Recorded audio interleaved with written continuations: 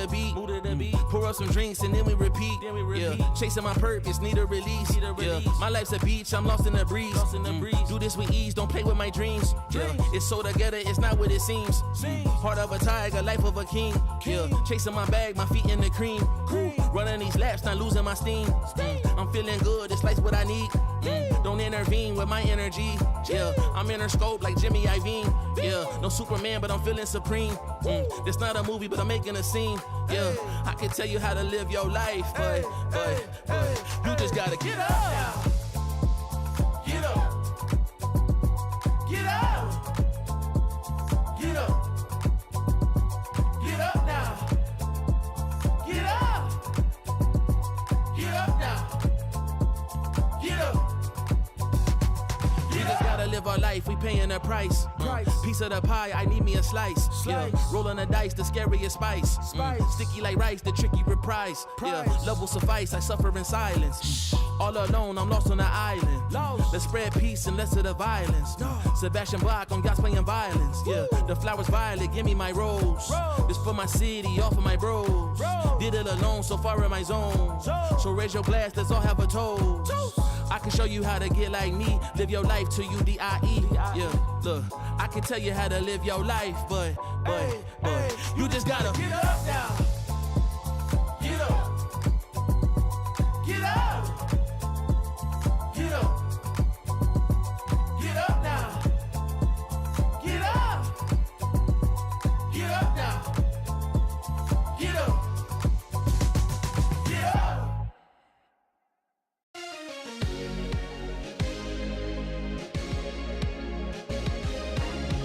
You keep me up all night, all night.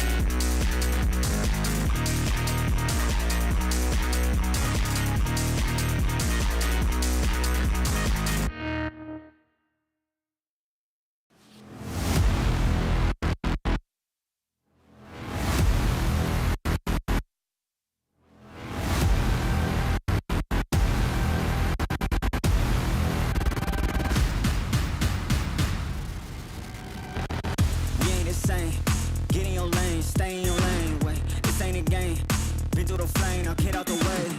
Whole lot of change, still been the same, put that on the name. I had to go through it just to get to it, look what I became.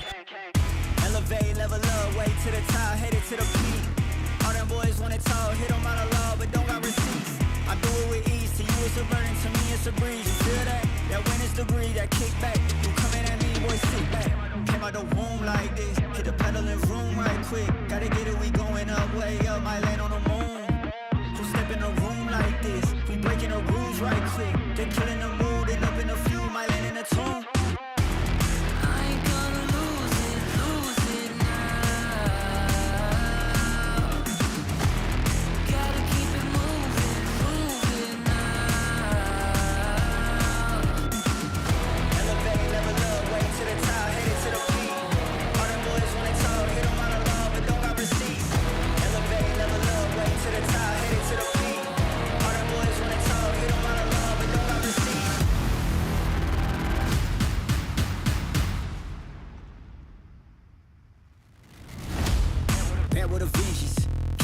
I'm leaving no remnants.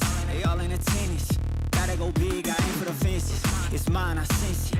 Back in the scene, I'm back to the business. Back on the front line, gotta grind. It's time, let you be the witness. At the time, turn a repeat to a 3P, yeah. Got the franchise on me, you more like G Lee, yeah.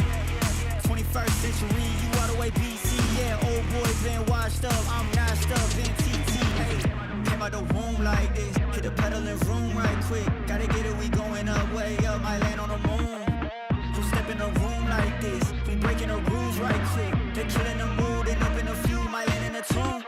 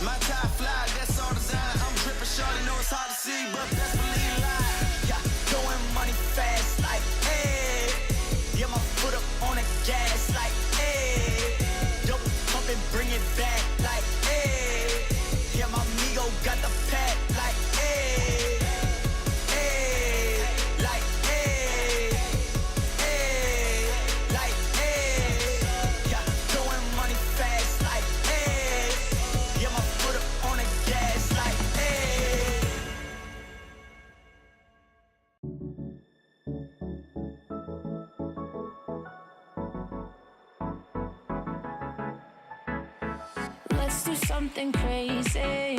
Get a bit wild today, cause we don't do this every day, and we deserve it. Life is so amazing, nothing is in our way.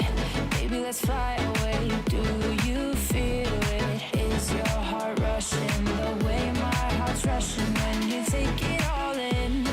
Baby, this is where we come alive. Do you feel it? Take the world by storm, just you and I. Can't believe it took so long to realize what makes us come alive. Oh, what makes us come alive?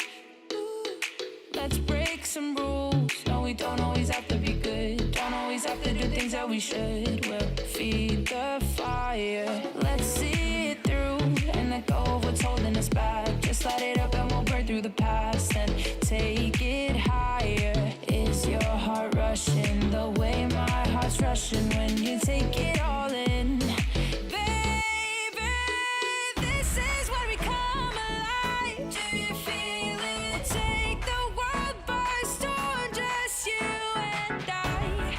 You and I.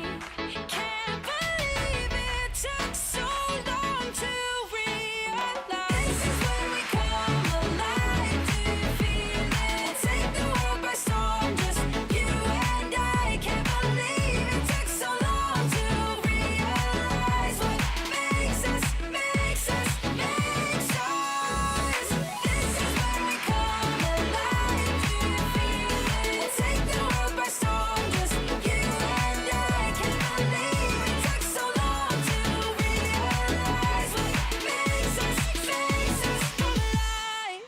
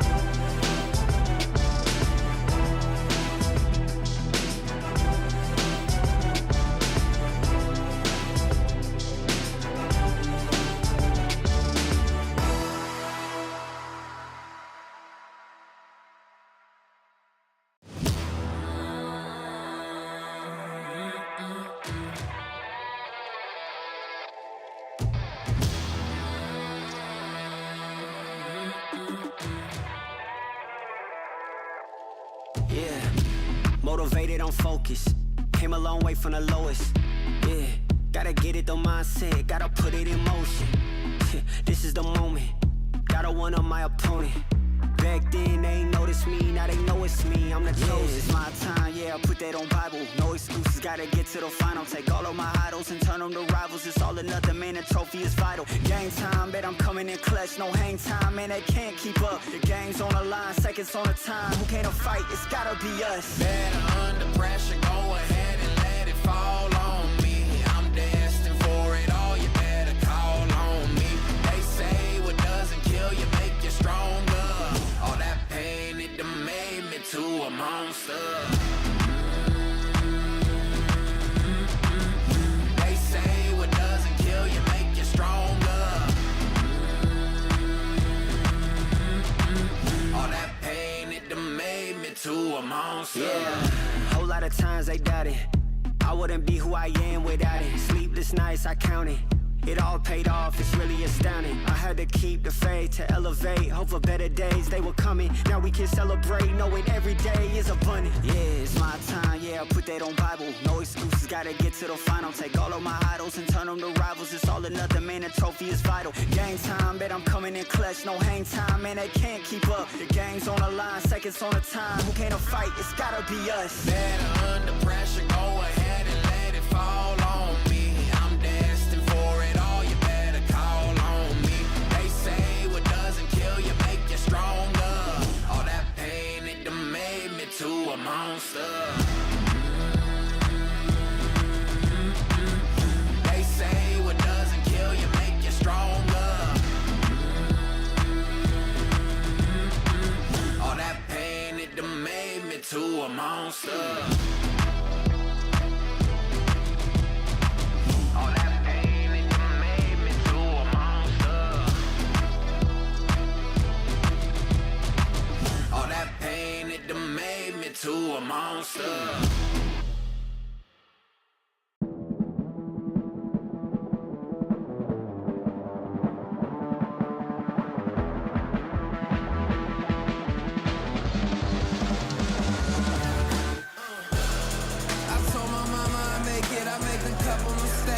I stay in my lane. I keep my feet on the pavement, and don't you ever mistake it. No, this ain't never been a game. Tell me where the competition. Seem like they all been missing. Never made a wrong decision. It's got me walking different. I stay gassed up. Please point the opposition. No scope, it's no joke. Just know I aim with raw precision. I went and got my bid up quick, 100 figures. They once was competition, now ain't sitting with us. Been on a wave since we've been away. Snatch the game, now we here to stay. I told my mama I make it, I make a couple mistakes, but see I stay in my lane. I keep my feet on the pavement, and don't you ever mistake it. No, this ain't never been a game. I told my mama I make it, I made a couple mistakes, but see I stay in my lane. I keep my feet on the pavement, and don't you ever mistake it. No, this ain't never been a game. It's that you can't touch me. Things get ugly, they mad now. This all must be a whole new level to count. I'm packing on the pounds, pulled up with the dog hound, and I still had time to shut it down. Now you see them all screaming my name. See them trying to switch to my lane. They ain't never fit that frame. Only present when the cash came. Plenty days I've been on the road chasing. No legend ever said they was complacent. Nah. I told my mama I make it, I make a couple mistakes, but see I stay in my lane. I keep my feet on the pavement, and don't you ever mistake it. No, this ain't never been a game. I told my mama I make it, I made a couple mistakes, but see I stay in my lane. I keep my feet on the pavement, and don't you ever mistake it. No, this ain't never been a game.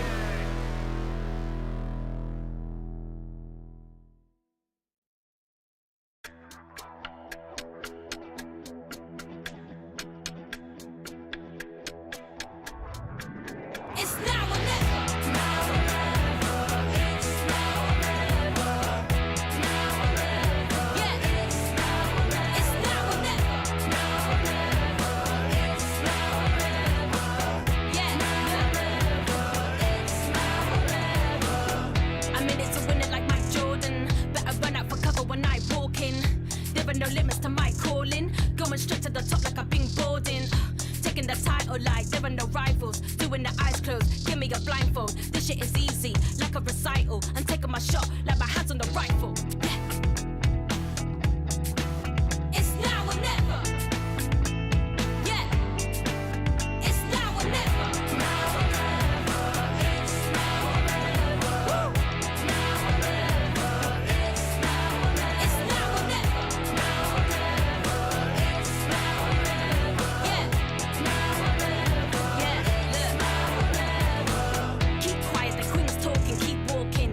Couple of rings brought in, lines choking. Couple of reporters reporting. Firing line with a red dot, no recordings. Taking the title like there are no rivals. Doing the eyes closed, give me a blindfold. This shit is easy, like a recital. I'm taking my shot, like my hands on the rifle. Yeah. It's now or never. Woo. It's now or never. Now or never. It's now or never. Now or never. It's now or never. It's now or never. Now or never. It's now or never. Now or never. Yeah. It's now or never. It's now or never.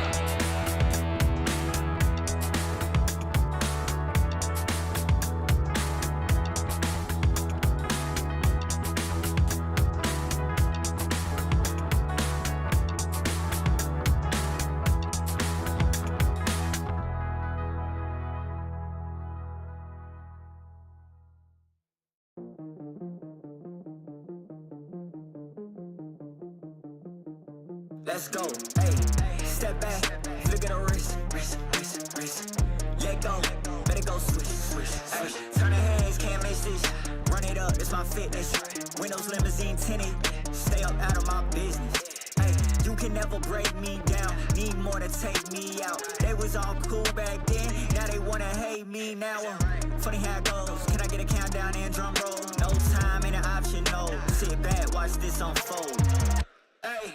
But it ain't nothing, let me tell you something. Hey, yeah, one shot, one chance. Look, time spot, been a plan. Talking drive top, 100 bands. Yeah, we pull up, got the blind high, been a man. Hey, yeah, one shot, one chance. Look, time spot, been a plan. Talking drive top, 100 bands. Yeah, we pull up, got the blind high, been a man. Gas in the tank, if the wrong guy really wanna contest me, cause he envy everything that I got, what I am and he not. Coldest one on the block, you know these boys don't got nothing but excuses. My whole squad been doing they thing, dropping nothing but exclusives. Ooh, I know you see me step back, flossing. Please don't get too close unless you proceeding with caution. Yeah, I broke the moves out, time got nauseous. We can never settle for no loss. Yeah, hey. But it ain't nothing, let me tell you something. Hey, yeah, one shot, one chance. Look, time spot, been a plan. Talking drive top, 100 bands. Yeah, we pull up, got the blind high, been a man. Hey, yeah, one shot, one chance. Look, time spot, been a plan. Talking drive top, 100 bands. Yeah, we pull up, got the blind high, been a man.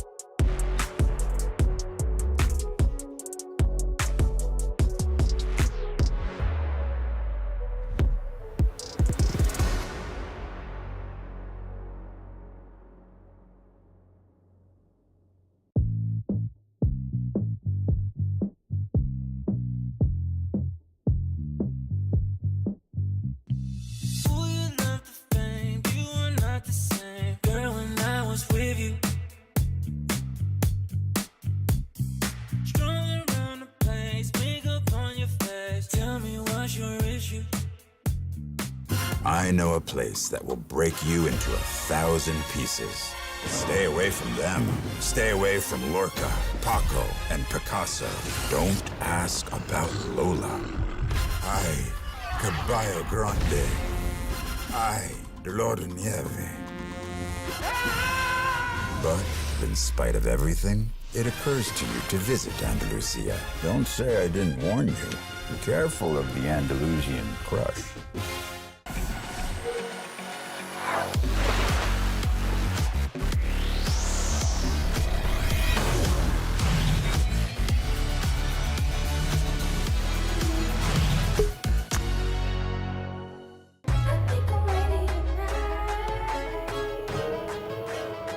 Hey guys, it's Jimmy Lin. In this series, I'm going to walk you through Attack on Pearl. Watch out for the stairs, clear this angle. You're going to be able to fight this.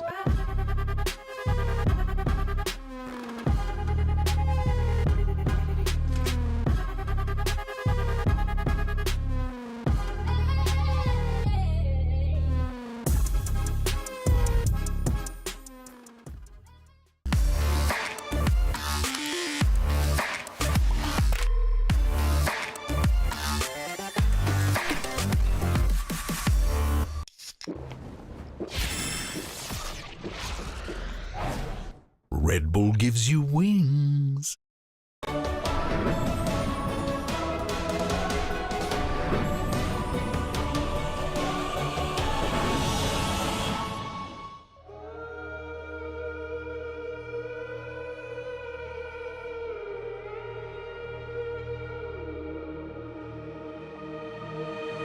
I'm out here in the cold night, running till I barely feel my feet. Wanna see it through my own eyes. There's no going back, and I'm not afraid anymore. Cause I know I'm gonna be the last one standing. Yeah, I'm not afraid anymore. Yeah, I don't wanna wait anymore. I'm ready to fall, I'm ready to rise up. I will do what it takes, I'll run blind straight into the flames. Watch me burn, alone in the shadows. I'll carry you home on my back. If it's you or me, then I'll take the shot. Still they say I'm the villain. I scream and nobody listens. Still they say I'm the villain. Too bad you can't take me down. See that I'm surrounded by predators. It's critical, they got me in my element. It's dirty how you trying to keep it elegant. Keep my eyes open wide when everyone around me is an enemy. See my life cross my eyes. I'm ready to fall, I'm ready to rise up. I will do what it takes. If it's you or me, then I'll take the shot. Still they say I'm the villain. I scream and nobody listens.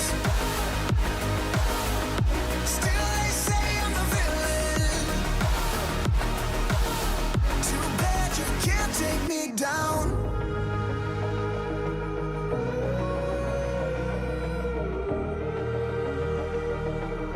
Too bad you can't take me down. You can't take me down. I'm ready to fall, I'm ready to rise up. I will do what it takes, I'll run blind straight into the flames. Watch me burn, alone in the shadows. I'll carry you home on my back.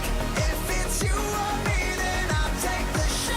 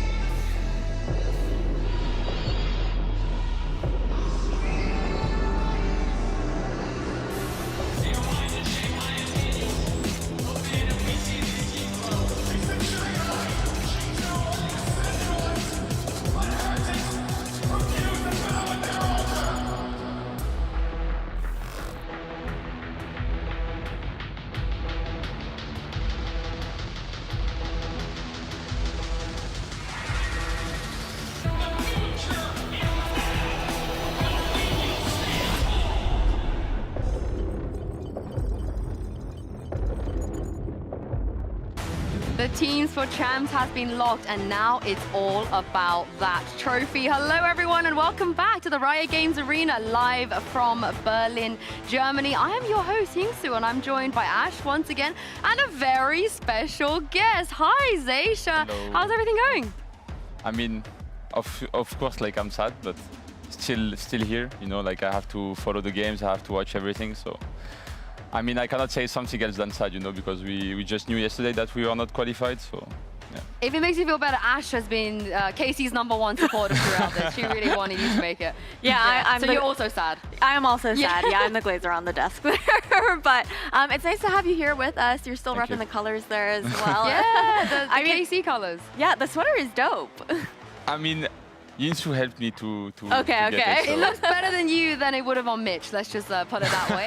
But let's talk about the teams that have now officially locked for champs. We already knew 3 of them will be going. And yesterday, thanks to a victory, an upset at this point over Team Heretics, Ash, Team Vitality, for the first time ever, will be going to champs. And this is huge for them. You can see the reactions, how much this means to this team, where they also had that change in the coaching staff. Harry being able to take his team over the line here as well. And a big part of that was the fact that they beat out Heretics on their 2 best maps on Sunset and Bind. That was the big shocker. Yeah, honestly, like for me, I was expecting Heretics to win, and I was waiting for it, of course, because it would have helped us to qualify.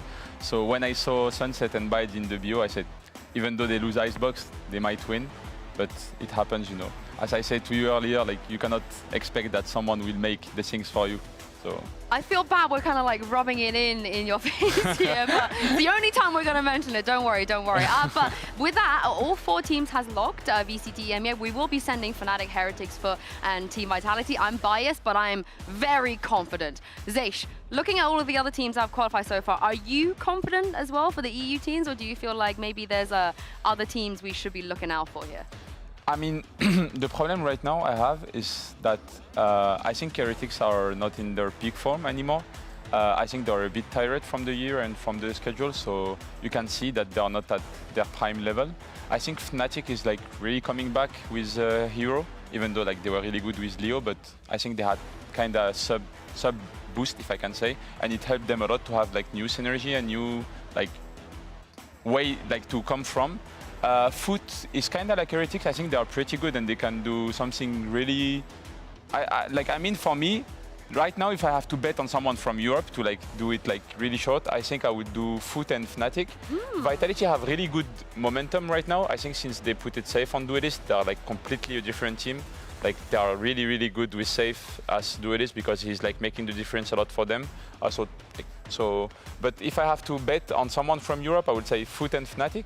And from the other regions, I mean, PepperX is always the same. Yeah. Oh yeah. It's about time. It's about time for them. They always make finals. They always like go really far. They're good.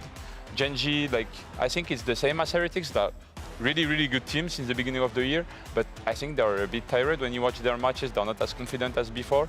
And Leviathan, I mean, if Aspas goes to champs and he does the Aspas show, it might be something It's a dangerous one. It's a dangerous one. I just want to quickly shout out Mako, Buzz, and Boaster and Durka as well. The only players to go 4 straight champs, Ash, which is very impressive given this year is all about the rookies.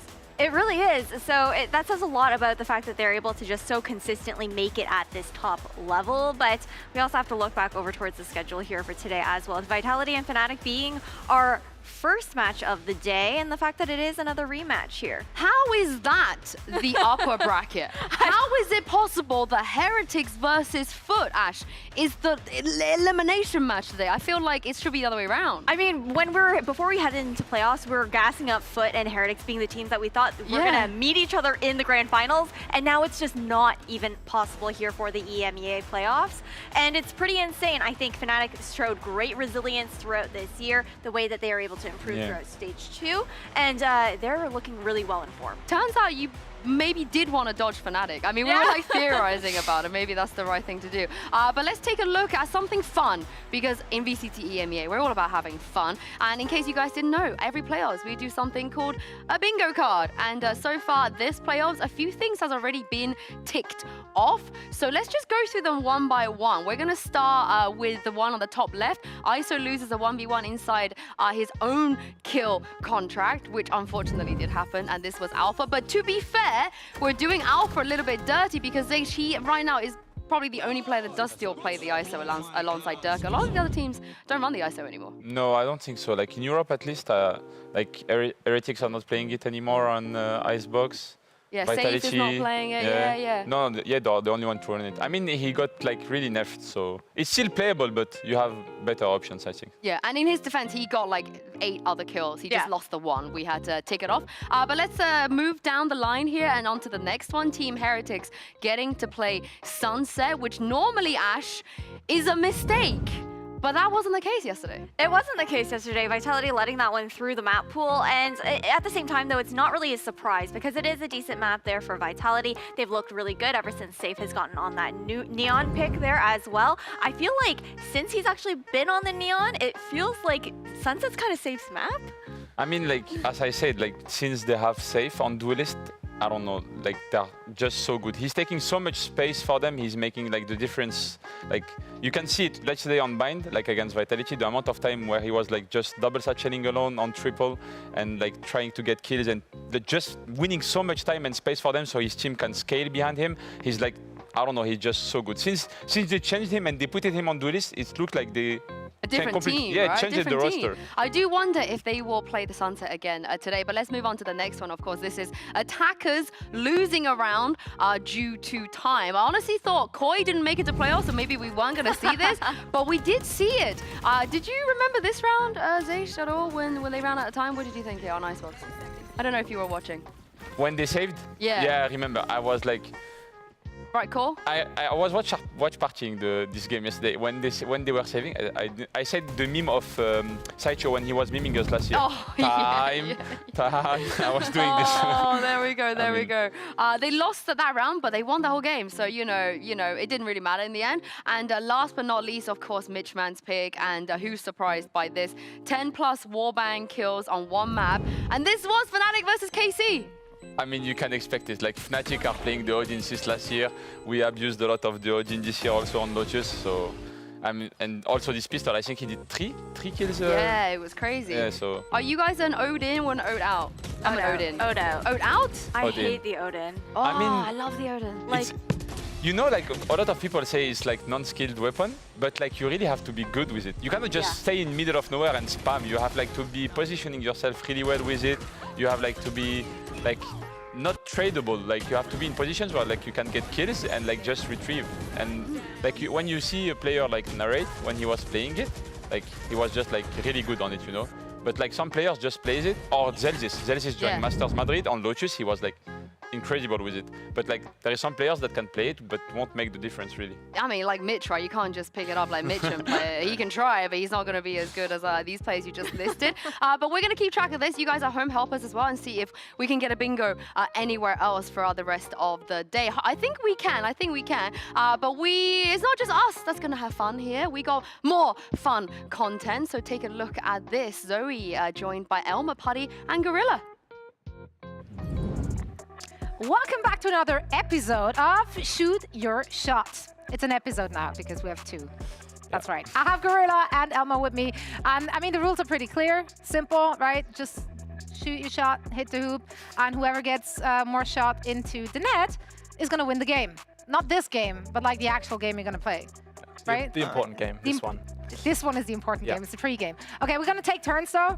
First of all, I need to gauge the experience, though. You are probably a semi-professional basketball player. Yeah, full-time, 24/7 basketball player. Okay, yeah. No lies detected. Yeah. You're not. Oh my God, no. No, but you represent us Yes. people. Yeah, the vertically challenged. Exactly. So you need to hit him. No cheating. I know you were already planning. You were already announcing that you're going to lean backwards. No. Anyway, let's get it going. Let's get it going. You start because I height. start. There we go. I get the event. Okay, let's go. I think I have to go for I think this is the play. You don't think over? Yeah, I think over. I wouldn't listen to her. Nah, to be I'm fair. basically a professional. That All was right. so bad. Oh, okay. Closer. I feel like we're not going to hit any. Ooh. For context, Alpha and Ada Captain yesterday, they both hit 5. I mean, they're players. They're That players. actually made They're a way plump better. sound. Nah, Okay. This is not going well, it's is it? not. this is why we're coaches. Look, we stayed up late last night. Coordination is on point. We stayed up late last night watching Is that your VODs. excuse for losing this? That was Well, no, it so was far close. off. No? Yeah, no, hard no. Oh! Nice. My man, he's got it. I could keep going long. Ha. Your jump scared me. Oh, Oh, the draw. Okay. nice. I'm actually so impressed. Oh, it's long again. Come on. Still in the lead. It's all good. Long again. We got this. All right. Do it for the little guys. Woo! That was close, though. That was close. Is that the last ball? Was that the last Right. ball? Oh my God. This Off. is the- Yes! Nice Yes! He did it! He did it. So clearly, that also means that you guys are going to win the game. So Yeah, obviously. congratulations. Thank Can't you. wait to see you in the grand finals. Tough luck, Elma. Back to the drawing board. Yeah, I mean, I have to go home and Yeah. rethink my life after this. Yeah, same. We Yeah. do some bot reviews after this one about, Yeah, you know. yeah. I'll get Alpha. strats. Alpha got 5, so I'll get him to tell me what I did Exactly, wrong. exactly. Someone smarter than us will walk you through it. For now, though, we're heading back to the desk. They're coaches for a reason. They don't need the aim. It's okay. It's okay. But let's talk about this matchup between Fnatic and Team Vitality, because if we look at their playoffs placements historically, Fnatic have been incredible. Zeish, what is it about players you feel like that allows them to just turn it on and and allow them to get the results? I mean, if you check historically, Fnatic like always kept the same core, and I think it worked really well for them.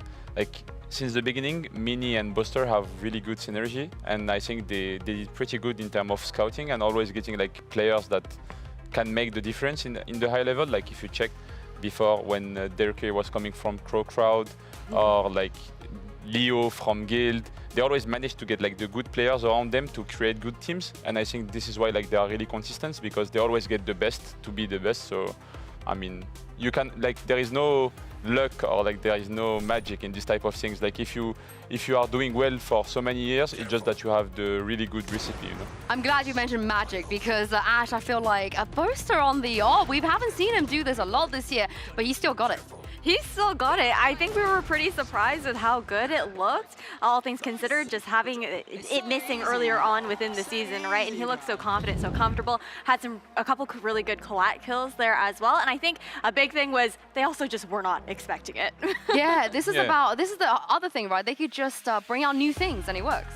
I mean, like historically, Fnatic is not the type of team that will really like change a lot and bring a lot of like new things about their comps. They will kind of play the same things, and like because it works for them and they play their game. But I think the way the meta was going this year, like how everyone was playing, they were forced to adapt and change a lot of things. And I think this is why they were a bit like in the beginning, like it's only my point of view. I'm not saying that it's the truth, but like in the beginning they were struggling a bit. If you check like kickoff and like a bit stage 1, they were struggling because they took some time to adapt to the meta and how like the young rosters were playing this year. And I think when they came back like with fresh new ideas and fresh new things, they were way better. Yeah, they do look indeed. But Vitality though, another upset. Ash, do you think they can do it?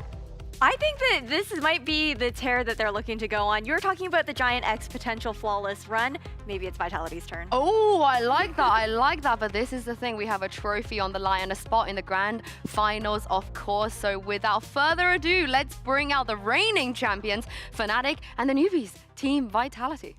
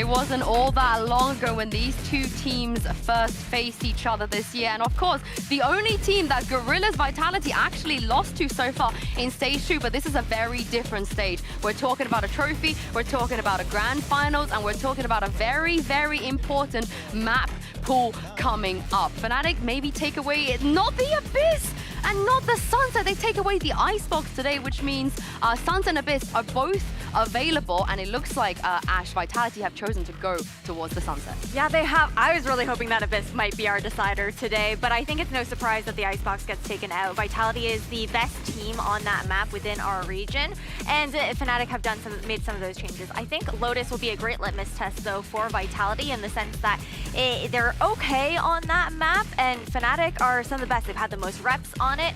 I think it'll be a nice look, especially up against the Viper. I'm not gonna lie, I am surprised that they took the Icebox away because, you know, they came into playoffs with a very kind of set strat of we will just play Sunset, and now all of a sudden, Zaysh, they're willing to play both Sunset and Abyss. What do you make of it? I mean, I think maybe they wanted to brain veto Vitality on this, because even though they ban the Icebox, maybe Vitality won't take the risk to go to Abyss against Fnatic, because Fnatic showed that they can hide the map for a long time and then play it for playoffs, so like Sunset. What would you have done if they left the Abyss and Sunset open against you guys? I would have picked Abyss. Oh, that would have been so interesting. But do you think it's the right thing for Vitality to pick Sunset here, though? Because Fnatic so far are somehow undefeated this stage on Sunset? I mean, Vitality are not bad on Sunset. I think it's like the middle of their map pool. Of course, like they would have picked Icebox if it was open, but yeah, like both of them like are good on Sunset. It will be. I mean, like the 3 maps that you can see is like good maps for these teams. It's like if you can say the middle of their map pool, like they have better maps, but of course, like during vetoes you're gonna ban it. And how about this Lotus then? What do you guys think? I think this is fine, to be honest, especially for Vitality. I think it's good to try and get another rep up against Fnatic, one of the only teams that's still running the Viper on this map here as well. It's two very different approaches, even though we have a lot of agent overlap here. But Team Vitality, they're more set up to go for a lot more of those early engagements, fight for that control, whether it's over towards Mound or Rubble. Meanwhile, Fnatic will have a much slower play style in that kind of sense. Yeah, and I'm so excited for this Safe versus Durka head-to-head as well. This is going to be exciting. Yeah, Safe, like, personally attacked him and he said, Durka, I'm coming for you. So I want to see this matchup. I think they are like both pretty insane players. So I'm really excited about this match, honestly. I want to see like if Safe will be able to like keep his run and like carry as he was doing like this last week's Vitality, or like they will lose their momentum, because I think right now they have really good momentum. They should be like really good, like in terms of confidence, like in a really good position. So yeah, I can't wait to see it either. This is what we do, Zaysh, before you take a sip of your water. Our guests, we usually get them to toss to our casters. It's Mitch and Tom on the other side. Would you like to toss it over to Mitch and Tom? So I need to give them the mic? Yeah. Okay. So yeah, guys, today you're gonna have Mitch and Tom casting the game for you. So I'm giving you the mic. Merci beaucoup, Zaysh. Thank you very much to our wonderful analyst desk. Yes, it's time to kick off this game. Vitality versus Fnatic. A little bit of a rematch, but Vitality, they're in full swing right now. Yeah, they're looking to get to a grand final as well. That's what's on the line here in this upper bracket match. Obviously, for Fnatic, they won the last one, so I guess it's not really the most exciting thing in the world. Safe has also been there before, but realistically, for a lot of these players, this is a huge opportunity once again. We've seen tweets as well about the sort of representation, an Estonian player making it, North Macedonian player making it to champions, so they've already ticked a few boxes here and there, and obviously their first victory ever against Na'Vi and their first ever champions. Now they got to try and beat Fnatic, which is another one that hasn't happened yet for Vitality. Well, it's certainly a big accolade to claim, and one way to book yourself into that grand final for Vitality. They've been looking fantastic, and Zaysh put it best. Let's see if Safe can continue his run, because he's been looking unbelievable in most games. I saw him after the last game. I said, congratulations, you're absolutely sick. Keep in mind, last 2 maps, he was 20-9 at one stage, and he said, yeah, man, I sucked on that first map. It's just the kind of mentality this guy has. Never good enough. Well, we've seen similar things from Miniboo recently. I think it's just that superstar mentality. I'd say as well that the player that's been impressing me has been Trex. Like, I think he has truly been unbelievable on an individual level. And also we saw some massive step-ups from Hero as well, that new boy on the block. So I think a lot to be excited for going into this series and kicking it off on the choice of Fnatic Sunset. One we expect them to win, but already it's going to be that first kill traded out, even. Yeah, nice nade. Paranoia, though, has caught Chronicle, and now he's in a lot of trouble with Sender, picking him up. But a response from Durka drops the spike. Side angle's good. Managed to keep this neck and neck with Safe tagged low. A good position until Boaster falls. Now the pressure's all on Durka's shoulders, and the Cam has certainly revealed his position. Tries to isolate the fight up top, but the swing is a little quicker from Safe. Catches the angle. The wall bang to start us off 1-0. Yeah, I think this is always going to be a talking point. I think you go back to last year, Fnatic were the team to beat at every single stage, and even though Liquid didn't quite have the same run or the same opportunities, everybody looked at it as Durka #1, Safe #2. Safe does not want to be #2 in any scenario. Like at times he'll come across as like, oh yeah, I'll do whatever role for the team. But the real thing about this guy is he wants to win. He wants to be the best. And I believe in this series, the only goal is going to be to outdo Durka and win them the game. Yeah, it's hard to tell what order those priorities will be in realistically. But for Vitality as a squad, they've been heating up. They've been looking better. Now the pressure's off. They know they're going to champs, but seeding could be a big deal as well. That international scene, you end up going out bottom seed here. Gonna have some tough opening games. Well, that's the crazy thing, that either Foot or Heretics will be the #4 seed for EMEA. So one of those groups is going to be interested. If it's Heretics, you could have the second place team at the last event as the bottom seed. But we'll talk about that when we get there. Let's wait and see, because we all know that Heretics have got a pretty decent record when it comes to Foot, and the same for Fnatic versus Vitality. Well, we're looking to see multiple times today if these teams can turn the tide on what has been the history of these battles. I definitely think, with no questions, this is the best Vitality I've ever looked, though. 100%. If they were going to do it, if they were going to make a run to the final, this would be it. Uh-oh. This is a little scary. The Classics managed to catch one off guard. That's Sender down, but they are not going to give up that rifle. Taking the space, taking the fights, although it is actually recovered by Boaster. Doesn't seem to last too long. Quickly taken out of his hands, put into Heroes. Managed to recover. Let's see what he can do with it. Already the first, but the second shot a little shy. We go back to the Classics. Tough to make this one work, although they've already done decent damage. Let's see what more they can manage. I assume Runner's going to be... Oh yeah, he's actually quite close to take this duel. If he goes down, 2 rifles carried forward, it's not the end of the world. It's a winnable fight, and he's jumped over the trap, but they've heard him. Yeah, I think they have no doubts as to where Althea currently is. The only thing he could do is run all the way around the map and die to the spike instead, which might be the plan. He's heard his opposing side break the door for him, so definitely aware of the position he's coming from, but I think they know as well as we do. He has no plans to give over any extra orbs, especially when you look at Safe already having 4 on the board. I think him and Durka are the ones that have got the majority of the kills thus far, so we could be having some early showstoppers, although not quite for the next round, and well, eventually Runner is going to be the one to take that final pick. The next round, where the real weight starts to come in. Talking compositions, I mean, we heard it from the desk as well.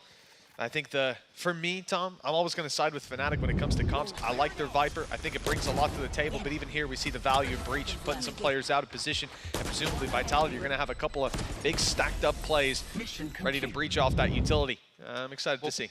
This composition by Fnatic, I believe, has been played 14 times in a row, and it is one that they've played the entire year. So it's something that they're incredibly confident in. They've even had sort of slips in form on this map and then come right back, not changing the composition. Okay, a player's changed, but I don't think anybody was sat there going, oh no, Leo's the problem. I don't think that's ever been said in a competitive environment. I'm curious to see, especially around this A main control for Vitality, that's where the struggles are when you don't have the Viper wall round after round blocking out control on your attack, right? So now they're going to do that differently. You already see Shrouded Steps used to cross over towards this door. It was opened up and the players filtered out of the angle afterwards. Now considering a move back, and that might just get the gears going. Alphier's down, C-site wide open for the taking, and Fnatic, well, they'll have to respond to this in some way. For now, it's going to be Chronicle playing close to that site, B pretty much open. The players on A, though, you don't want to stay 3 stacked up on A thinking the hit's on the other side, but that draws them into open combat, and Vitality are coming ahead. A lot of kills, and now both players from Fnatic split on completely opposite sides of the map. I feel like this has been a common theme over the last few days, that Vitality have done amazingly well in their bonus rounds. Hero hoping for a bit of a miracle, and even Chronicle's rotation, and unless somehow Runner's going to fall in the mix of all this, he's not going to be able to get past the trips. So I think it just has to be a save at this point from Fnatic, just holding on to those remaining weapons. And yeah, Vitality have started this off fantastically well. Big factor is runner. Just finding that kill on C is what forces the fight on A, as those players try to both cross over, move towards B, create a bit more space on the map, but also they're just looking. Is there anyone still outside A? Is that where the hit's coming in? They lose their players as a result. Now, hunting down these rifles seems to be the play for Vitality. They've lost one man in the process, but a worthwhile trade, stripping weapons from Fnatic's hands, leaving Chronicle presumably to safely save this one. I mean, unless Runner's going to live up to his name. He is walking towards him. He's about to swing the angle. They're going to have a fight, and Chronicle wins it. Okay, one rifle at least carried forward for Fnatic, but a 3-0 start for Vitality. That is huge. Yeah, and a lot of it just comes down to, as you said, that opening kill, being patient for the re-aggression, which they win those fights as well, and then just being able to surround the remainder. 3-0. The purchase for Fnatic, it's not going to be bad. There's still a few pieces missing here and there, like shields, and one away on a showstopper for Durka. Hero also pretty close. It's been a slower start. I think Alpha's been someone in great form recently. I can't say I expect this to last too long, and while Boaster under serious pressure. I like this nade thrown through to try and root him from position. He's very low, but making it away with the cover of Hero. 2 kills, and there it is, traded right back. It's Sender stepping up to equalize numbers. Now damage is being sustained. Vitality have lost a lot of health on Sender and a little bit on Trex, with rifles still to fight with. There's a good chance for Fnatic to get back into this round, but now they've lost Chronicle. The head peek angle proving favorable for Vitality. Sender up top of the smoke, not covering the angle, and Dirk is able to exploit one showstopper now online, ready to be used, and it might be dispensed in this round, although the 1 versus 2, harder to find that value. Jump down. He knows where Trex is, but Sender's position is still completely unaware for him. Even wary that he's somehow wrapped around back past him. Both players now going to be spotted, but it's too little too late. Sender with another big round. The IGL leading the way as Vitality are going to have their 4th already.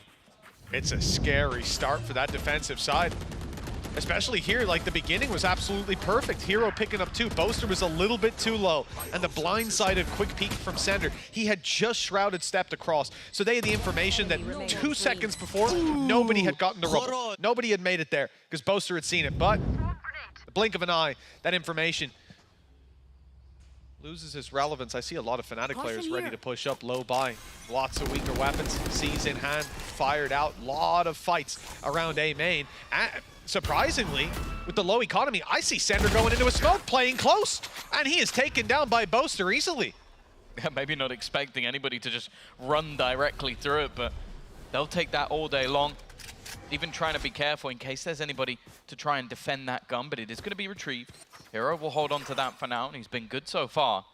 It's one of the first times we've really seen the man advantage kick off in Fnatic's favor. Obviously, as we said, the weaponry is still not the best, but with a man advantage, showstopper, and Nightfall, this round is very much doable. Yeah, it's the showstopper, man. That's a big difference here. You've got 2 rifles to take fights, and you're going to be very keen to play a retake if needed, because showstopper's going to light the path right back into a site. For Vitality, well, they need to secure that spike plant. They know Fnatic aren't going to be keen to take a ton of fights before that occurs, although I do see Boaster. Like, he started this one out with an aggressive play, an uncouth one, walking straight through the smoke and finding himself a kill. Well, he stays on the A site, ready to weather the storm that comes his way. Vitality, though, are moving into B. Well, at least it seemed that way. Durka probably even had that information after the broken door. With him down, they might commit to it. Information about to be found. The hat off the head, and Trex is ready to strike. The surprise position of Boaster, serving no purpose in the end. Yeah, and Safes quickly come in to try and defend his teammate. Again, the patience of Vitality, leaving it to the late round, has worked out wonderfully. Unfortunately, it's just that aggressive position of Durka that ends up catching them. It reveals everyone else on the map, gives the gap to Trex. And although it's definitely not going to go down in history as his prettiest spray, the job got done in the end. For Althea and Chronicle, or more so Althea, there's a question of whether or not you just hold on to these guns, but it seems like they're going to try and challenge this. Yet to get off the mark, and well, there we go. First kill for Alpha. The time not too far gone. They could challenge this. The problem is just the amount of utility, the amount of players. Another one for Alpha, and already Chronicles just sticking it, trying to hold it the whole way. But Trex will make sure that it doesn't get too far out of control. And well, that's something Fnatic have to think about, 5-0. Yeah, a lot of the time we talk about economic damage, and sure, Vitality will invest a little bit more, but they've got a good backing of credits to work with and a 5-0 lead. That's the most important part. A timeout has been called by Fnatic. They're not happy with how this game's been going, and, well, understandably. But they were close. Even still, that round, it started out well. I think that is what makes it tough for Fnatic, the fact that they came into it probably expecting to do a little bit of damage, but really fight for the next. Then they had the advantages, they had positions to play from, and it falls apart piece by piece. We'll sit back with their coach and staff and see what Elma has to say. Round 6 is going to carry a lot of weight with Fnatic putting all their credits in, and that showstopper still yet to be fired. Yeah, the problem is now that the value of that goes down because 4 ults are available on the other side. Rolling Thunder alongside it is another very high impact ult. And we're still yet to see some of the big players on the Fnatic side get off the mark, especially like Alpha has got his first couple of kills, but in a 2 versus 4. And then, well, Chronicles still only on that singular kill, which he got while saving. So there hasn't been much to write home about. Obviously, again, I think both these teams, the expectation there is to have a better attack side, but even still, Vitality running off the momentum, running off the high of qualifying yesterday. They're looking very good so far. They absolutely are. Like you said, those 4 ultimates online for them coming into this round. The reason we were so excited about that showstopper is because it was standing in isolation as the only ult online. Now there's a response. Durka, well, he's bought up the Odin. He's looking for some impact. We'll often see Boaster around this spot. I like his wall bang straight through to main, and actually if he was here, if he was doing it right now, my goodness, there would be some damage. But it's a surprise factor for Durka. He's waiting. He wants someone to move towards that door. He wants to hear the shrouded step or even the door begin to open, and then he will convert that for a kill. For now, though, the opportunity not being given, he's seconds away from taking that spray. And if he does, you can see it's lined right up. He's toying with the idea. But no, and a big hit about to come in on the C site. You can see Vitality, 4 players stacked up. I'm not sure if they'll commit to it. Maybe the idea is to strip some of that utility early on. Well, they've already got rid of the alarm bot. Every other piece is gone as well. Only the turret remains on the B site, but yeah, it does seem like they're going to start falling back, looking to potentially group back up. And the thing is, right now, Fnatic have gone from very aggressive, like you saw even the jump spot coming in on C before, you saw aggressive A site takes, to absolutely nothing. You can somewhat see why Vitality are just almost sat there waiting for someone to make a move. Runner, he's actually just stood in the snake bite. Just seeing if he can find anything on the back of it, trying to really sell this idea. But now that Odin comes into play, Sender, just 5 HP. They've got 20 seconds to make their move. I think they might try and double back into B, but it is getting quite late. Yeah, B's definitely the right play. Showstopper has been activated, but not to find a target. Never mind. It was the 5 HP player that's taken down. 10 seconds left. Spike on its way towards the site. Boaster could get in here to deny. Actually already caught the player that's flanking, and there's the kill! The round on the back of it! Fnatic, only the clock left to tick down, and players too far away to be killed. A big play by Boaster, and that's the first in the board. I think that's one that Vitality are probably going to end up a bit frustrated about. They had that Nightfall that just came in a little bit too late, and it seemed like everybody was so tunnel visioned in wrapping around the rest of the site that they don't actually hold onto the one angle that could have denied that plant. Good initiative by both, so it's still a little bit worrying that it takes such a sort of like big gamble to actually turn around, especially when a showstopper was invested initially. I guess it was invested by both sides. 10 seconds left. But we actually saw ults going on a lot of players. Nightfall was used by Hero as well. A few ultimates used by that attack, so the only one remaining that's of high value, I guess, is going to be that Rolling Thunder for kicks. So Fnatic have to be careful now that this isn't just an instant bounce back. But again, they're right back into this super passive hold. That's it. Most other teams, you're seeing them try and claim A, you're going to go for rubble almost every single round. They are all sat back. Yeah, it's a hyper passive play. Again, they're just looking to punish some of the moves that Vitality are making. There is a lot of space given on C, like the fact that there's no mound fight, but Fnatic can be pretty happy about that. If they were to scrap for mound, you're running right into Runner, who's got an operator to play with. And plenty stacked up outside this choke point, but for Fnatic, they've made the right read. Passive play on A, B covered by a turret, 3 players stacked up ready for C. This as well, they're so passive because they know there's a rolling thunder. Look at where they place the nanos. They're just to try and slow them down and almost go back in for the retake. So that rolling thunder is going to have absolutely no impact. Other than the crowd control to keep them off site in the first place, but the fact they're so ready and willing to crunch back in, they're not even on the site. Blocked out by smokes as Chronicle finds 2. And Alpha trading out the operator. Now it's tough for Vitality. They'll need to dig deep, and that they've done. Trex and Kix equalizing it. Those shots are so close. Kix is crouched, trapped in by a snake fight, and the nade comes to hunt him down. Some damage on the wall banks as Trex all alone. Just up against Durka, swapped out to the Vandal up top. It's a crazy play, but he won't be punished. Not yet, and Trex is down to the Classic. Durka's won it. Somehow, he's gotten away with it. Again, like I think this round was a fantastic read from Fnatic. Like having 3 players in the close vicinity, but none of them in spot for the Rolling Thunder. As said, you look at where the nanos were placed, they were right at the back of the site, so it took much longer for that plant to come in, and then they're expecting some level of aggression. But even still, I'm looking mainly at Trex. Sure, he doesn't get that final kill, but everything he does before that, it's just, again, they're trying to get back into the site, and he's just obliterating them. I think this guy's individual skill has been just fantastic throughout the entirety of this second split. Come on. As we say, there's always a pause early when it comes to Gorilla. He's been someone that's very proactive, even if it's just a couple of rounds, even if they're incredibly close. That came down to a 1 versus 1, could have gone either way. He's not going to wait for it to get out of control. And if he does, if this comes back even to, like, I'd say 5-5, we'll probably see another pause. He wants to get in there early, make sure that the team is in the right place.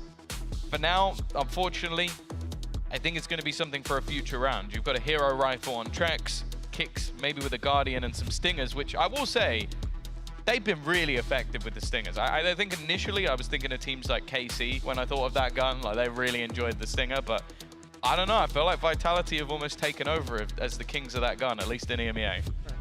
Sorry, Zash. After what Boaster did in that other round, I mean... He got 1 kill. It. He did.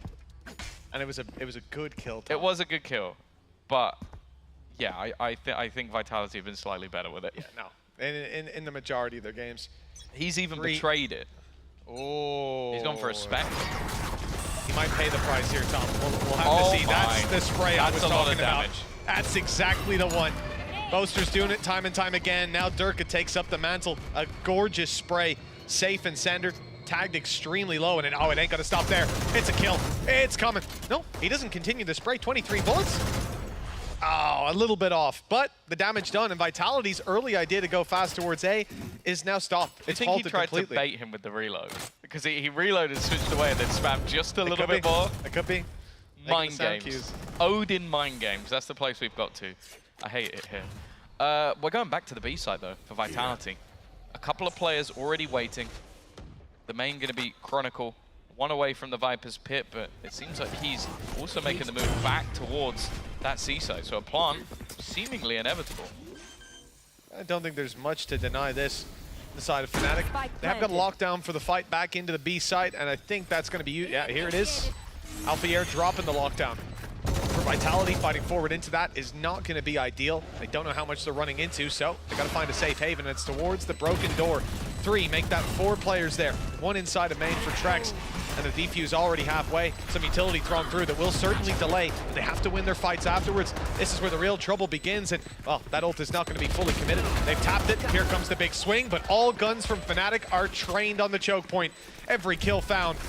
The defuse across the line. Question is, will these players carry their Stingers forward? I'm not sure they'll want to, and there you go. They're obliged. Yeah, it's a really, really good retake in the end from Fnatic. Using that lockdown, but also the one-way smoke.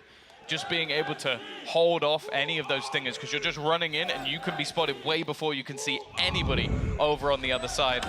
3 rounds in a row now for Fnatic. As said, that was a low purchase for Vitality, so it's not like they're going to be too sad about losing that one, but in a post-plant, not doing any damage at all, it's not going to feel great. No, it's not. It definitely looks like the wind's been taken out of their sails. Fnatic hands on the reins, and for Vitality, well, we've seen this a couple of times. Nade, though, on the same old spot. The utility isn't. Fnatic have switched it around, so it'll avoid any of that early damage from the Raze util. The spams also keep the nano online. It is an ambitious spot to be in with an Odin, I will say. Behind the door, you at least have the environmental armor. Are you using the word ambitious for bad? Yes. Okay. I am. Just wanted to check. Yeah, I'm not I know certain. you're a fan of the gun, but I just wanted to... Oh, I like it, and I like using it behind a wall, but rubble maybe isn't the correct wall to do that on. Yeah, you don't think you can wall back. It's a little too thick. But, you know, as a snake in the grass, look, every round, Durka's been in tree. Every single round. So where do you think he is this round, if you're Vitality? You probably think he's in tree. You've even heard the Odin spraying away. So now they try to focus. Oh, no, they've seen him. So never mind. Yeah. The element of surprise out the window. I thought Boaster could bait for him instead. Yeah, why not? Just swing them with the Odin. What is this? I take back everything I said, Durka. I apologize. The best position to use the Odin must be rubble. A triple kill, and the round already secured, more or less. He's still going. He is still going. He wants to almost just completely shut them down. And while the remaining players are also tagged up, so he would shred them. Like, there would be no hope. You're going to try and make a walk through the B site, but ultimately the only goal here is to just hold on to the 10 guns. seconds left. No real opportunity for Vitality to find anything more in this one. And they are starting to get shut out of this half. They were 5-0 up in the lead. It looks like Fnatic are getting closer and closer to equalizing. On Trex, he's just going to get away with holding onto the gun, as nobody really wants to push any further. Well, the ball started rolling with Boaster making a last-second play to stop the spike from being planted, and this is where we've ended up 5-0 to 5-4, and in ridiculous fashion also. Well, Boaster's utility in this round is just perfect. I think if that's Durka playing on his own, he is dead. But you have a paranoia to get the first player, and then the one-way smoke. So again, he's just able to spam those bullets before anybody can even get close. Solid support on the Fnatic side. Where are you? Come on, Durka. Durkin. He is Durkin. It's Durkin time. I've heard you enjoy that. I don't typically enjoy it, but it does happen to me. Let me tell you that. The rank stacks can be tough at times. Vitality. Lots of weaknesses in this round. 2 Sheriffs and a Ghost. It won't be easy to take these battles. And the Showstopper is back online for Fnatic. So a safety net to fall back into. And this might not even be the round they look to use it. For Vitality, they've tested the extremities of the map. Now they try to test the middle, but the lands between aren't any easier to conquer, as they're soon to find out. Hero the first to take him down. Now, they might even concede the space. Yeah, the only positive of Trex going down is that his rifle is now insane. That's the only thing I've got. Not the start they were looking for. And again, it's a switch up. You've had these super passive rounds. Now you have another where you've just got Durka massively aggressive with that Odin, but also has a Showstopper to back him up. And instead, they're going to try and pressure onto Chronicle. Runner's done well. Able to isolate that opener. He'll get the information of where the remaining players are as well, and that will mean things are safe to plant. 30 seconds left. Safe doesn't seem happy with that. He's fighting right into them. The flash is perfect. The kill to follow even better, but he's still going. He's still committing to the fight. Boaster's down, and now the Odin desperately trying to root him from position will do so, but there's a few more players here. That might not bother Durka, but the paranoia certainly will. He's sent back. Showstopper used though. Here comes the space take. Good shot, but he doesn't get Sender, the player who could take him down. That was close. Well, Hero has some info. He knows where one of them are, but Runner's going to be a little bit more difficult to find. He spotted him. The information doesn't come at a cost, but the time ticking low is really the concern. Finding these fights will be difficult. Oh, I thought Sender had backed around the corner. He was on the ramp, still a chance. Hero, he's pulling out the shorty. What a try! 4 HP, a narrow margin, but just enough for Vitality. Yeah, the time may have already gone. It was going to be very close anyway, but even still, a nice attempt. I believe as well, if you go to the clutch percentages, he's actually right at the top of the moment, which is absurd for a player that's standing in for a team, a youngster. Nice, that has definitely made his name known. That's how we play them up, guys. Trust now the plan. Come on, Vitality after a 4-round streak managed to win one where they had weaker weaponry, obviously. It came with a little bit of help from Safe and that raw individual skill. Now, though, a complete switch up and he's gone. That's not the man you want to lose early in this round. No, it really isn't. The Haunt's gone through, but too little, too late. The angle might be clear. That's because they've got their pick. Man to the advantage for Fnatic. Still, all that utility up close, and well, you know what they've used typically on Vitality to clear that util has been the Raze util, the nade. I swear he was still walking. I'm pretty sure he was. I'm almost certain of it. They must have quickly tapped the stop key. Gorgeous stuff. 5 versus 3. Vitality, well, they win a round, and Fnatic seem right back in control. Timing could be key. Boaster, one player's already slipped through, now 2 posted, flash to go through, he's forced back. No, he's not! Boaster will stand his ground and find a kill for his trouble. This is looking rough now. I think the initial plan was to try and use the Rolling Thunder. Enemy remaining. Now, well, there's absolutely no shot that is going to be thrown in this round. And Chronicle, I'm going to be honest, and Andalusia flawless, but that's a very different triple kill to what we saw with Durka. I think Durka was using about maybe 200, 250 bullets a round, whereas I genuinely think Chronicle used about 6. That's nasty. His first was gorgeous. I want to see the rest. I mean, that one's fairly easy, but this one, long range, just a few bullets. Look at that! Every shot was on the head, even after he died. That was fantastic. 6 to 5. I like that we're getting the different perspective. I feel like I'll have to do a rundown of like, who is this guy with the Odin? Like, what's his Odin identity? I like it. Right. Chronicles just stand in the open, use it like an op. Seems to be working. Seems to be working. A few pieces missing here in the last round. Safe. It's going to be avoided. This has happened a couple of times. Oh, I get flashbacks when Alpha's standing behind that box. He survives this time. Didn't kill him. No idea how. Definitely should have died. You've also got the Nightfall ready and set up. It's going to be used as a counter. And Boaster's now looking to come in from behind. I don't even know if they would have heard anything. Runner, in fact, forced back, and he's down. Yeah, Vitality have to fight forward with their back. Now giving up. Scrapping straight towards Alpha Yer, but the support from Sender's enough after the first few shots not landed, and difficult to get around here with the operator. Durka's hoping they push him, make a mistake, but Vitality don't need to press forward, although they might need to press backwards in a moment. Durka staying alive, puts the pressure on. They have to split the retention. Not anymore. Down to a stinger, and down to the shorty. Okay. Got a little bit too close, but time was already quite far gone. 7 to 5 to close this one out. After a 5-0 start, I'm sure Vitality would have wanted more, but it's not the worst half. No, for sure. And I think especially those direct C hits looked really good. When they're able to take that space, not lose that early man, I feel like Safe and Sender especially just did fantastic work being able to take that aggressive spot towards the spawn and just stop the rotations. We saw Durka, well, fighting until the very end of the round, just trying to get in and get that control. And when you don't have players coming from that angle, it's going to be so much more difficult. 7 to 5. It's not bad from Vitality, but as I said, when they've had their struggles, I definitely think it's been on that defensive side. And that's the same for most teams. And if I think about this map, and I think about Fnatic, it's always been about their attack. Well, that's it. This is where they'll put the rounds up, and we'll see if Vitality have enough of a buffer to stand this storm. A few pistols upgraded, 3 ghosts for the side of Fnatic. Same can be said for Vitality. Early aggression on C, quelled by the one-way smoke, put down by Sender. Vitality, well, have a little bit of a lurk to watch out for, but with a trap covering the walk up and even occasional peek from Runner, that shouldn't be too much of a problem. It's one player in the form of Chronicle left towards A, the rest fighting for some control of Rubble. But what that indicates to us, definitely, is that this squad wants to take control, maybe even a kill, or force those players back, and afterwards, take it in the other direction. At least that's my assumption. See if they follow through with.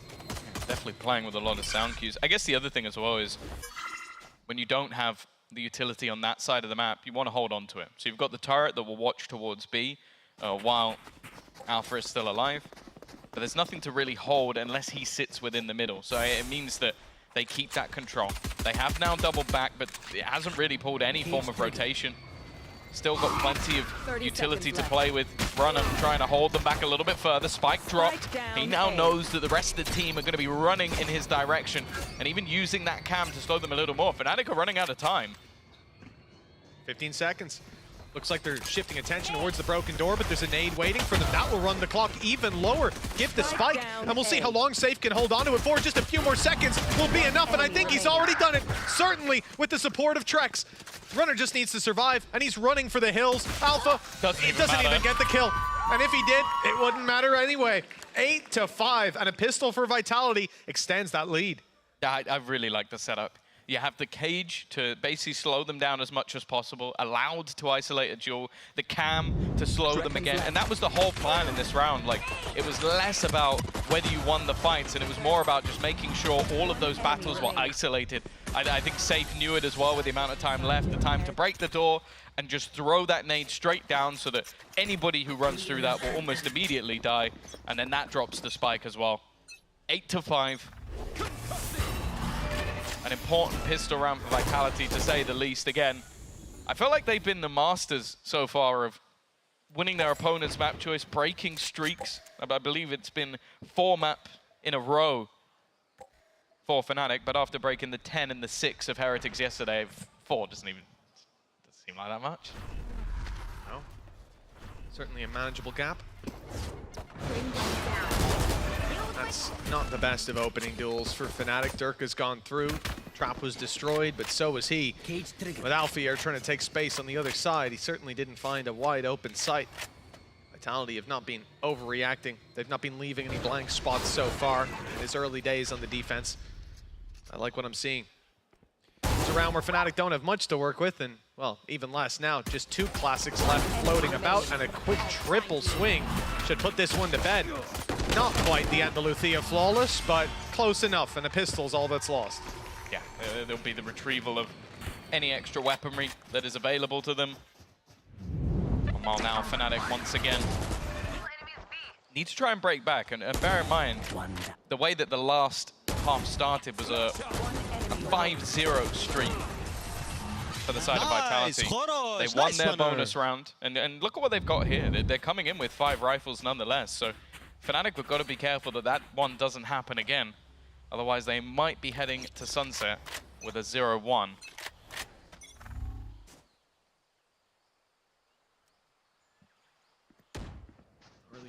Rubble. Runner does well to do a bit of damage, but he's dropped off rip. Safe is isolated and taken down easily. Trex tried to step in to help, but oh, that has not gone the way of Vitality. 2 players left. On the other side of the map, locked out. The question of damage comes into play for Fnatic. This is a 1 round. He's already going to have Showstopper as well. That plant will allow Durka to have that. I don't expect him to use it in this round. There are 2 players left, unless he really wanted to try and just flex. And, well, he's added another kill anyway, even without having that Showstopper. To say that it's not been the best map so far from Fnatic wouldn't be surprising, but Durka, I believe that's already maybe his 20th kill. Like, it really has been fragging off the chains, and, well, you mentioned in the last round, wasn't quite an Andalusia flawless. Well, this one was an Andalusia flawless. Yeah, for Fnatic instead of for Vitality. A little moneymaker round, building up the credits. 10. Well, I'll tell you, if Safe came in with the idea of outdoing Durka, he certainly got his hands full in that task. Yeah, but he'd be like, yeah, no, I saw about the team. Yeah, just wanted to make I actually sure, never cared about the head-to-head. All I cared about was the win. Different story if you swap that kill feed. Yeah, he's gonna be like, oh, just eco kills, you know, just eco kills. Yeah, exits. You know, they lost so many rounds. They were just playing exits. It's easy, man. I could have done that, but we were winning. Vitality, I like the buy. We've got an Odin and an Outlaw. And I'll tell you what else we got. A smile on my face. Excited to see how this one's gonna play out. Sender is the one with the Odin. The Outlaw is backing up the same position that your spams are going to come in on. You do 10 damage with a spam, Trex can one-shot him. That's a dangerous combo. This is the fun thing. Obviously, everyone knows that Pansy is the bias Fnatic fan. Yes. But in this round, I am, just because I want that smile to disappear off your face. So you don't understand, Tom. I've talked to you a lot about Killjoy with an Outlaw. Playing with the turret, it does 10 damage, 12 typically, and then you're able to swing in and knock him down. In this case, Sender is the turret. He's a human turret. Oh, I'm sure he'll love that. I'm sure no one would take that in a bad way, would it? He'll love it. Sender, you're just like a turret. You're like a just turret. like Timmy the turret. You're doing like 15 damage with a load of bullets. Trex's turret. I love it. Oh, Vitality, they won't get the combat towards A, so we won't see that terrible combination. Instead, it is very much going to be a concentrated C hit coming from Fnatic with Showstopper to lead the way. Thing is, they've already backed out of there. Although I will say, Runner is a little bit closer than I was expecting. Not going to take any damage in the end as the wrong corner was chosen. Nade goes over the top and actually could do far more. Instead, though, Durka, he really is just playing for his life. He's taken over this round. Well, the Outlaws at least got one. Mitch might have a slight smile, but Trex is now just trying to run away to hold on to that Odin. To be honest, it doesn't seem like anybody's stopping Durka at this point. No. It very much doesn't. He is on fire. 9-7, locked in with this save. I will say, Trex, we loved his utility on a Sova. It's been fantastic there, but grabbing a kill on the Outlaw, immediately picking up the Odin and going to save. Wow, I wish my teammates were like that. Although, I guess it'd be better if he didn't have to save.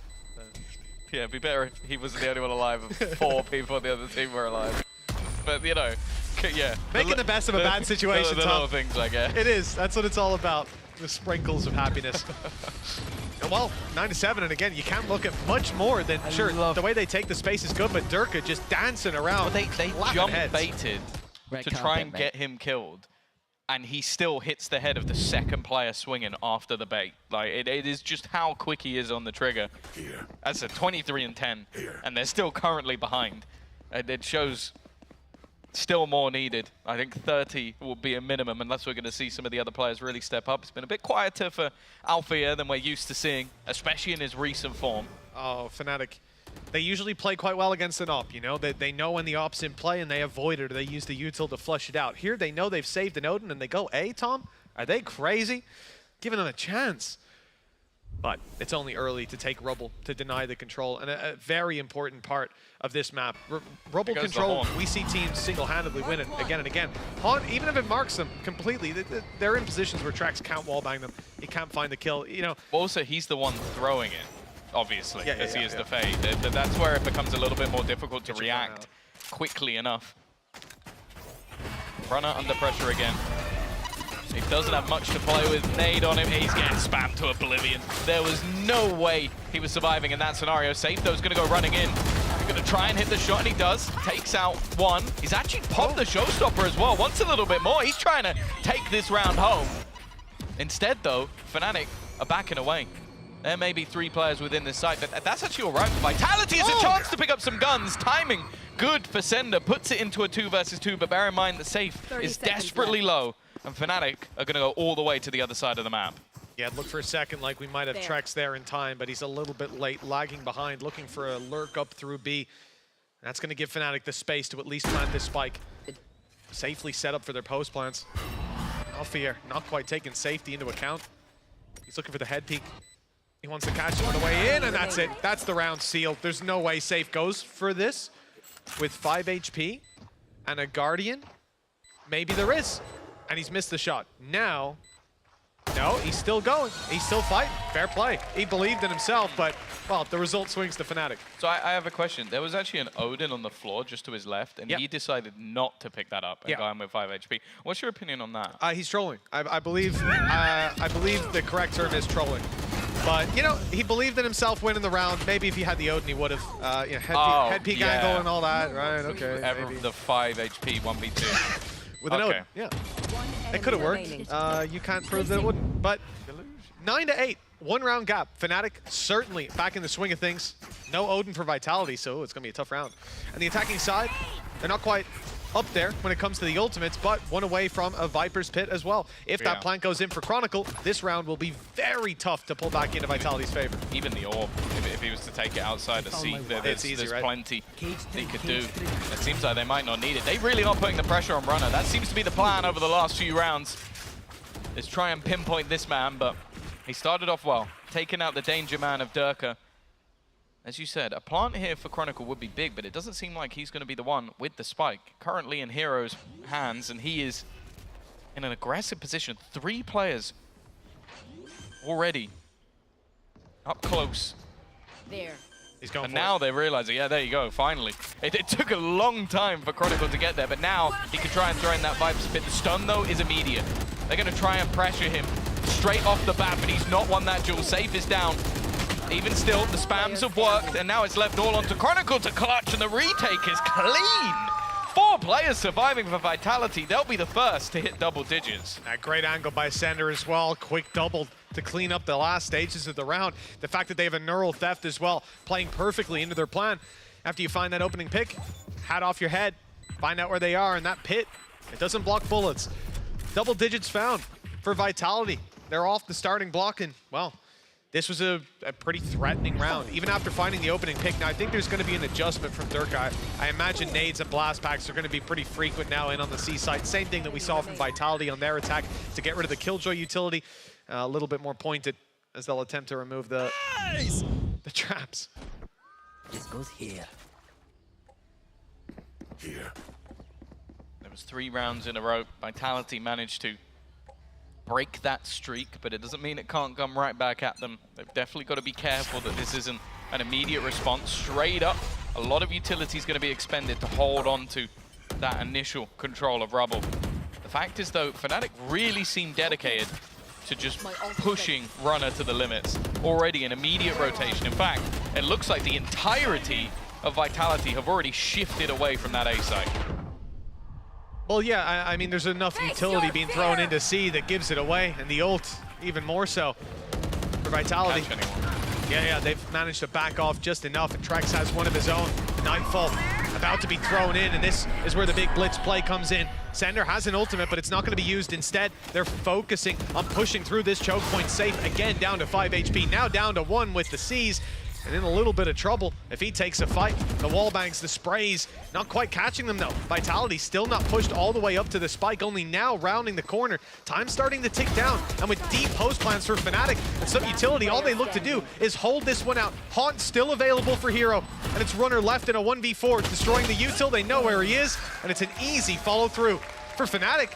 This was simple. They get hit by the Nightfall, they fall outside of the site, and Vitality, I think, take just a little too long to get back in. Yeah, I think also just you get into that position, the spams can sometimes do enough, but I like the fact that they leave Hero up close. It was almost like the snake in the grass while they're constantly spamming from afar. He's just still sat there making things incredibly awkward. Again, this youngster shows his value. Second on the board, 17 and 11 right now. Similarly to Runner on the other side. Let's go, boys! And now just one the difference. We've seen this many a time, teams with a vast lead over Fnatic. And then it slowly starts to slip away. And while this is, again, when it gets close to equalization, Gorilla's got his second pause. That's it. Taken out of the chamber here. That last round as well, I think it's sad because I say they took a while, and they did, but when they eventually blitz back in, it's the fact that Hero survives the second swing, which was safe as well. A player that's not often going to give you that chance to spin on a dime and take him down, but here there were a few warning shots before the death blow, and that was enough for Hero. There's also, again, playing fantastic. We've given up on saying it at this point, but for that guy, so young, going down on that stage, coming in as a sub and playing this well, this consistently, you really have to herald him. Eventually, his spot on this team will be given up, and I think he's going to be a hot prospect for anyone who's looking to rebuild after this year. Also, the other players on Fnatic might have to be a little bit nervous, because you kind of got to go like, do you let someone else have this guy? Like, or do you just keep him around, or maybe just have him there looming in the darkness, almost like the Undertaker, just like stood behind you like, you better be careful. Oh, you had a bad day today, huh? But either way, he will be with them for Champions. I think that's a great opportunity for someone so talented. We'll see, though. In this matchup, as said, the winner claims a spot in the final. For Fnatic, they've always had the number of Vitality, a team that they've been consistently beating. But I said that about Na'Vi, and while Vitality have already beaten a couple of demons, Heretics being one of them, to make it to Champions. Now, at Grand Final, just a map away. Well, a map and a bit. Yeah. Still need to close this one out. And it could be a long enough road, especially with some weaknesses. Well, mostly nothing but weaknesses, let's say, in this round for Vitality. Pistols, SMGs, and a Guardian. Rolling Thunder one away. Sender has ult, but I don't think they'll be able to pull the win from the shadows. For Fnatic, a very patient start. Utility removed on C. Prowler put in. Pressure applied. The lurk out on A. Waiting for an opportunity to pick someone off. You know, I thought it was going to be a silent lurk, but Bo's just kind of giving it away with a few of those Odin shots rattling off. Stun is good, nade is good, damage is fantastic, and it's a free kill for Safe. They've got Chronicle too. This is looking doable for Vitality with time low. They've got to push straight through the smoke, and look where Kix is repositioned to. It's gorgeous from Kix. The Spectre in this round, the highlight. And sure, you'll grab 2 with the Odin, and listen, I applaud you, Boaster, but the time is already gone. 11 on the board for Vitality with a pay safe card, Thrifty. Yeah, that is just a huge round for them to take away. I don't think even after the pause Gorilla had in his wildest dreams that they would turn that into a 5 versus 1, that they would win multiple battles, that the stun would perfectly hold Durka in place to get the opener, but it was also just how slow Fnatic were. Like, I always get uncomfortable in rounds where you know your opponents have a low buy, sure you're going to take your time, you're going to try and feel out the map, but it gets to those last like 15 seconds and that's when you're executing. Because that's where the opposing team, they're going to have gambled, they're going to have taken risks. And well, in this case, all of them paid off.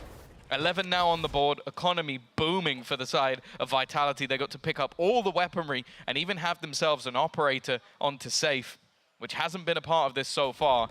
He's going to be deep over on this C control, and they could just lock down half of the map. Bear in mind, this has been a spot that Fnatic have regularly switched back to. This time, though, it looks like B is the point of call. Yeah, and lockdown very much being saved for post-plant. That's a very dangerous tool for Fnatic to have at their disposal. Durka rounding this smoke. He's seen him, but the shots don't land. The gap is too narrow, and now he's in trouble. Pressured and pushed down upon. Boaster grabs one at least in return, and Hero does the same. Okay, it goes from bad to worse then for Vitality. Disadvantage plus kick super low. Operator for Safe. There's the shot onto Hero. But they've realized the rotations have come through. Back to the C site they go, but so does Safe. He's blasted his way in just in time. Ult from Sender towards the back of the site, and that's the spike drop. Problems brewing for Fnatic. Alphayer sat with his lockdown and no chance to use it. Late lurk though, that's what he's buying time for, hoping that Chronicle can find the impact, but he's watched the leg shot, not enough to take him down. 5 HP, and the door opens yet again, moving back to the B site. Post-plant lockdown could come into play. Oh, in fact, all the way to A, and that's the right play. They'll get a free plant with Chronicle left out to make use of this 5 HP by, well, I was going to say stabbing them in the back. Instead, it's going to be full frontal assault. It's the 1-for-1. That was both low HP players gone, but it's the confidence that left into Alpha. The one gap, the one risk is that door.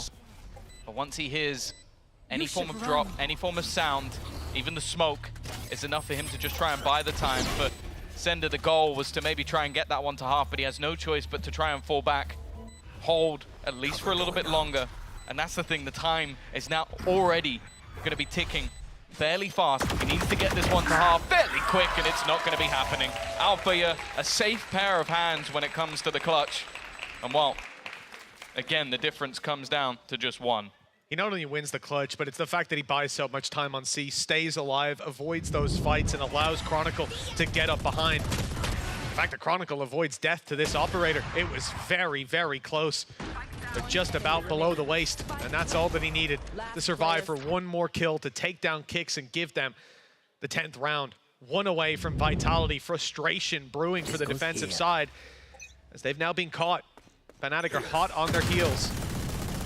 Oh, that's done damage. Yeah, Sender's gonna be a little scared, but that's the man with the classic. Yeah, I was about to say, he doesn't even have a gun. It's the extra money that they got from that thrifty win that will give them a few extra rifles in this one. Now, Safe is one off a showstopper. There are still possibilities in this round, although so is Durka. They've already taken an awful lot of control. It's not something that's really been available to be fought for. Safe is going to try and just get up in their face.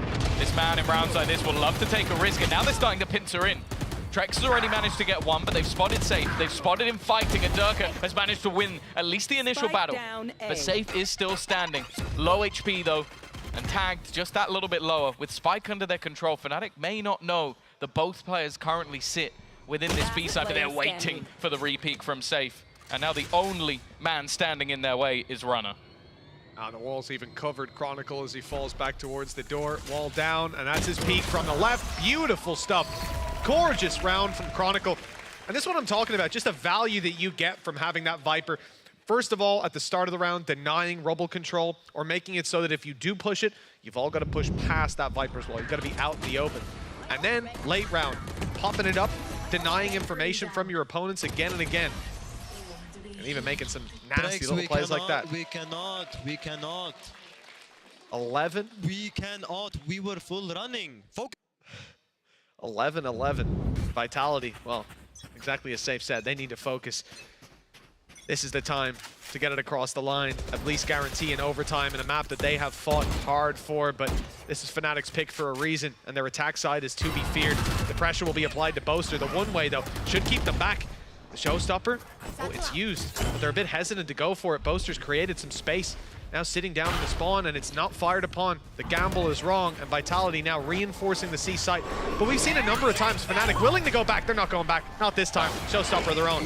I think Durka's going to end up getting caught. I think he's hoping to try and chase them down, and he will at least claim the spot. This is somewhere that Vitality love to fight from, and they themselves are going to try and push this back. The thing is, look at the investment into ultimates. Counter Nightfall to try and grab that little bit of extra space. And there is a gap around the side of the pit that they might be able to sneak through, but just look at where Althea is watching. He is waiting on that edge to try and watch anybody, but they are aware of it. Trades back, keeping things even for now, but Chronicle's pit is still standing. He's in a ratty little spot, just holding to make sure that it's never really removed.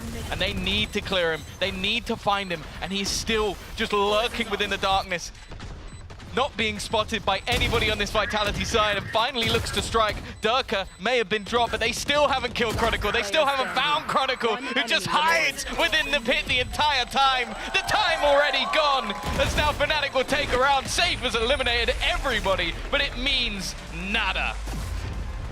That's got to be a frustrating way to lose it too. Fighting through the pit, behind it, in front of it. Take your pick. Oh. Safe was winning everything. He's literally the Green Goblin. Like, he is just literally just sneaking his way through, and no one can find him. Just disgusting stuff for Chronicle. But that is the thing, like, you're talking about cerebral, intelligent players. Chronicle is right at the top of the list. Like, he had his orb positioned so that he could dodge anyone that might be able to spot him on a pixel. Like, the guy's just so clever in his movement that, what, I think he gets 1, maybe 2 kills in that. It's irrelevant because you just can't get rid of the pit. Yeah, this is the problem. And the players have to be fought on Mound because their spams are going to be so much more deadly once you're being decayed down to 1 HP. Yeah. A nearly impossible round. And Safe, well, listen, he tried his best. 4 kills, but not enough this time. Not in time. Vitality, well, they've lost the lead at an inopportune time. Fnatic now just 1 away from taking this map, and despite it being hard fought, it won't be reflected in the scoreline. They got a stun off on a player. Durka was doomed, yet somehow, after they crunch with 4, they're left in a 5 versus 3. Vitality, I honestly feel like they're unlucky in some of these fights, but you gotta commend Fnatic for being able to punish again and again. Yeah, it was a headshot through the cage from Chronicle. B-side now completely under the control of Fnatic. Only Trek stands, hoping to try and maybe get a little bit of information. Kix definitely has a good idea of where Boaster is, but it may not matter. The plant will be coming in. No ultimates to be played with, and they're even looking to potentially try and challenge this guy with just Althea sitting so close. Even still, though, right now that time Mitch is already ticking. They need to get a move on. Alpha's just lobbed the nano at them on the door as well. Insult to injury, further slowing the round, making them walk into the angle of Boaster. And now Kix, well, it's a formality. 13-11. Vitality put up a good fight, but in the end, Fnatic sneak up and take the win. Sunset, though, is Vitality's pick, an opportunity for them to get back into the series. Yeah, it definitely seems like a rough one to lose when you have a game that was in your hands and it slips away. But luckily for Vitality, they have looked fantastic on the next map. We'll see if they can turn it around. They're playing for money, we're playing for time. We're playing for darker and darker and a day off. As those little goblins say in World of Warcraft, time is money, friend. You break it, you buy it. I'm heavy from TFT, bro. Sandwich.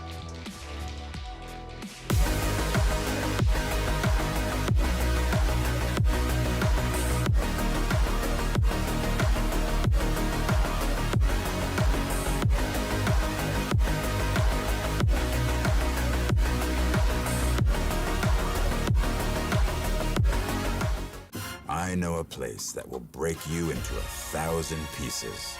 Stay away from them. Stay away from Lorca, Paco, and Picasso. Don't ask about Lola.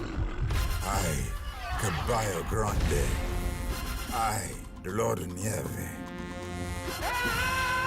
But in spite of everything, it occurs to you to visit Andalusia. Don't say I didn't warn you. Be careful of the Andalusian crush.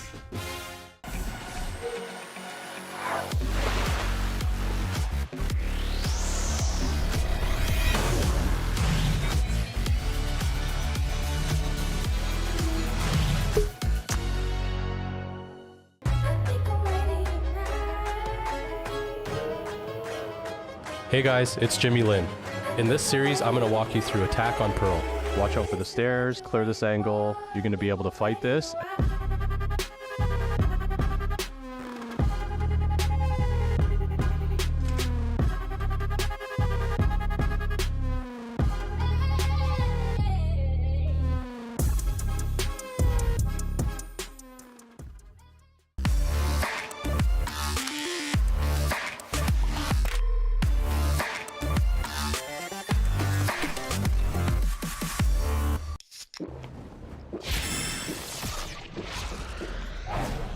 Red Bull gives you wings.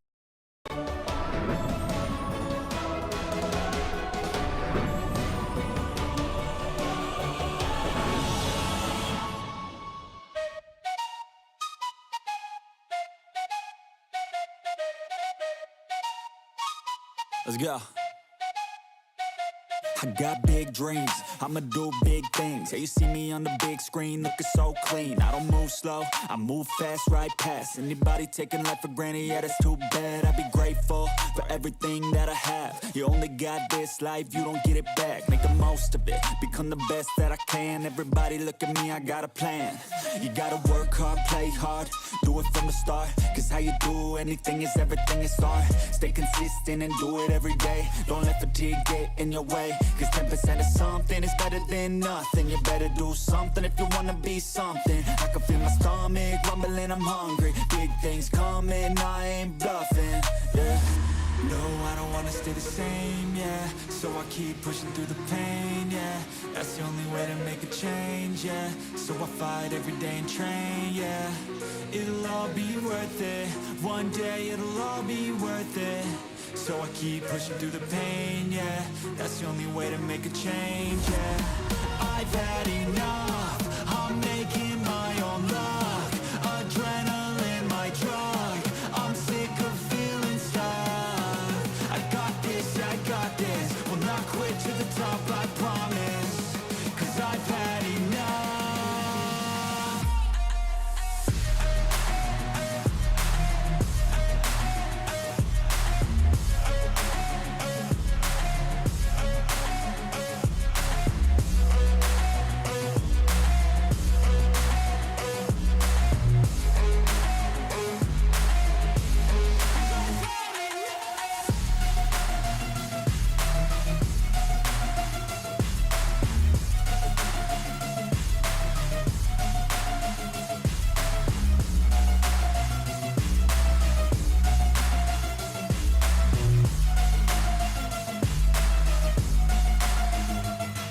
Better watch out, I'm on the climb to the crown. In my prime right now, hear me loud, I've been spitting for a while now. All by myself, independent DIY now. Don't need no help, I've been beating out labels and money and budgets, it's funny. I do all the work, yeah, keep it 100. I fight for my dreams, I would die for these things. I believe in myself, I refuse to be weak, I like to build things.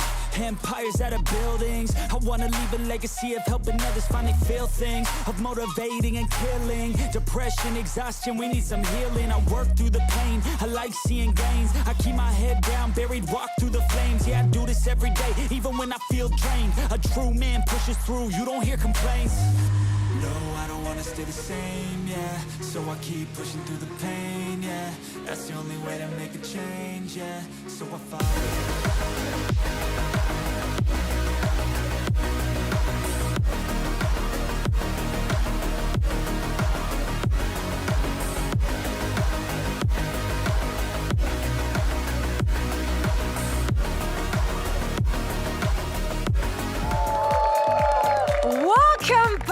What's good? Fnatic leading the series 1-2-0. So I just so happened to sit in a Fnatic corner for this interview, and I have some super fans joining me right behind me. Make some noise for Fnatic, please. That's right. A lot of them came a long way to support the team. Right next to me, I have Jenny. Jenny, you've been following, you're a traveling fan. You've been following them around literally everywhere in the world. Where have you been last? Absolutely. Last international event that I went to was Masters Madrid. Unfortunately, they didn't make it there, but had a great time supporting, you know, all the other EMEA teams, and it was a great event in general. Have the senpais noticed you yet? Do they know you're following them? Absolutely. I mean, me and Boaster are from the same hometown and everything. Pretty cool. That's sick. That's sick, actually. Did you know each other? Is the hometown small enough to like know each other? We didn't, but actually have mutual friends. So it's small enough that, you know, everyone knows everyone. It's pretty cool. I love that. I absolutely love that. So we have super fans here, but also, of course, we have family in the crowd as well. Wives, for example. Tell me who you with here. I am with Chronicle. That's Chronicle's wife, and you're going to every game to support him. Yes, I do. Do you play VALORANT yourself as well? No. See, that's real commitment. That's love then. You're sitting through hours and hours and hours of gameplay. And quite frankly, those games were close thus far, so you had to sit for a long time. You see that, you know? It's like, oh my. Okay, do you want a quick 2-0 here, I assume? Yes, I do. I'm so stressed. She's stressed. Do it for your wife, my man. Do it for the wife. You guys more into the close games, or you just more gameplay is good gameplay? Where are we at? Close games? Close games? Okay, yeah, keep them on the edge of the seat, you know, keep them honest, keep them honest. Who else do we have here? Who's traveled the furthest? Let's find out. Anyone from really far away? Everyone from Europe, I assume. Okay, not that committed, that's okay. Let's see, who's from Germany? Who's a local? Any locals? Okay, you're allowed one too. Let's chat. You going to every game here in the arena? Yeah, every match of this year, every season match. Every single one of them. Did you have a favorite one thus far? Event or match? A match. Is there one which you just can't get out of your head? Something that's living rent-free in your head? I mean, Split 1 grand final was crazy. The Fnatic comeback, that was crazy. Maybe you get to see a repeat of that one. Maybe to make it to the finals. They're on their merry way to do just that. So let's keep them playing, right? Map 2 coming up in just a little bit. So let's send it over to the desk once more. Give it up for Fnatic over here. Back to you guys. Chronicle might be some of yours, goats, but my goat is Angelina. Shout out to Angelina. She's got a very cute cat as well, just so you guys know that. But yes, let's take a look at Alpha here in the AIM Labs warm-up. The Killjoy wasn't the greatest performance out of him, but Zeish, Fnatic somehow still won the map. I mean, they played really well. I think Lyrical with like some moments bring back the confidence in the team. But I still believe that Vitality should have like snowballed their attack side like really, really hard, because at 5-1 or 5-0, if I remember, they had like 4 ults and they lost a like really critical round. If they won that, like they had Fade ult and Raze ult, they used it. If they win this round, like the side is over. It's like 10-2. But they didn't make it, and like they lost the economy advantage, they lost the ult advantage, and Fnatic managed to come back. And yeah. Yeah, I mean, Fnatic is a team that we know is going to be smart in these situations there as well. They had a great time out earlier on when Vitality were up. I think they got 4 rounds in a row after that initial pause. But as we head over into Sunset now, I know we just saw Alfair in that AIM Labs warm-up, and what I really have my eyes on is we were seeing him for the Breach on the first time on that Sunset, right? And he looked really good about it. You pointed it out. I love it. We were very surprised, I think, at how much the util was actually hitting, the value that I was able to find, and it's been a consistent performance, I think, for the last 2 maps back to back. How do they handle Fnatic Sunset? You guys have you've been there. What advice would you give to Vitality? To Vitality? Yeah. Don't over-rotate. Oh, don't over-rotate. Yeah. Okay, I like that. But what about the other side? How should Fnatic handle Vitality Sunset? Take Hope and hold for safe on B main. You will kill him every round. I mean, they are always doing the same pattern. It's like they send safe to look for kills in B main, they destroy trap, then they either leave someone and go put back pressure on A and come back on the B lurk that will take his timing, or just fake the pressure on A to repush with drone and finish on B, wait a bit in B main, but they always do the same thing. Yeah, taking down Safe is going to be a really important part of that, about that.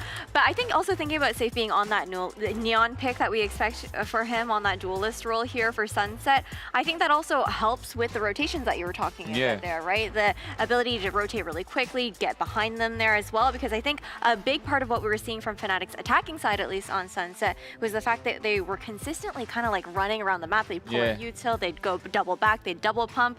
But let's see what we end up getting in Agent Select. I don't think we're going to see any changes here. We're so deep into playoffs that we're not going to see any changes. That's the other thing.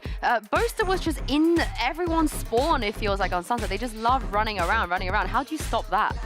It's just you don't over-rotate. You have to retake info mid-round. And Vitality has double initiator, so like if they manage to use their abilities well, they will do it. Like they will do it properly, because as I said, like Fnatic, it's also the same gameplay on Lotus. They like to take A, deposit Chronicle, deposit Boaster, then come back Pressure C, then might come back on them, or like Speed B. So they play really well the mind game and the slow game on the map. So against them, you just have to use your utility properly in like mid-rounding with KO and Sova, and that's it. Well, let's see if Vitality can force a map 3 here. Over to you, Mitch and Tom. Thank you very much, Yinsu. Ascent will be the third map if we make it there, Tom. But first, Vitality need to take their own pick of Sunset. That's a tough loss they've just faced on Lotus. Victory was within their grasp, but they fell at the last moment.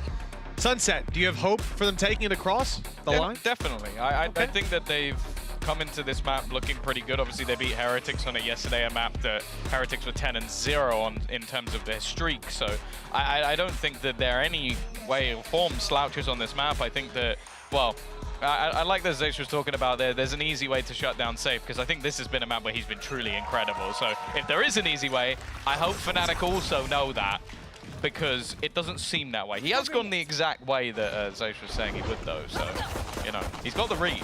He has. Listen, I've heard Zeus might know his stuff. A little push out from Fnatic, though, depositing Boaster down on mid this time, and the nice shots connected. Second player was there, but Dirk has gone the other direction, sensing this full rotation. Got some support here from Alpha here. Could be a stun, ready to fire out. Could be a double swing. Let's see, this flash is available as well. There's the stun. It's a little bit too shallow, though. The player is able to reset, taking down Chronicle. Now Vitality have a ton of control, but these attackers are split into groups of 2, and they've got to find a way to unite. And the only way is straight through the Fnatic squad. Perhaps the off angle, though. Kicks coming back a little earlier than expected. Could be what pulls this across the line. The element of surprise certainly works for 1, for 2, in fact, or 3 in this round. And he'll even follow up with a 4th. Great start from Kicks. No, it's really big round from him. I think the fact that, although Fnatic had the read on the 2 players rotating, I don't think they had the read on the other 2. And that Kicks was the main one. I think he manages to clear Chronicle from the spawn, and it just becomes so difficult, where to rotate from. And then they double back to group up together. Like, just that little bit of initiative to make sure they're not the ones being surrounded made all of the difference in that round. And while Vitality, again, they're always off to a fly when it comes to these pistol rounds. They've been fantastic in getting those early advantages. I think, again, they are now 3-0 in pistols. I think they're one of the teams that seem to be the best at those very rounds. For now, well, let's look at what Fnatic have. It is 5 classics. This is a map as well where we've seen them play recently, like in decent form, but against like a beating Foot very closely, beating KC equally as closely. And I feel like Vitality right now, other than maybe Heretics, are at the top, even though they beat them. Fnatic have done a great job. The pressure on A sends Sender scrambling back to mid. He's picked off, and with the smoke down, they can recover that weapon. I mean, that's definitely not a bad start. Man advantage and a Guardian to work with in a round like this. Even getting a kill and removing a rifle could be huge. Now, if they go down, that rifle can be recovered. So they're bringing it to the fight. They better find some value for it instead of just giving it right into the hands of Vitality, who've now lost too many. Oh, no. Oh, the damage is massive and extended on further. Not just economic damage, but the rounds will be affected 1-1. With a pay safeguard thrifty for Fnatic. That one has gotta hurt Vitality. Oh, that was 5 classics. That was five classics. I don't know how they've managed to let that one slip. Like, I think the trades out from Fnatic as always were fantastic. Okay, it might look silly. Keep in mind, he'd been stunned, he'd been pushed on by 2 players behind him, and he thought they were about to round the corner. So he is just panicking in that moment. It is silly, but it's understandable, somewhat. So what your description was that it looked silly and was silly? Yes, but there was a reason for that to happen. Okay. What is Poster doing? He's pumping iron on the stage. Fair play. Oh yeah, they managed to get the kill with the Retrieve Guardian as well, so a solid round from Boaster, but yeah, one that Vitality should never be losing. And now they're going to go for a hero rifle on Trex, so he's going to be the one sort of glimmer of hope. But you look at the economy, this is a round 3 purchase from Fnatic that has all rifles and some cash still in the bank.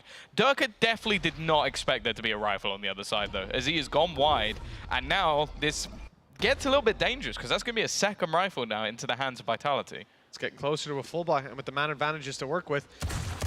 Oh, almost baited in. Safe is tagged, but not deleted. And a kill desperately needed by Fnatic. They need to thin the herd. Ult used, committed by Kicks. Those early kills have gotten them great rewards. Utility stripped, and the site now taken. Plant could even be secured. A little bit more damage done. Safe 78, Trex 85, but the man advantage, 2 rifles. This is a winnable round. The timing was perfect as well. Boaster just placed a start to try and slow them down. They know where Safe is. A couple of players rounding this corner. The flash, well, it doesn't work out as maybe they'd hope. Sender, well, he's got any other gun, and that might have been a kill. Unfortunately, the classic wall runner had a chance, but it slips. It's going to be left onto Kicks again, really. The classic not going to get anything, and this man going to try and take the round already. Gets himself another. Down to the 1 versus 2, even hits the shot onto Hero, and now it's left all onto 1. Him versus Chronicle for the round. Time ticking away, he's trying to bait him in, and while succeeds in it, it will be another round for Fnatic, but neither of these purchases have been clean by either side. No, this has been a scrappy start to Sunset, let me tell you. But a 2-1 in favor of the team that lost the pistol. Now, no economy damage is going to make up for that. Defensive side sitting pretty. I like the idea. The flash was just a little bit too early. I was wondering because Trex the whole time was stuck up close. Reveal showed Safe, and they tried to double swing on it. It is a great idea, but the execution just a little bit lacking. 2-1. And rifles come out for Vitality, but this game has all been about Kicks so far. He is 7-2. He's almost got his ult online again. Yeah, that is ridiculous. It's an expensive ultimate as well, so see how many times he can get it. Durka, you can see, a little bit more careful this time. He was nervous after the last round, but he's already going to have his ultimate online. And now, well, after showing that B main presence, right back towards the A site they go. However, it looks like Fnatic are much more happy to play a retake stance here. Yeah, well, they've got some traps to try to punish off of. The only problem is, even if they trip it, there wasn't anyone close enough by. Now, they've seen where the trap is. Safe was waiting to break it, but Chronicle rips his head clean off. Spam is good. Some damage, and there's a little more. The reveal, perfect. And Kicks won't have a chance, nor will Sender. All through the wall, through smokes. They've yet to see a member of Fnatic, and there's only 2 players left on the attack. Runner down to 22 HP, another spam. I feel as if it's going to come through, but Hero, he's not going to get caught behind that smoke. Giving up the space. He's got 2 teammates to his back. Stun goes in, blast pack 2. There's the shot from Durka, and an easy finish for the hero of this round. 3-1 for Fnatic. They're off to a flying start after losing the pistol. Yeah, I think we're going to have a fun game of just, we've got 2 initiator players who are so good with their darts. Like, this is the thing, like, don't get me wrong, it's still really clean aim from Hero to just, like, get both those kills with relative ease. But it's just the use of the dart and then his own trip that ends up catching the second player. And well, the last elimination almost seems too easy. 3-1, definitely a lot cleaner in this round as well. And well, Kicks 1 away from having his ult for the second time, but more importantly, Durka still has his. Showstoppers online. Ready to go. Kicks is keeping knife as well. Late into the round. A lot of the time this is being used early on this corner to deny the utility from Fnatic to stop them from having the cam online. There is a trap waiting for them, but that's been heard at this point. See Safe looking down. They stun up after the cam spots contact. No punish. Vitality are playing patient. They're playing passive. The knife will catch Hero. Utility's gone. Stun is in. and they're just about to crunch on him. This could be dangerous, but he has some cover in the form of Alpha. Watching the cross. There's the opening shot. Now he tucks in. Alpha, no, he doesn't. I thought it's Alpha's chance to fight. Instead, they're both getting involved.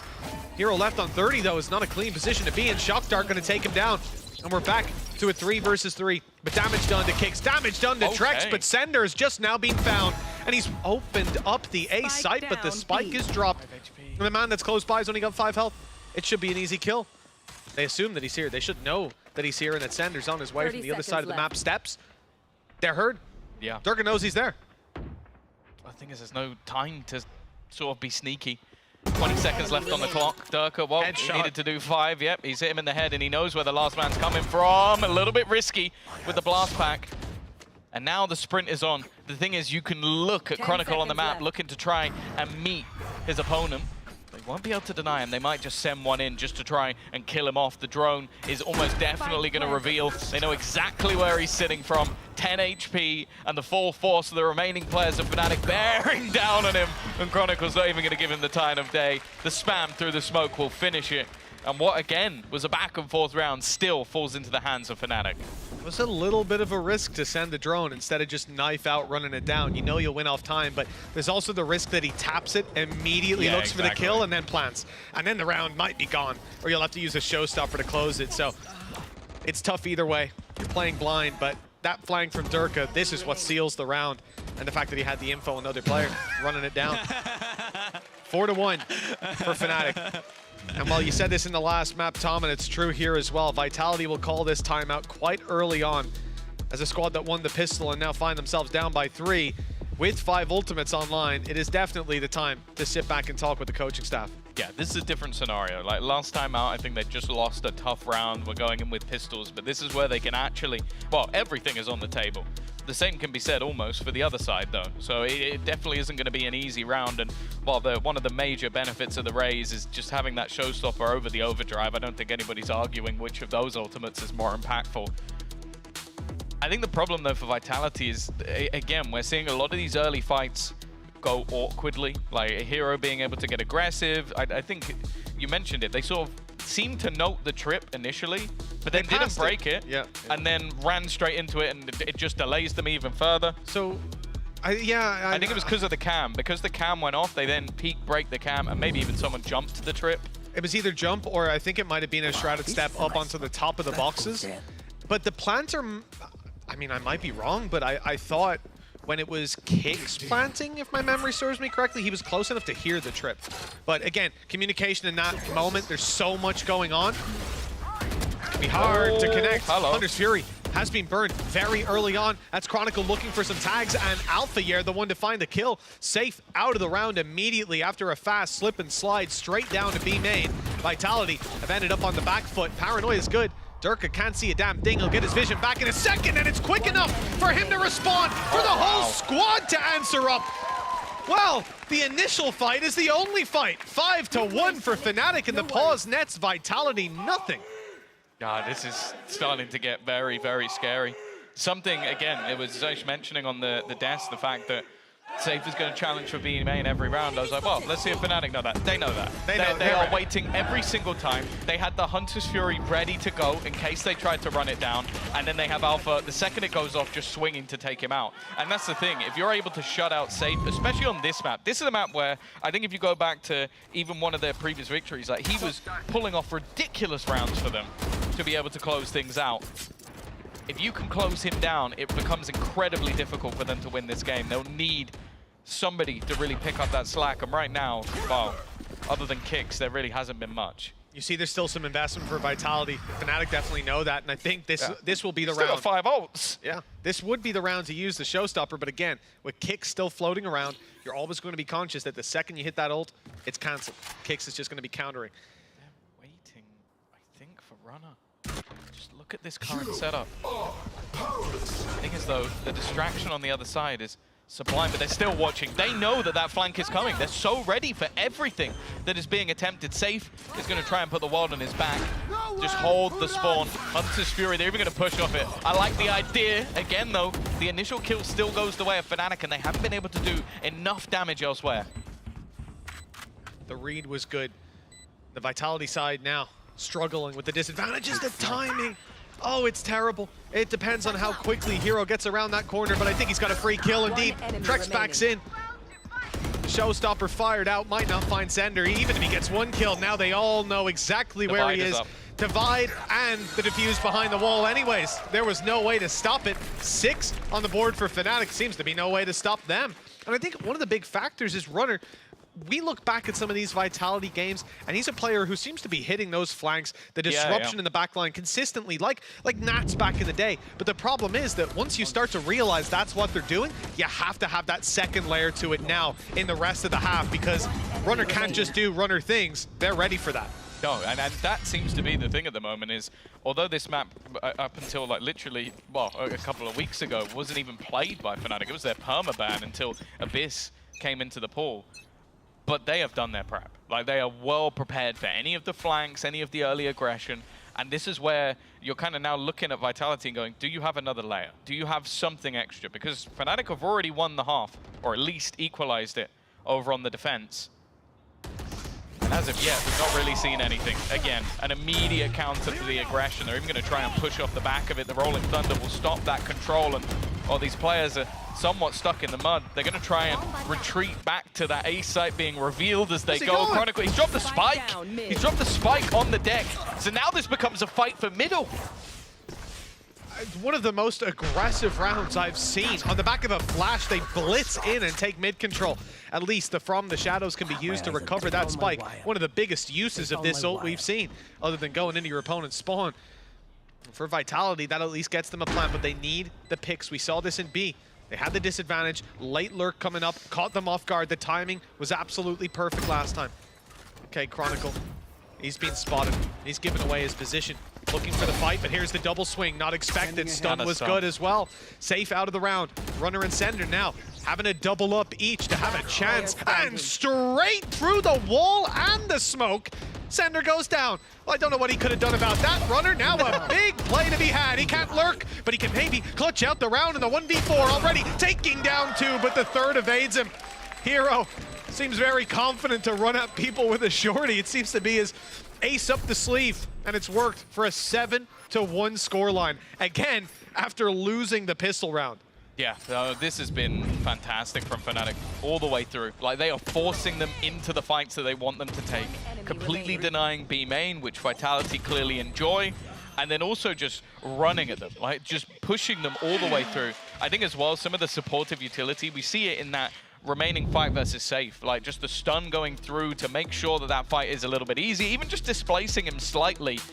Well, when you have both Chronicle and Hero just the 10 and 3, like they are playing opposite positions. They are playing with one as this A site anchor ready for the retake and the other roaming around mid, setting up the rest of the team. This has been really rough for Vitality. That second pole's already taken, as said. Like, when it's needed, I feel like the Vitality coaching staff are very good at coming up with something to try and turn the tide.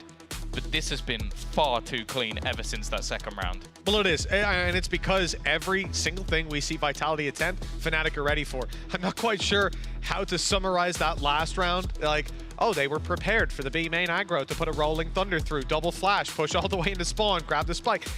Maybe not that one, but the other rounds, it's Vitality trying something simple and being countered every step of the way. If Fnatic have your textbook, let's see what new pages they can write in this minute. Go to their other strategies, their other plans. It's not an easy one to react to. Well, look at the complete setup change as well for Fnatic. They've now put Hero alone on the B side. They've got 4 players towards A. It's understandable when you've been denied, what, like 5 rounds in a row, taking B. Do you then continue to go? The shock dart, I believe that's just to remove if they put a trip for the flank. Yeah. But it's actually tanked Runner instead, like he's on half HP just because of that. And now look at the stack up. They are completely aware. The thing is, though, there are players waiting on the other side. There isn't going to be any utility put in, but Durka still managed to win that fight. They're now just looking to retreat off it. They'll take that man advantage. And now they're stacked up again. Peeking into this would be pretty risky. There's even a Hunter's Fury alongside it, but Safe still takes the fight. Chronicle, though, is there again. And Safe is down on just 5 HP. The only thing he has is the element of surprise, which he will catch Durka with. Yeah, well, the problem, sure, it's a 3v3, but look at the health. Runner, after getting shock darted and kicks and safe, taking a brunt of the damage in the initial fight.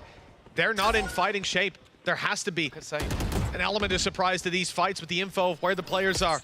They can maybe connect it. Alpha, 150 HP, ready for the fight, but Safe is round at the back yet again. Putting the numbers into their favor. Runners down to 8 health, Safe on 5, Kicks 45. They're sharing the health of half a player. Spike down A. Now the chances run lower with the spike down. They just need to hold this down, knowing there's a player behind them, having an idea of Runner as well.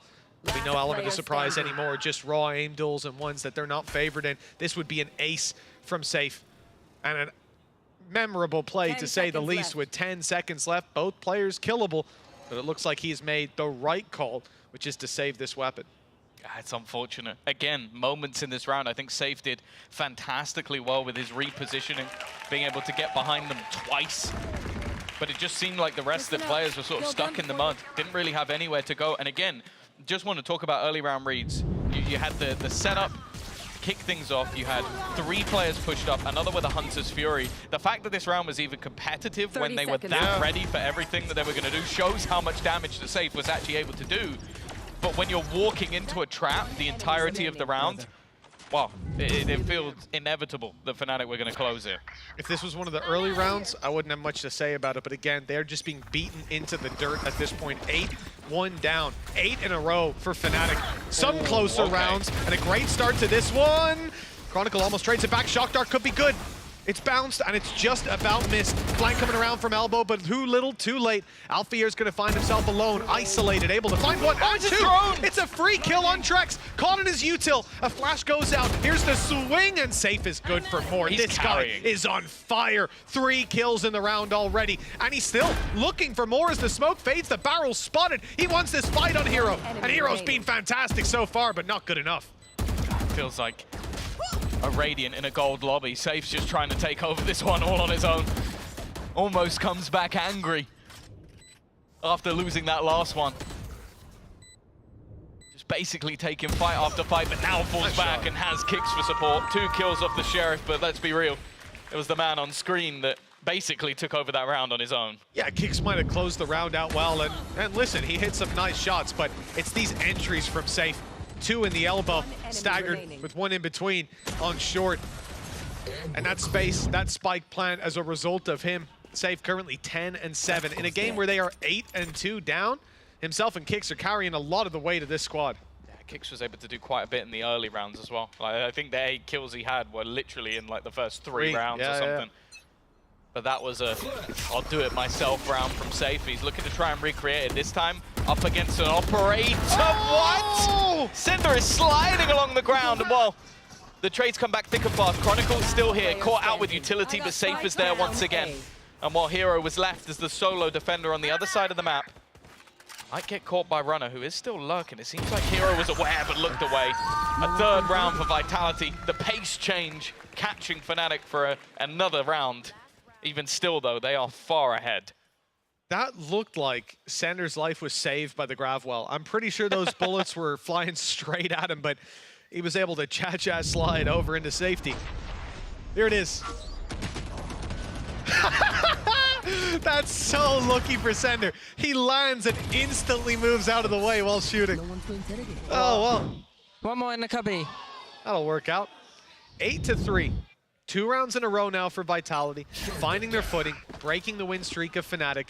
The lead is significant and difficult to come back into this game.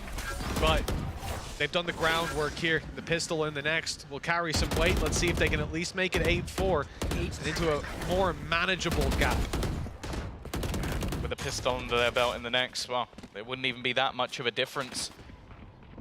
But a 9-3 and a pistol loss, we could be looking at a done deal already. Fnatic this time just opting to play full retake. I don't mind it. These brawls haven't really been going their way. The thing is, though, a Hunter's Fury for Trex could be used late or could be used to disrupt. And this post plant is one that, well, hasn't really been allowed so far. Always awkward to try and face off against this, and not having the utility is going to make it that a little bit harder. Boaster, though, has kicked things off well. In fact, the aggression of Kicks is now punished. It's going to have to be that late flank, but were the steps heard? I don't think they have been. Doesn't seem like they're aware, but they will in just a second and already being revealed. It's not going to happen. That Hunter's Fury needs to be unbelievable, and while now he's stuck in the mud, being pressured from all corners, there is no chance left for Trex to win this round. Just a few exit frags, as it will end 9-3 in favor of Fnatic. Well, the pistol at 8-4 could have been Vitality getting hot on their heels, making that close game, but instead... 40 minutes? Is that it? 40 minutes should get you at least one torque. We'll see what we can do after the game. But yeah, at 9-3, that pistol loss, if Vitality do lose it, yeah, I agree with you, Tom. That's end of the game. That's home stretch for Fnatic. I don't even know. Well, it makes me feel a little better. What is that the question he's asking? Oh, God. Well, 9-3, I don't think it's going to matter too much whether Fnatic will thrive on the defense or attack. I think they've got enough in the tank to take this across. They've just signed Anders. He'll be able to give you like a 12-hour manifesto. Yeah, how long you got? Yeah, he'll let you know, Bo, so don't worry. He's writing it down after the game. 17 A4 pages for you after this well, one. Actually, that's the point. They've got a day or two off, don't they, if they make it through? So they might make it through the document by the end. Yeah, it would be maybe one more day. Maybe one more day. I wonder how many pages Anders has on Deadlock. Hopefully 0. Either way, push up. Good start from Trex. Gonna find the opener and double down with a shock dart. He's coming to try and steal some of those shock dart records away. Safe as well. Wow, this is already looking great. The second pistol, well, they've done it already. Unless Chronicle has a crazy clutch. Pull this one back. No, he doesn't. He doesn't. First kill goes his way. Now, I've seen Vitality win a 1v5. I don't think I've ever seen them lose one. First time for everything, Tom. Maybe with the spike in the open, though, it's going to be too much to ask. He's doing well to isolate some of these fights. Shock dart primed and ready. Crossed over, spike recovered, okay, and dodges the flash, but second player there to close it out. It's safe to put 4 on the board for Vitality. A 5-round gap. Well, if they can win this round, it's going to get that a little bit more manageable, but that could be a big if based on what we saw in the last half. I'd hope not. If that happens twice, yeah, I think that... Harash. Nice. Wow. Guys, we're so back. We're so back. Gorilla's going to be a little bit unhappy, I think, if they lose both second rounds after winning the pistols. Probably be a little bit more difficult as well. Not going to be anything really invested once again. It'd have to be some serious mistakes as there were the last time out. Already, it seems a bit more spread for Fnatic. Maybe just trying to catch someone getting aggressive for now, though. Maybe hoping to realize some early tendencies, but other than that, just trying to play with the rotations a bit. Camera taken out. Yeah, remove some of the utility on B, cause some problems. Drawn out on mid, sees nothing for Vitality. They've got the info to work with. That's clear. Some contact in B main, and you could, for some teams, see a shift towards the other side, but I see a ping here. I see Vitality staying in position on the A site. They certainly expect there to be a hit coming their way, but Fnatic, well, they're going to route this around in another direction. It's not a team on this attack side that I've seen many times commit to the first port of call. They like to change it up. They like to take it back in the other direction, although it's being spotted and Hero's now down. Good look pushing through this setup. Actually, as well, they removed a shock dart earlier. Removed a trip earlier with the shock dart. It's just been replaced with the second one used by Runner. Why not? They're going to walk into it. Trex is spamming shock darts. There's barely any time. I'm not expecting anything at this stage from the side of Fnatic. In fact, they know exactly where Alpha is. And maybe he'll get one. There you go. That will at least take down Safe, an extra orb for him, but ultimately not going to play that much of a part. Weaponry will be retrieved, and Vitality are going to buy right back into this one. Yes, they are. Getting a few rifles to bolster that buy. And this isn't somewhere that they can, I think, sit back and go, oh, you know what, we've got the next. 10-5, actually, it's not the end of the world, but considering they've got rifles to fight with here, a good chance for them to not let this go too far. You saw the trap, the value of it, catching Boaster off in that position. From there, every kill goes their way, relatively clean. Brother! Minimal losses. Well, 9-5, 4-round gap, manageable. Vitality have got the early rounds that they needed. He's waiting yeah, for it now. I love it. Yeah, they know that shock is going to come through each round, and they will basically become a game of cat and mouse. Another down. Oh, he took the trap back, I think. Yeah, I think he took it again. The thing is, I don't even believe they've broken it another time. It's still going to be sat there. Fnatic have desperately tried to remove this utility, but well, it's gone now. Runner's just gone walking backwards, didn't realize that they'd lost that much control into middle. I don't know if that's miscommunication or just a misplay on his part, but so focused on where his trips were placed, he ends up dying. Yeah, I mean, he was busy with the blast packs, destroying them, pulling back the traps and putting them back in place. Safe has done well to eliminate Hero, though. A Cypher for a Cypher, but now the trades go back in Fnatic's way. Plant down, time ticking. The players stuck up close. They've already managed to delete Chronicle. Will they expect Boaster to be here, though? The smoke maybe could give it away, and he's down to 41 HP. But, oh, yeah, they definitely expect them to be here. The weapon switch, though, a little brazen for Sender. And with Boaster alive, post-plant's so much stronger. They can have a grab well to stop him from actually defusing. I believe a nade was thrown through. They know that defuse isn't underway. Flash used, just causing problems. And now, with the grab well, they've already won the round. Time is too far gone, too many players to delete, and they won't even land a shot on them. Trex manages to save this. He's on his way to the spawn, and they've left him. Okay, so they'll all get... Oh, he almost stopped him at the end, but no. It is going to be the round eventually, though, going the way of Fnatic, and it is that mistake. I feel like just that early kill, Boaster making a big play as well through the smoke, just having his grab well for the end just makes things so much cleaner. If he loses that fight, who knows which way that fight goes in the end. Luckily for Vitality, again, that was only a bonus. Even though it had a lot behind it, they're still going to be buying straight back into this one. But they need to respond immediately. They don't really have any wiggle room left in this one. And Fnatic are only 3 rounds away now from booking themselves another grand final. We know how much experience and depth this roster has had, but I think what's most impressive right now is bringing in this map of Sunset, a map that they literally were not playing until Abyss was added in. Since then, they've looked fantastic on it. A good start, though. Durka already gone, and while it seems like Alpha just wants to take this into his own hands with the support of Boaster. Well, we know Boaster's Astra can be a little nasty. A nice flank as he sneaks up behind him, but Runner down. Now the numbers thinned out massively for Vitality. They have to be worried about the flank. Boaster had made his way up through the market, but now they actually relocate that spike, moving it to A on the back of Hero because he's got them boxed in.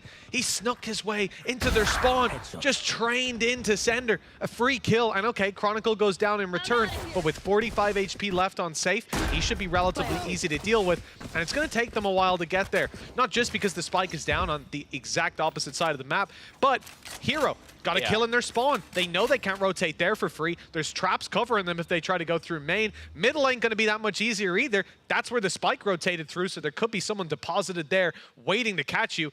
And then we talk about post-plant. Well, Boaster's alive. You've got Alpha as well, the stun that's going to go straight down onto you when you try to tap that spike. The grab well afterwards, you're probably getting peeked after the stun. They know there's no way to take this. And in a 2v3, it's not worth risking the weapons this late in the game. Fnatic have secured 11 rounds. 2 more to take it across the line, and Vitality's economy is in shaky territory. They're going to have to be very careful to close out this game, and correct me if I'm wrong, but on this map, they've already used both their pauses. Yeah, with the streak of rounds, it's not really any surprise that Vitality had to try and use it. This is now a few times that we've not only seen Trex caught in his drone, but also just Runner being caught out. Like, they've been having a bit of a rough time, and I think this is something I've noticed with other teams that it didn't necessarily go as well, but Runner obviously a newer player to the Sentinel role, especially on that Cypher. He has had some rougher games, and it looks like Fnatic are more than happy in most of these rounds to challenge his setup, and it has not been holding up. Not much has for Vitality, though. They've had a couple of really big rounds. Even their pistol to start was kicks with a 4K. Individuals stepping it up, but the game plan seems like Fnatic are a little too far ahead for a team that didn't play this map much or at all before. This is quite an adjustment. They've come in with their homework done. It's Vitality that are struggling. 5 rounds on the board. This rifle round could put them back into it, but again, Fnatic will be able to buy. So it's not just about edging out the victory in a 1v1. We need to see a consistently repeatable game plan for Vitality. Safe's aggressive on mid, They've got 2 players holding from further back. It's a good opportunity for Fnatic. They seem trained in on the other side, and this is where the pressure now applies onto Sender. Or at least, for now, it does. The rotations come in, but that could be all part of the plan. They're ready for this mid play, at least for now. Oh, they've looked away. They've looked away. That could be absolutely everything. It's only going to be the one for now, but that might just be enough. They've still got the paranoia. They're going to lock them into a box, and while for Fnatic, even getting out of here is not going to be easy. The thing is, though, there's a couple of players slowly making their way in towards this B site. It seems like the only goal for Runner is to try and catch someone on the cross. He's got to be careful, though. As said, it's been him getting caught in a lot of these rounds. He goes through, and he's only going to get the one. Safe also desperately low on HP, but now there's 20 seconds. Fnatic have got to move towards this site if they're going to try and win this one. Aftershock in, I'm more so looking at Durka and what his move is going to be, because with 10 seconds now, the spike still hasn't made it, but Hero combines with him. A nice double for Trex, but that still might allow the plant to come in. That's at least something, and it seems like Alpha wants to try and take this. Rolling Thunder has caught both players. The swing isn't quite enough, though. He was low on HP. Vitality will get through this round. Just about, but managing to burn up some ultimates as well. Some early fights going their way. Big crunch in on B. This is a better face. 11-6. I'm not sure that it's repeatable, but oh, they've at least managed to weather the storm one round more.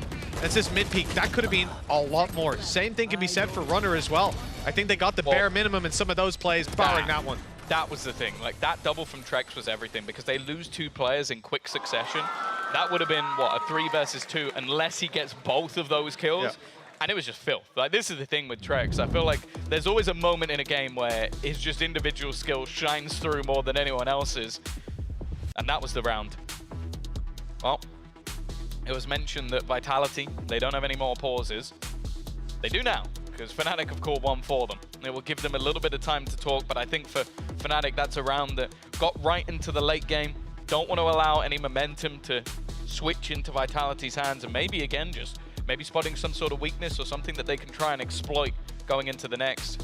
Ult-wise, they're definitely behind, although Showstopper very nearly online for Durka, and we all know how impactful that can be. Well, unless Kix is waiting with a well-placed knife on the other side. This timeout, there's a lot to discuss, mainly for the side of Vitality. It's going to be their last chance to touch base with their coaches, and for Fnatic, well, even if you leave them out to figure it out on their own, they have enough rounds to get it across the line. Defensive side, you also got to think about cycling those ults. Safe, well, maybe not so much. Depends on the round, but you really hate the overdrive, don't you? It's trash. Like, if you're vulnerable or something, sure, it's going to do some damage, but or if you're low already, sure. But yeah, by and large, not a fan. Compare that to a Blade Storm or something, like then we're talking. But you can make up for that in other ways. The sliding accuracy with a rifle is enough for me nowadays. They've heard the pop flash. The early aggression hasn't spotted anything on B, but Hero's still holding that ground. It does seem like now Fnatic's goal might be to try and force Sender back, remove some of that information, and while you can see the double up or even triple up on middle for the side of Vitality, it was massively successful for them in the last round. There was no need for that, Jack. I was thinking, yeah, that recon was sent to Kingdom Come, but it's a narrow frame on those windows. It's easy to miss. We've all done it. It's not VCT. Well, Showstopper has been acquired. That will be the main focal point of this one, and with a Hunter's Fury, who knows the combination that can be there. Bear in mind, Fnatic are just 2 rounds away from another grand final in the books.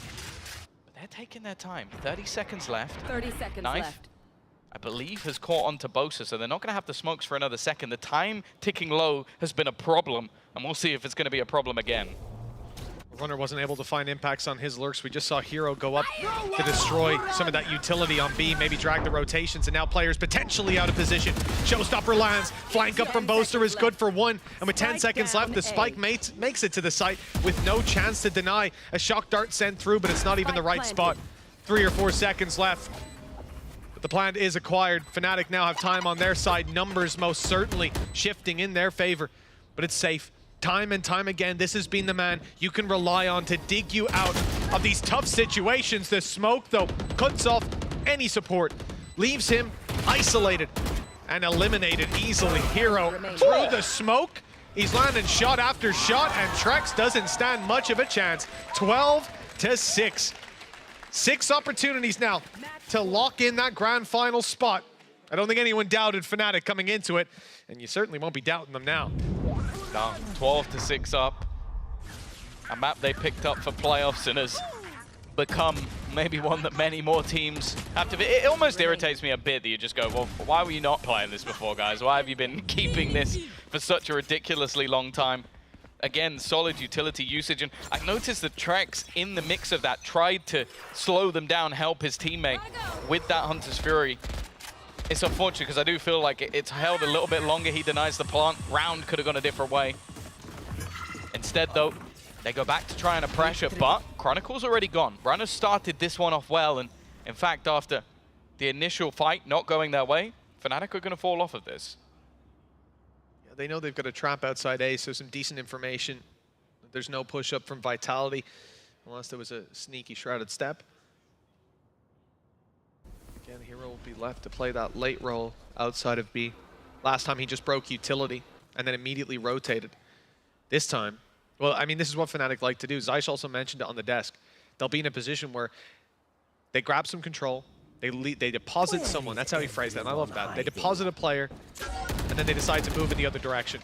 It looks like they've done that here again, doubling back into the spot where they deposited Hero early on, looking to crunch into market. The utilities kept them back, though, and might have them second-guessing it. Cross from Boaster towards top mid. There's a smoke on right side. He's cleared the left, and now looking to take that space. Kill on market might mean they're focused elsewhere. And Boaster, well, if that flash goes through, it could have been huge, but he's actually rounded the corner just in time. They've seen him, at least, but looking to challenge is a different story. Boaster landing the first with the weaker weapon. Sender manages the trade, but now he'll have to manage so much more.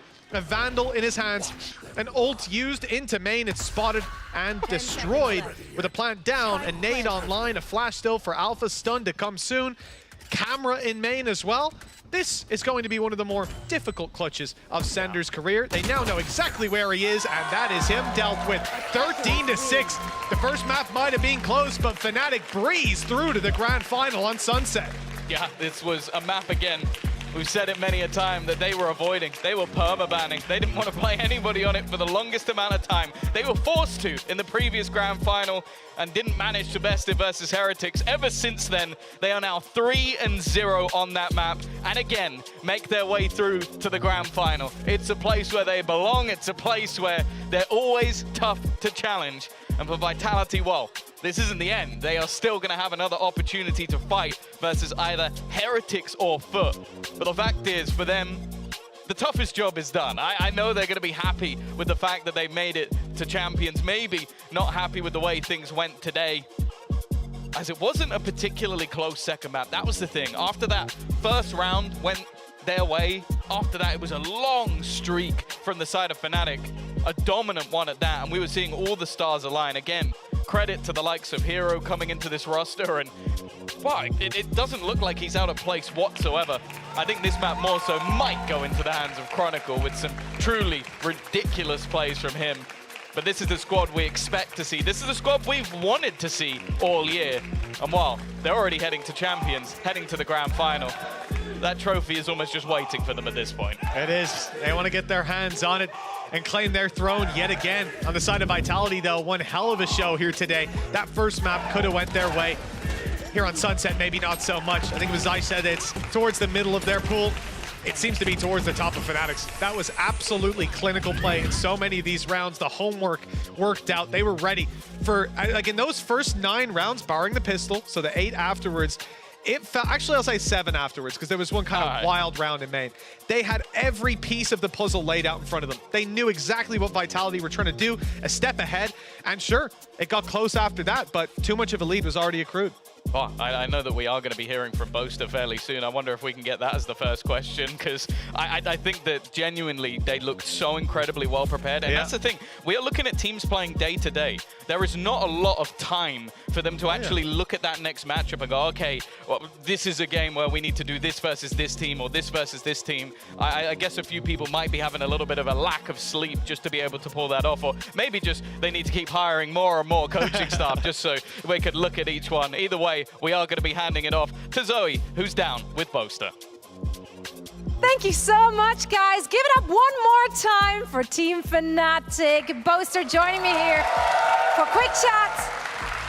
Once again in a stage playoffs. At this point, it's just business as usual, is it, Boaster? Yeah, just the usual, isn't it? You know, no, I'm joking. It's a lot. It's a hard work, but you know, I think we're really clicking together right now, and just we changed the way we behave after Shanghai and stuff, and yeah, it's just been working in practice, and then when we get onto stage, it seems to be working too, and it's just about keeping that positivity and going. I mean, let's talk about changes, because quite frankly, you know, new map with the sunset in the mix, a new fresh comp with that Astra. Up on you, looking good as well. What is going on? New playoffs, new me? I think I'm just, for myself, I'm becoming a bit more comfortable mentally. I got myself a psychologist/therapist, and since then it's kind of been uphill. And it's just, I'm just enjoying it and not putting too much stress onto anything. And if I did feel a bit stressed, I have little techniques I can use to kind of not feel as stressed. So, and then, yeah, just with the boys, they're all playing well. It seems to be that when I'm in a good mood, or my mood kind of sets their mood and stuff. So I'm very aware of that. So I'm just trying to stay good. Stay good. I mean, honestly though, this is a great PSA, because mental health is so very important, especially in high pressure situations. You and your team, you're a playoffs team, right? Like, you do not falter under the pressure. We saw that on map number 1 on Lotus. You're coming back from a deficit. You're that comeback team. How do you keep that mental fortitude? Who is the player in the team who's, you know, keeping everyone up? I think it's like when you've had as many comebacks as we have now, it's almost like just normal. So it doesn't matter if we're 0-6, 0-9, we're just going to be communicating the basics, and then we just kind of go from there. So obviously at the start, Vitality had us squeaky bum time, 5-0 down, and I'm thinking, oh, we're a bit slow today. But yeah, we just changed the way we played a little bit, made a little adaptation that we don't normally have in our strat book, and then we managed to cop like 2 rounds. And then after that, we started obviously piping up a little bit, talking a bit more. And then after that, that's when we really get the ball flowing. Do you feel like you have enough aces in your sleeve still for the international competition? Because showing new looks here looks experimental, obviously an element of surprise to it. Is there more in the playbook which you can, you know, catch other teams off guard with? Well, I mean, that's why it's really helpful to play these games, because these are all going to be my VOD review games for when we get to those international events. But for me, it's just like, honestly, I won't lie, I woke up today, I played Dark and Darker with Althea or by myself, and then like, we're like, oh, we have to prep. So then we watched some notes back, and I was just like, honestly, I just want a 2-0 so I can come back and play a bit more Darker with Althea. So, and Elma sometimes joins us around Hero. So it's just, I think it's really important having a game that the boys can play after scrims, or that isn't solely Valorant, whilst also maintaining that kind of quota of X amount of games on Valorant. You just want to also bring the fun into the team and stuff. So yeah, like I said, our mood is really good, and I feel like it's like we're ramping up for Korea, which is really nice to see. And I have no pressure. Even if we lose, I don't care really. But if we win, that's really good. So that's what we're going for, just improving and just chilling. Just improving, just chilling. It's that easy, Boaster. Thank you so much for joining me. We're going to see you in the squad again in the grand final. We're not done here today, of course. We still have one more match to go, and that one is going to be an elimination match. Team Heretics taking on Foot. Stay tuned.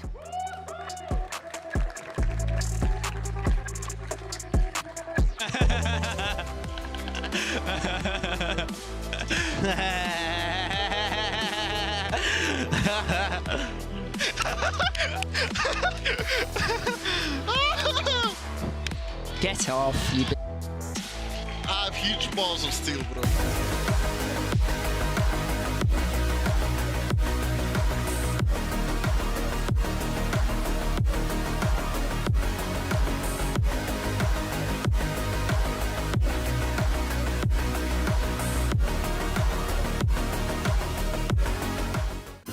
know a place that will break you into 1,000 pieces? Stay away from them. Stay away from Lorca, Paco, and Picasso. Don't ask about Lola. Ay, Caballo Grande. Ay, Dolor de Nieve. But in spite of everything, it occurs to you to visit Andalusia. Don't say I didn't warn you. Be careful of the Andalusian crush.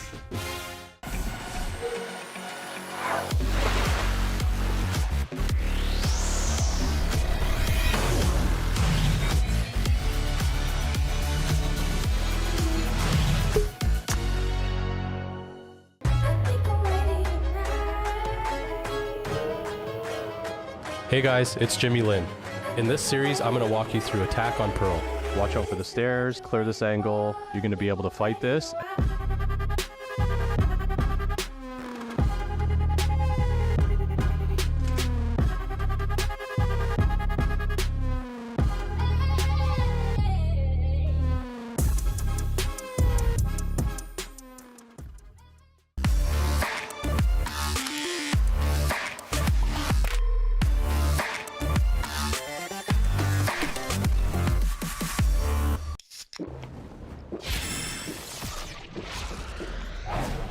Red Bull gives you wings.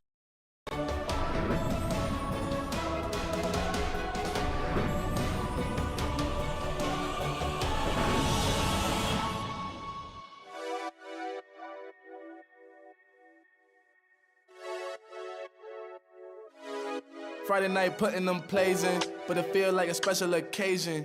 So let's go out, go blazing, hit the dance floor, let go frustrations.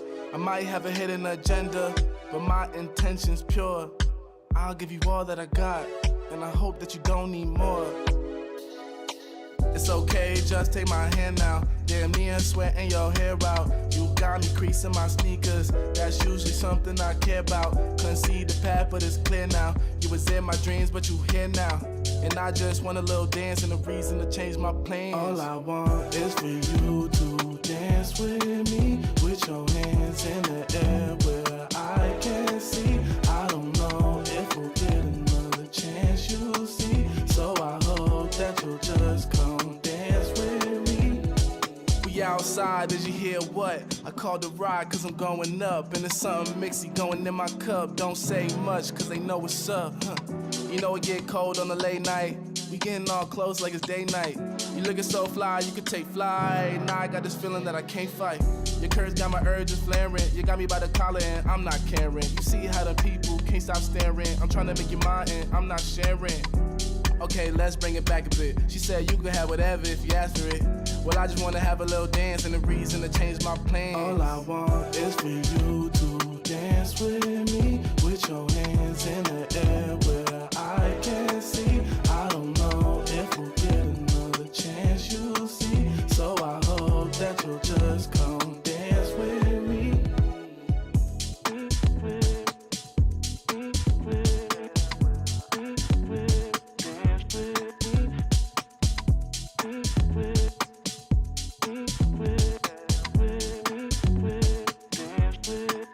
All I want is for you to dance with me, with your hands in the air where I can see. I don't know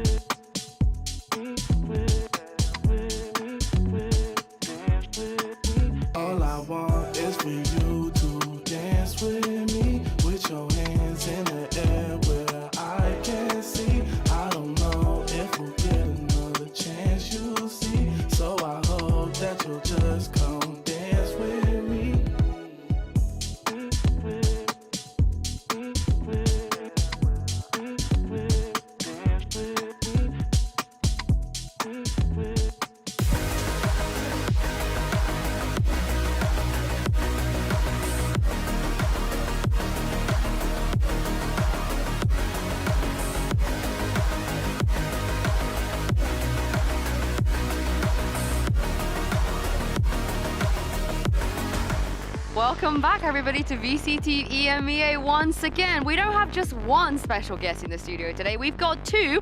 Welcome Uli, this might be the friendliest Spain versus France matchup I've ever seen. I love Siege. I cannot be against him. There we go. Okay, he's always nice with me. He's always nice with me. We always been nice. We made up Spain and France, we're friends now. Yeah, for one time. Yeah. Once. Just Only one today, time. we're friends, just today. But let's talk about that match. I just saw in the back what that was. Did you guys expect Fnatic to make a final? Yeah. Did you? I mean, as I said before the match, Vitality had the momentum, but when you face a team against Fnatic and you fall into their game, it's really hard to keep it because you can be confident as you want. Their strat book, as we said, like doesn't change a lot, and if they make you play their game and you don't play your own, it's like it's done for you. You just go into their trap. And as you were talking about, like I think picking Sunset against Fnatic, even though we did it, like I think they want this, like they want to make you fall into like Sunset, and so they don't have to think about prep or anything. They just play their game and that's it. Yeah, they're having a good time. And did you expect them to I make really the final? get surprised, to be honest, because last time I got to interview Boster was telling to us that they have to take a decision, even into compete or maybe try to rest and get prepared to compete on champions. And I thought that maybe they will come in chilling, that the teams are going to try hard much more, but even chilling, they're destroying every single one. But I think he said it during the interview. For me, it's the best way to compete. Like right now, they are basically like, they don't care about winning or losing, and they're trying stuff for champs. Like, and I would be in the same mindset as them if I was in their place. Like, just trying things, try to like look if our stuff would work or not, and then if we work on it and like make it improve for champs, we do it. But right now, you can feel it. They're having fun. They don't care. They just like look for their own stuff. They're chilling. This is what makes it scary because our next matchup, of course, Team Heretics versus Foot. One of them is going to have to eventually maybe go up against Fnatic, and they have to do it through elimination. So we know that Heretics is a team that we all love. You know, everybody loves them. I think everybody loves the vibes, the players. And I thought we'd play a fun game. Oh, what are you doing there, Uli? No way. How did you get up there? I thought we'd play a fun game and see what you guys think about the Heretics player. So each in your I cannot hands. think about Heretic players. I mean, I'm not thinking about the Heretics at all with this, but each of you have a Heretics player, all of the Heretics player in your hands, and I'm gonna give you a statement. I'm gonna give you 5 statements in total, and I want you to assign a player to the statement. And once you pick a player for the first statement, you cannot pick him again. It's a one and done. Okay. I cannot pick one for everyone. You cannot pick them mini boo for every single one. You can only pick them once. So let's start with the first question. Who would you choose to be with you in a 2v5 clutch situation? 2v5 situation. So you plus another player. So Okay, I got I'll start with you. I'll start with you then, Uli. You got it. Who are you choosing? Rians, why? I mean, he's a smart player. I know that he's going to be playing probably Soba as a main omen. He could be just dropping the arrow. I will play the smoke and make the big play. And whenever I die, he will refrag me because he never betrays you. Rians is a wise choice. The synergy. I like what you're thinking here. Zeish, who are you choosing here? I would just choose Wood, I think. Oh, already? You're putting Voot out there already? Okay. Well, I will say why.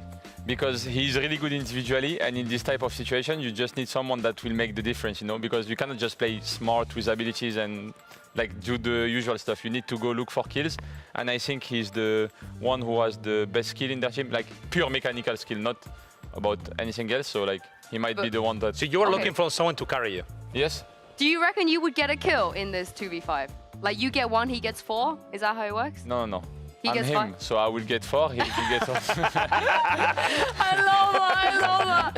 Okay, let's move on to the second statement, which is, who would you want to go on a day out? You know, maybe a theme park, maybe to the pub, easy. maybe a picnic, cinema, whatever.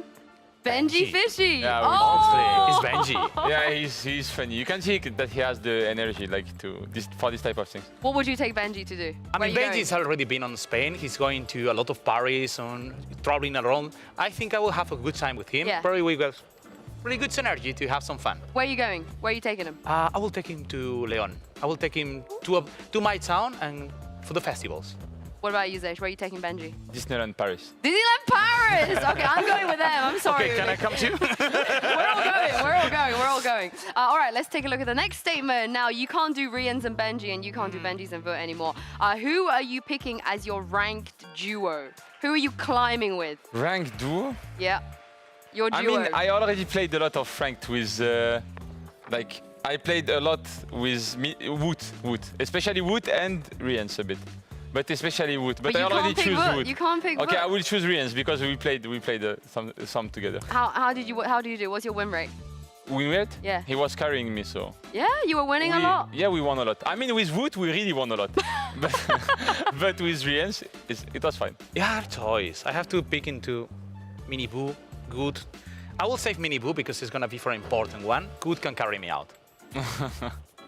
I mean, as a second choice, I think that's a pretty good one, right? Good is gonna carry me hard. What are you playing? I mean, I want to know like the rank duo synergy. Are you going with the Omen again? I will feel. I will play whatever he needs. If he is going Jet, I will go Breach. Pocket Sage? Pocket Sage? Pocket Sage if it's needed. I will wall for him. I will boost him so he can just make the kills, make the plays, and boost me out. No, but he can see that he has the wrong mentality, you know? Like, if I had to play with them, and when I play with them, I'm him in my head, you know? I have a Smurf. His name is I'm him. Hashtag 13yo, so I can think that I'm a youngster in my head, you know, when I play. Oh my god! So what were you playing when you were duoing with I him? mean, when I play, I mainly play Sentinel. And sometimes like Sova or Fade, Gecko. I like this. I hate smokes. I hate playing smokes. Do they feel for you then? You're like, but I need you to play this for me. I mean, most of the time when I played with Wood, he was like just insta-locking duels in ranked, like Jet or Raze, and I was playing my things. Like most of the time, I just feel like Sentinel but I hate smokes. I can feel everything, but not smokes. Oh, okay. I can feel everything. Yeah, I was gonna say you could do everything. You could do everything. All right, we got 2 more questions left. You got 2 more choices left in your hands. Pick somebody to go on vacation with. Oh. Not a day out, like a week. Share a room. You're sharing a room, maybe bunk beds, vacation. I have to pick him. I will choose like Boo. Yeah. Because he won't speak, I think. He will. No, I'm not kidding. Like right now, what I need is like to go on holidays and just chill. You don't want Benji there, like, oh, let's do this, let's do that. So Yeah, okay. I will choose Boo because I think he will like be chill, you know, and calm.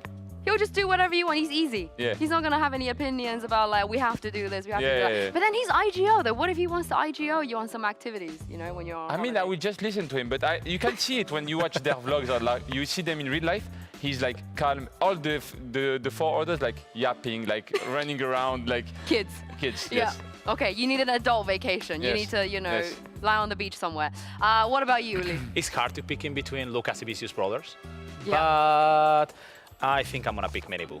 I'm gonna go on vacation with Mini Boo. It's gonna be fun. We're gonna have some fun time. Hit the clubs? Yeah, probably. I mean, Mini Boo wants to go clubs. We could try. Don't bring him into this. Okay, but where are you going on vacation? Where's your destination? Because you can't go to Disneyland Paris anymore. That's 1 day with Benji. But it's easy. I just go to Egypt, my country. Oh, bring Boo to Egypt? Very nice. Yeah. I reckon the fans there would absolutely love that. Yeah, I mean, they would love like that. there is a big community on VALORANT in Egypt. It's just like it's not really known, but and also like if you go to vacation in Egypt, there's so much things to do, like pyramids, go to the Red Sea. Good weather. Good weather. Nice weather. I mean, in summer it's like really hot, but. Where are you going? I think I will bring him to Japan. Oh. Japan is always cool. It's his choice. Okay, I'll go Disneyland and then I'll come Japan with you. And No Minnie. way, you're not coming to Egypt. Oh yeah, but they're going to We Japan. can go after Japan. It's Japan. But you already did Japan. That's true. I've never been to Egypt. Okay, I will go to Egypt. Last question. Pick somebody, you don't have a choice, to give you a haircut. No way. You don't have a choice. But it's my last. You did such a good brothers. thing, Uli. But he will kill. I mean, I don't have a lot of hair less. Like. You have a lot of hair.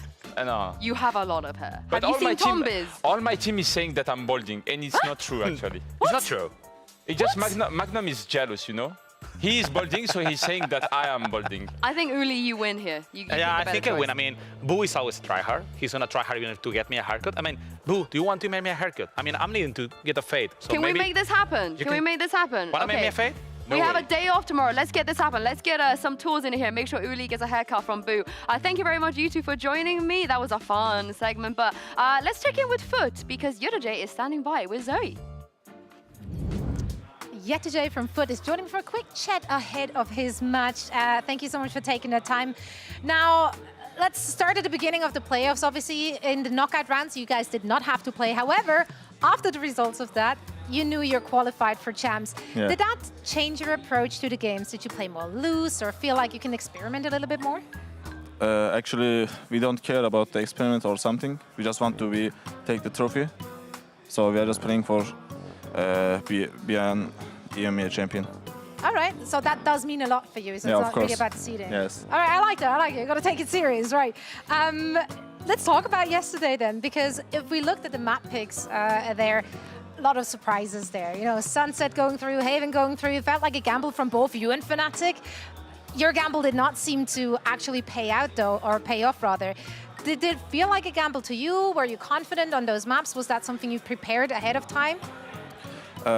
For Sunset, we know we are a good Sunset team. Yeah. So we just think we can win the map 1 easy. For the second map, we just practice a lot of for Heaven.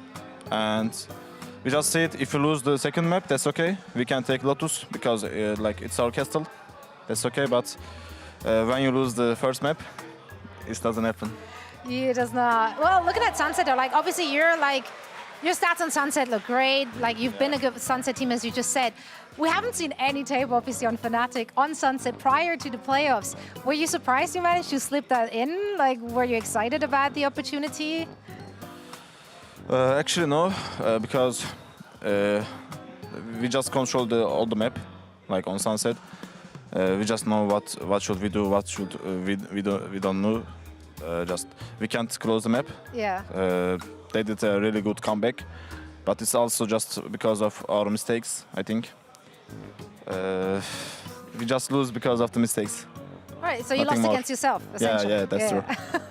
Now, looking ahead to your next match, Team Heretics, again in an elimination match. Of course.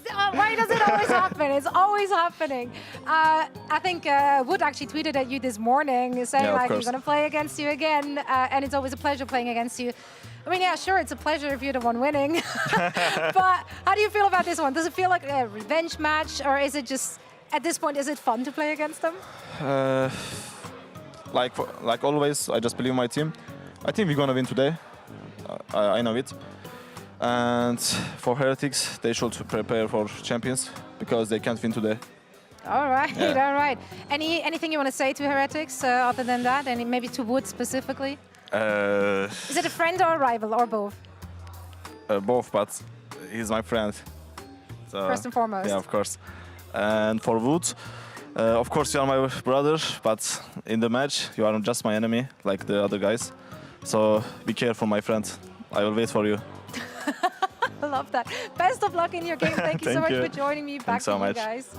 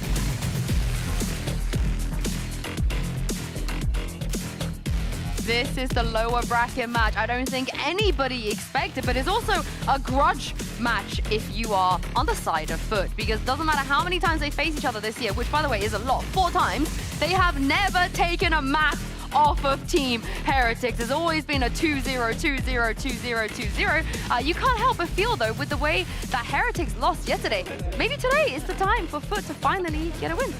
I mean, it can happen. It's just Heretics right now. Oh my god, Abyss! I mean, both teams are really good. Like for me, if you check the whole season, like they are the most consistent team, like with Fnatic also.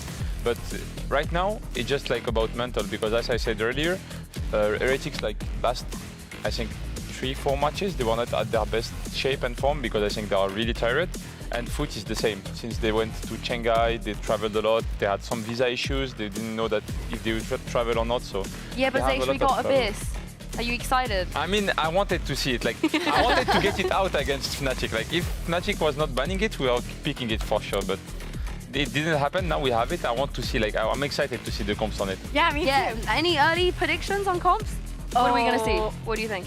You know, Zaysh, because you scrimmed for it, right? So I will let you not answer this. Surely just yet. CNET is just back on the Jet, right? I want Charles. I want some shenanigans on Charles. I don't. We need him to. Been having shenanigans lately, though. I mean, I think Chamber is another option though, for those long sight lines, especially towards mid. Yeah. Yes. Whatever he picks, I think he has an opportunity to Charles Neddington all over them. But on the side of Heretics, maybe something funky as well. What do we think? Do you know what they're going to run, Heretics? Okay, what do you think they should run? Heretics, I think they should run double duelist. Yeah? Yeah. They need to confidence back because they lost a bit this confidence. I think Which two duelists? I would say Yoru and Neon. I think it's really good on the map because it's such a big map that you can have really fast rotations. So. Well, yeah, let's find out because we're going to see the agent select here for the first Abyss in EMEA. We are going to get a deadlock on Mr. Farland. Charles will be playing the Jet, and we won't have a double duelist, but we'll have another Astra on Boo. Okay, this is pretty interesting. I like the idea with the Astra as well, especially when you're looking to scale up towards mid. I think recalling those stars, the smokes, give that opportunity to kind of just sneak up into some of those positions. But when we're talking about this deadlock, I have a lot of questions about how this is going to kind of work out. I feel like there realistically aren't that many spots where her wall is really all that strong other than towards the main. Is this a foot comp that you were expecting? No. It's a different foot comp to what you cracked against. What do you think of this one? I mean, it's the same comp as they were playing on Lotus, if you remember. Like, now they have Gecko, they have one initiator, but it's like just aim comp, you know? Like, on defense, you can defend really well with Deadlock and Cypher, but on attack, like, you don't have a lot of keys, like, to really play with on attack. So, right now, it's the type of game where, like, you can see Foot and they're just gonna play their own game. Just pick everyone one by one when they can, just take their aim duels, take their space. Like, K2J is really good, like, on this. Like, if you watch their Lotus when they had no initiator, he was, like, just taking so much space alone, making a lot of pressure, so. And very quickly, Zaysha, you did a great job tossing to Mitch and Tom earlier. It's a Pansy and Steel waiting for you on the other side. Go for it. Okay, so back to you now, guys. Good cast of the game, good, like, make us, like, love this game, and I'll give you the microphone to Pansy and Steel. Lovely. That was really good. Wait, what the hell? I think he's after our jobs a little bit here. But, Abyss, Josh, I hope you're prepared. Didn't expect to see this one coming out, but first map. First map. How you feeling about this? Talk to me. Here's what have you cooked up? This is what I cooked up for this. Okay. Heretics lost like the last 3 best-of-5 things that they've ever had to play in, right? That's true. They need to get comfortable with winning. Yep. They need to be comfortable with getting deep in the tournaments. Yep. And they should be doing everything they can right here to get to that next level, to get to the finals, to get to the BO5, because they need to practice winning. Okay. So it's got to be a good game, right? Right. Well, let's find out here. Composition-wise, a question mark for sure, but Heretics on the attack and Foot on the defense, I guess, in a very early skirmish. Okay. Boo just backhanding too. I don't know where Foot were off to. Well, they at least got Boo down, but still. Lull in the round has Heretics grouping up 4 versus 3. Looking to go over to that B site. And when I look at this double Sentinel, I've seen someone post a video about this stuff, about how this is the wave, the new wave, the future, the double Sentinel. Okay. And I want to see how this plays out on this map, because obviously there's a lot of corridors, a lot of angles that you have to block off. It's a big old map as well. It's a big old map, and I don't think these guys know how to let go of shift right now, so here we go. Oh, that was nice. Good catch. Quick little crunch. Catches at a captain, so that's going to be the site secured and the plant in place. And you don't really have to hold it from the site itself. You can sit pretty passive on this. Looks like that's exactly what they're doing. And Team Heretics, great at the style. Sunset's their best map, and you basically have the same approach there. Yeah, they watched the same one YouTube video I did. Fantastic. We're in agreement. But Mr. Fallen and Yeta J, is really hard to break that back line, especially from this sort of position. Let's see if they can do any sort of damage, though. Jens just waiting to see if anyone dares to make the cross. Obviously, Yeda J now going to push forward. Does isolate a fight. Nice shot from Wu in response. And they have so many bodies here. It's going to be very hard for Yeda J to try and clear any of this. Complementary angles, not letting it get too far. Heretic's going to pick up the first. Those first 2 opening kills from Boo were kind of redonk because he slipped through the gap here, turns around. He should be dead to rights, completely just handled, but he gets 2 out of that situation, and that gives Team Heretics the ability to get into this. Foot, they're the ones that picked this map. I don't know if they have something kind of like up their sleeves or if they're just going for these tournament reps. Let's play an actual official game instead of just a practice game on this map and get it, you know, a rep under our belts, show that we're okay to play it. Yeah, and I think that's kind of what this feels like at the moment because of the situation of security, at least when it comes to champs qualification for both of these sides. See ya. Bye, Yeda J. It is going to be just getting those reps in, showing some comfort here, so when it gets to those vetoes in Seoul, that they have a little bit more backing to them. But that's Captain. Nice try. Going to get what he wants there. Going to be kept in check. And patience being displayed by Heretics. Wait and see if Foot does try and find any more information. They're going to go for it. They're going to lose their life. Keeping 5 standing so far for Heretics. Casual anti-eco round here. Team Heretics looking to keep all these players alive. No damage taken to their shields yet. And Foot looking to peel away from A, going to take that gamble sack on the wrong site. Team Heretics going to get in for free, most likely get that spike planted. Yeah. And have a healthy lead into that bonus. Yeah, I don't think they're going to see much in the way of threat here. Again, completely other side of the map, and it is a long rotate. So away they go, and it is just classics, no sheriffs, no ghosts, no nothing. So if they could do some damage, cool. But again, that plant being in play, you've already got the post plant coming out with something like Astra. You already have Breach there. There's a lot of difficulty with trying to take any of that space back in a meaningful way. So as it stands. What are the feelings someone's going to fall off the map on this round? I just... this round? Yeah, imagine it's seen out of all people as well as Jet. That's just like, how does that even happen? But Woot going in, he's one off his ultimate. He wants to get it, whether it's a kill or a death. And it's a kill that gets it. Oh, you thought he could have had another there as well. Crack's going to take down Woot. And as long as they keep 3 standing, they'll be happy enough, Cracks. Let's give it up to the spike. So, for all intents and purposes, Heretics will be happy. They keep the 3 rifles up, the Guardian there as well, of course, into that mix. So they've done what they needed. First buy round coming out. This is the big one for Foot, though. We need to see them make a bit of an impact now. This is one of the situations where pulling out a double Sentinel, the Cypher, and the Deadlock is going to be interesting here because Team Heretics is a team that they can be really quick and they have that breach to do it, but they could also take the map control in really small sections and then contact around, just do these slow walking maneuvers, and that's going to be a really good way to avoid all the traps from the Deadlock. We might see a very long, drawn-out game here from both teams. The way that they're playing so far has been very slow openings, very slow endings. I think you might be absolutely correct in that. But fortunately, both come from Counter-Strike, so these actually play out a little bit closer to the normal pacing of our rounds. So yeah, it will be kind of slow and steady. This map needs a lot of kind of attention as you clear through. It can be approached in this manner, and it works pretty well up against Mr. Fallen, at the very least, giving them options later into the round. So let's see what Heretics do now.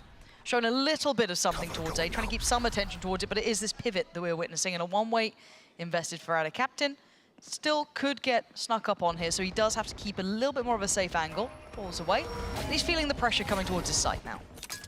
Backing away, Spidey senses tingling, but does he get away? Again! It's not the first time, and it may not be the last. Nice little set piece to clear the site very comfortably. Heretics showing some real diligence here, so the plant should be on the way. I think denied on the first attempt there, yep. Anyone else to try and maybe do a bit of damage? I feel like that spike now in the safer position won't be hindered. So we're looking at any sort of play back through. Miniboo already going to hinder those first couple of steps tried to be taken. Dizzy sent up. They're going to try and go off the back of this one, but Woot's ult going to come in, catch 2 of them, but they try and swing. It's Cracks to save them. Somehow doesn't actually get caught in that. And now down to a 3v3 in the post plant. Keep your eyes on the positioning. Keep in mind, you have Rienz and you have Boo. Astra and Breach here. Woot has to be the gun out sort of guy at this point. Keep contact, but he goes down. Crack step by step, clearing through the site. Now we're looking at the utility. Now we're looking at what they've got for this plant position. What do they have to pressure this? Smart.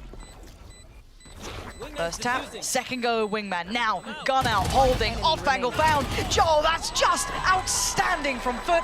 Defuse is fine. Very well played on the retake. I don't know if it would have made that big of a difference, but if Boo actually waited a little bit longer on his gravity well off that first spike tap, just count in your head, 2 seconds at least, maybe even 3 before you do the gravity well. That first tap was brilliant. You pull out that gravity well, then you get the wingman on the spike, and there was 2.9 seconds remaining on the clock at the end there. Could have been enough. Could have been the difference maker there, but still a valiant effort from Team Heretics. They did invest that Thrash, did not get the round, but did a decent amount of damage there. CNED on that Outlaw now, and only a couple players with light shields for Team Heretics. The approach now. So it looks like a far more clear-cut affair towards that B site, but you can see the adjustment of utility. Mr. Fallen traditionally had been applying that towards middle, trying to kind of, I guess, solidify that hold there. But this adjustment could cause issues for Heretics. Divide gonna go through, flashes there, and they should be able to get a plant for this. I don't know if there's anything that's here to deny it. Deadlock trap just to stun them, but that's about it. Spike's planted. They should be happy. They should be able to get into a deeper post plant now. Able to kind of divide this map into a far more manageable piece, but still, this could be big from Cracks, but they need value from it. It can't just be to clear sight. Maybe on the first try, but still tries to send it. May have caught Mini-Boo there. Yeah, absolutely. Out of captain. You want to go for this? He needs some help if he wants to. He's trying to hold at least the angle, force them to swing, force them into a pressured position. He's going to jump across. He has to at some point, but the timing's everything. And now the tap on the spike, no one's fully responding. He's going to back away from this. They still need to try and clear this back line. Oh, and the spam, they've already got it worked out. Boo's there to deny. Heretics look in control. When you go that hard in nerding out, finding all the little tricks, the plant strat with the Cosmic Divide, the spam lineups, the good dart scans, and I don't even know where that came from. But, you know, it happened somehow, so. And there it is, look at this. I mean, when we were talking about kind of, you know, peacocking a veto. We ran into Benji's trip. Wait, that was what actually, yeah, that's what it was. Else. There's nothing else to reveal. I'm like, where's the, there's no Sova, like, what happened there? But yeah. That makes a little more sense. Pretty unfortunate. We are going to see a broken purchase here. It's going to be down to Sheriffs. And a mid-walk, actually, so I'll pause my Very aggressive. Going for a brawl. CNED put his life on the line for the second player, but it's actually him who finds Benji. Big pick up there, rifle recovered, and they're here for the scrap. Mini-Boo wants this back, wants this space, wants to try and build, but he takes a load of damage. This is getting scary now. The Dizzy going to go up, but they got to work together. This could still go terribly wrong. Cracks with another. Heretics starting to rein this back in, but it's a 3v3. Mini-Boo still down low, and Foot doing serious work here. Alive, spike recovered, a minute still on the clock. CNED with that Vandal. Low HP though, might give that to someone else. He is right next to Yedajay, and Yedajay, no stranger to doing a really good job with those big weapons. Spotted. Mini-Boo down to 5 HP as well. That's one classic shot, can take him out. Right now, both teams kind of resetting, getting into way different positions than they started out. A very big pace change at the start from Foot. They've been playing very slow. 30 seconds left. It was nice to see them kind of bring the fight towards Heretics. Again, you were on Sheriffs, you might as well try and make something happen. Yesterday when they were against Fnatic and they were doing these speed ups, it didn't make sense when they were in control of the game, but right now they don't have that control. Beautiful opening. Now they just need to be able to close it out. That spike is going to be planted. 10 seconds Players left. are so far away from Spike Foot. planted. So much time is going to go from the clock before they're able to get close. And they're also split up. Yedajay alone on that big flank. I mean, the flank could be so valuable, but it's going to take time to come in. Because you can see the post-plant positioning from Heretics is pretty tucked towards side, up towards tower. So CNED and Ada Captain working in unison, trying to clear this back through, but these angles could be so problematic. Maybe a catch on the cross or just a shoulder. Mini-Boo. He's so low on HP, 5 HP, it's gonna be cleared. That's all you needed. CNED with that classic, they switched out the weapons, but now Boo has to be drawn in. Speaking of drawn in, taken away from Elise, the tap on the spike in time is ticking here. Does not expect the flank, but still finds him. Oh, boo! Saving Heretics from a precarious round there. That could have fallen apart. That got close, but Team Heretics comes out on top. I do wonder how Mr. Fallen's going to use his deadlock barrier this round, because he's used it in middle before, and I think that's partially why Team Heretics has had some of these slow openings that they've had. But CNED, he's got his op up now, so we're going to look to him to see if he's able to take out some deep lines. Right now, Team Heretics doing a pretty 50-50 split between A site and B site, and it's hard to get a grasp on where they're going. But one thing's for sure is they're doing it together. They're always 4 or 5 men grouped up. Sam CNED is on the other side of the map, and it doesn't look slow by any means, but Heretics have shown this kind of early start before and then peeled away. This time they're committing straight on the fight. Minibu finding out a captain, quick trade for Mr. Fallen. He was the other player towards this side of the map. A quick rotation from Cracks, or as quick as it can be, but the plant's going to be in anyway. So for now, they may as well regroup, get ready for that retake together. But Mr. Fallen taking a fair amount of damage. Heretics this time staying a little bit more posted on the site, or at least one player is, which is Rienz. That's a dirty little angle. Tricky to aim up there. Oh, and the Editor catching up. him. Don't know if that was the right choice, and the hack going to be invested. You can see Heretics now trying to be proactive in this. They still know about the player up there, but where are the rest? Heretics just spinning on a dime, finding everyone trying to flood back in, and that's going to be a save for CNED. He wants to keep that operator up. All good, thank you. Yeah, He can thumbs float, up. he had an updraft, we're good. Hopefully. How are you finding the map so far? You liking it? It's funny, it's like DE rats sometimes where the average is so tiny. Yeah, that is kind of true.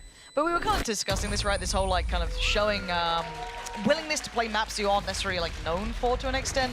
You know, you talked about the last series we saw Foot in up against Fnatic, for example, like that Haven coming out, and things like this. But both sides showing willingness to play this is quite curious, because Foot are the ones who picked this, right? This is their choice. And Heretics have come out and gone, yeah, we're ready. We've got a good idea. Yeah, showing that they're ready on this map is very important, but also they need to do this. They need to pull out all the stops. They need to, they have time between now and Shams if they need to tweak stuff, if they want to like develop and build upon their playbook. But one thing they need to do right now is they need to get this and, you know, get used to winning. So having to pull out all the stops, bringing everything out of the playbook that they have, showing that they've taken the time to learn the map, to learn all the little secrets about the map. Yeah. That's very good because it shows that they're strong on the map and they're strong at adapting and they're able to, you know, go with the punches and deal with new things. Foot, on the other hand here, I'm not exactly sure what the angle is. I don't know if it's because they were a little bit let down by yesterday, but obviously the map pool for Team Heretics, like, yeah, that's a... What do you, okay. Can we get like what do you think? like an orchestra music put over this, you know what I mean? Like he's conducting. The Gabagool. Maybe. But, maybe not. But maybe in Turkish instead of Italian. Yeah. Great job. Thank you. Well, this is going to be a tricky round. But I do feel like this map does lend itself towards the operator, at least if you gamble to the right side, which is a bit of a coin flip, considering how Heretics have been playing. They have double Sentinel, though. They can. They absolutely can. And this time, it is the right place. The only man with the weapon here, everyone else on Sheriffs and light armor. It's not a complete lackluster investment, but he's got to find so much reward from this. Here we go. Flash turn, he's back in. He couldn't get the shot he wanted, and now he's in trouble. He couldn't even make it. Oh, belter of a shot. Minibu got down. Oh, seen it! Rolling it back, trying to do as much damage as possible. He takes down 2. That's the best he could achieve there. He couldn't make it out in time. But now the site is under the Heretics banner. The plant's coming in. Foot gonna have to try and play this one back through. No easy to pick up weapons. They all gonna come on top here. We're gonna take that space and try and get the rest of the site in their hands. Stabilization, the flash ready for Woot. Okay, there it is. Nice. It's hindered the timing. It set him up so well. Woot is just the safest pair of hands you wanted here. You thought maybe CNED was going to be enough with those 2. It's not the case. You know, a part of me was hoping that Team Heretics was able to get off the site after they got that plant. I thought this was going to be a lineup double kill for CNED there. It looked very close on our X-ray, that a second target was right behind. Must have missed them by a millimeter. But we're looking at the Rolling Thunder there, and I'm like, please get off the site, let them go for the defuse, and then just boop them off, you know? I've seen this before. Lucio, if you have heard of that character. No. No, I play games for adults. Yeah? VALORANT, a child game. Cartoon graphics looking real nice right now, though, and that's going to be the ult for Boo. Now, we've already seen the Heretics have a couple of plays in mind with this. Looks quite similar to an extent here coming in. Now, does Foot recognize this and want to try and deal with it in any sort of way? They're pretty close to the divide. They're not giving up the site completely. CNED getting very curious about this. Does he just go through? It's going to be Miniboo taking down Cracks. Time to swing! And he hits! CNED with 2 big pickups. He looks comfortable and he gets put down. And just a weird scrap on the site.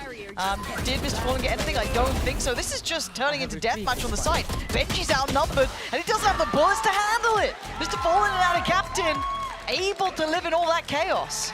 Considering there's no Sova on the map, there's an alarming amount of people that are getting caught in Cypher trips and spammed through cages right now. So, very interesting, you know, to put a spin on it. Interesting. I do like that Cosmic Divide to force that spike plant. It's similar to kind of coming out showers on Vine to a degree. CNED getting through the wall here, getting rubber banded back through that trip. Nice! Nice on him! Obviously, Foot winning around and Yetterjay screaming. Every time he does it, I just see that, like, emote in chat, like that one. No escape. Yeah. Quick set little swing. Didn't get what. Oh, they tried to go back in on it. That's pretty audacious, and it's just traded back and forth, 2 apiece on either side. It feels like Foot are getting more willing to fight. Even that early display of possession over towards the A side of the map there towards A main, and they're willing to brawl on it, which is a dangerous game to play, but they're winning out everything. Yeah, they're going to take down Boo. That's the hat invested. So all of this position gets seen, gets considered. 2 versus 3. Deadlock setup here on this site. Team Heretics. They're going to walk straight into Krax's crosshair. He's in the right places. One enemy remaining. And just a pixel. Just a pixel. Clearly got their work put in, and that's a shutdown right there. Yeah. Beautifully done by Foot, getting more proactive now.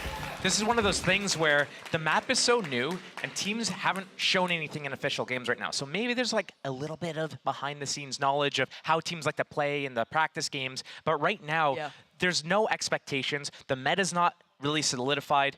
What we do see is we're seeing a lot of Cypher.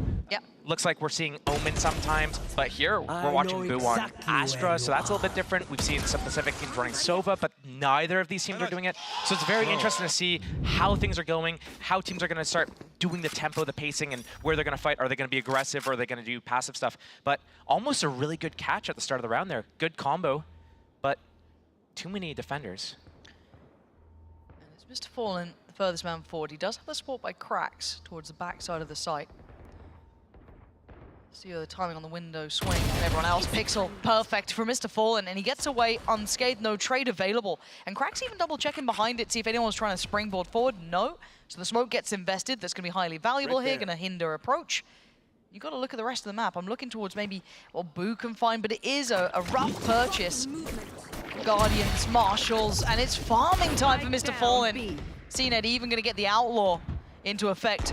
Mr. Fallen's not giving up this site. It's just like, okay, you're going to beat me 1 by 1? Sweet, I'm coming back in. I'm going to try and get another crack. Steals his kill. That's heartbreaking. And CNED closes down Boo, and we're getting a much closer scoreline here. 4-6, that timeout worked. Team Heretics doing a little bit of a low investment buy there. Now they have that Thrash. They're going to be on a full buy here. A little bit close to Cosmic Divide. On the other side, CNED's been sitting on those Blade Storms for a while, and Cracks has his Thrash, hasn't used it since that retake that round. Oh man, it's so many rounds ago. Maybe around 4 or 5 this game. But a little bit of the map being explored. Seeing middle used for, I think, a second time this game. But right now, everything for Team Heretics has been 5A or 5B. And right now, Foot's getting ahead of that, getting that pixel line this round, getting the op up the previous round. So maybe Team Heretics needing to take a moment to set up how they want to do an opening, how to fake their opening and hit the other side, or maybe they start utilizing Benji as a more aggressive lurk now. There is still that concept of, there's the deadlock, using that barrier potentially to block off angles so that Foot can gamble stack a little bit more. Team Heretics may be pacing themselves to time that out before they do something, maybe needing to get a little bit more proactive now to do it instead. But again, CNED is so dangerous. If he has the economy to get an op, you don't want to walk around, try to get curious, try to find these openings, because you could get punished for that. So that's the thing that Team Heretics needs to gamble right now, weigh, and figure out, do we go contact into an op, or do we want to do our 5-man hits? Maybe Benji is split off doing a lurk, creating options for us in case we get stuffed. Yeah, I really want to see what they actually go for here, because I think you've kind of outlined the normal responses, right? The traditional reactions to the CNED. Straight away, you're going to feel that Benji Fishy might be interested in getting some late pressure towards middle. He does have a captain here as well, so you can imagine that it's only going to be that one man towards A. That's going to be Yedajay holding this as best he can. Does have his setup here. Of course, deadlock on the other side, so allowing that quick rotation for our captain. Yedajay waiting.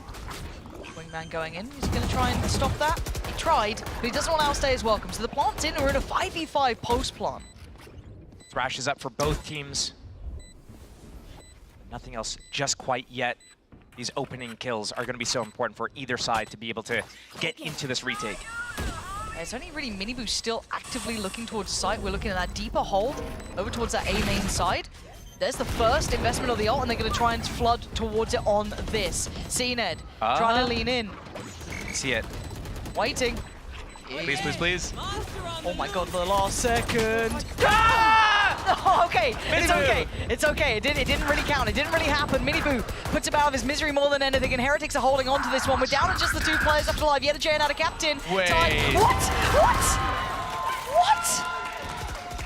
He stretched the defuse from as long as he could. Last round before the switch. Mr. Fantastic, just like getting that from across the edge of the circle. And Team Heretics was spamming towards it, but they weren't spamming to the left far enough. And Foot just stealing that round away. CNED almost gonna be, you know, hitting that check mark on the bingo card or whatever. And it was on Miniboo right here. He was on the way down. He thought about it. I swear he thought about it. I was like, I could have do left I you. reset my recoil, or do I let the memes flow?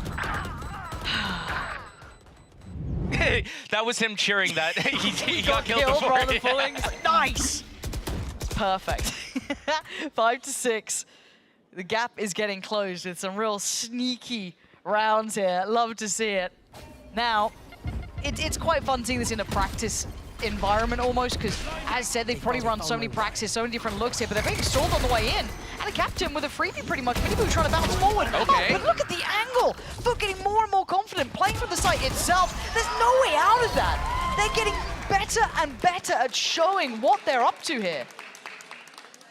That half had a lot of fun moments in it, but I am disappointed that we didn't get to see a Deadlock ultimate come into play that entire time. And I was wondering, where could it come from? And there's so many angles that you could bounce, especially in these retakes, just to open it up, maybe pull a person off the map somehow. That would be amazing. I don't know if that's even possible, but that would be awesome. Like their team tries to like break the cocoon and he just falls. But yeah, it's interesting because the double Sentinel didn't really do a whole lot for Foot. Every single time the Cypher was on the site that Team Heretics hit, those trips got broken by the satchels, by the nade. It didn't really get much value, except in those like retake situations where both teams were hitting the offensive trip and the defensive one. It's like, what's going on? Yeah, side switch in play. And it will be Foot on the attack. Straight up mid. Camera spots him. Do they know about it? Did it? Yeah, okay. I was worried it wasn't looking quite that way. He's still going! Look, it's CNED. He's running mid. He wants to go. And he's been, look how much attention he's drawn. I mean, they have to respect it to an extent, right? They have to give it a look. But still, he's backed away. And 4 players are trying to re-clear the space. Oh, CNED. That's what curiosity gets you, Miniboo. Trying to take back what you thought was yours. But no. And the lean on the other side. They've drawn so much of a reaction just to that mid pressure. It's freed up this site for the plant now. 4 versus 5 Team Heretics. Baiting out that first tap camera. To take a little moment. Seeing that solo. Here comes Wingman for the defuse. Get to go at this when you got the combination work with the utility coming in and just players trying to pull their bodies through here. Already halfway achieved, but you got to look who's still standing. It's only Rienz. And I say only Rienz, but maybe it's more than enough. Mr. Fallen gets him in the end.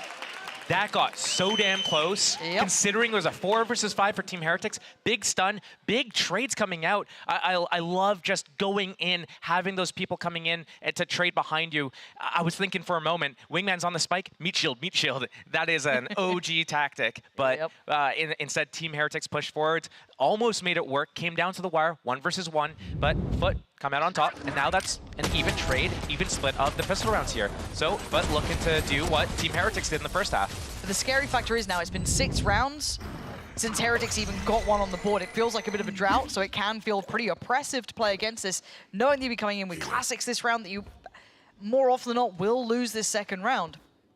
This could get it towards 8 on the board pretty quickly, and then that bonus gets scarier and scarier because you know that you can't let that slip. Patient beginnings from Foot. Middle control looking to be something that Foot is going to go for. Probably throughout the game. They've used it on round 1, round 2 now. Wouldn't be surprised if they keep continuing doing it, considering it's basically just a shootout, right? It's a shooting range. Why not go for these duels? You have the individual skill. This plays directly into your skill set. And if you look at what Heretics are trying to do, it's a stack, right? You've seen them fully commit to this now. They did have a little bit of presence towards mid, but not much. And it is only Mr. Fallen testing the waters here. Now, they're keeping themselves concealed, but the second this breaks, it could be a little... Ooh. Oh, this is ambitious. Yeah, this is... and he's gotten away. He's pretty safe here, actually. He's managed to keep himself comfortable. And that might be enough of a call that B's completely free. We felt nothing over here. Plant should be fine, that this was going to be a stack. Yeah. I mean, that's Team Heretics' playbook, right? Do the stacks on the defense, hope they come to you, because what are you going to do if you're holding 2 people with classics against CNED running in at you? So, looking to get kind of a consolation prize here, but Boo's not getting one. No. And it's hard to gap close on this map. There's long lines of sight. You don't get all that many opportunities. Okay, a classic's fine. Classics are very strong, apparently, at range sometimes. Yeah, don't use the frenzy there. Don't use the frenzy. Boast found out. Oh, there we go. No more fun for you. Rienz and Woot, the last 2 hit, and might just accept fate to the spike, really. So get your question marks ready in chat for Sliggy. He loves those. But outside of that, though, good look so far from Foot. They continue as they mean to go on. They can suffer a loss in the form of Mr. Fallen.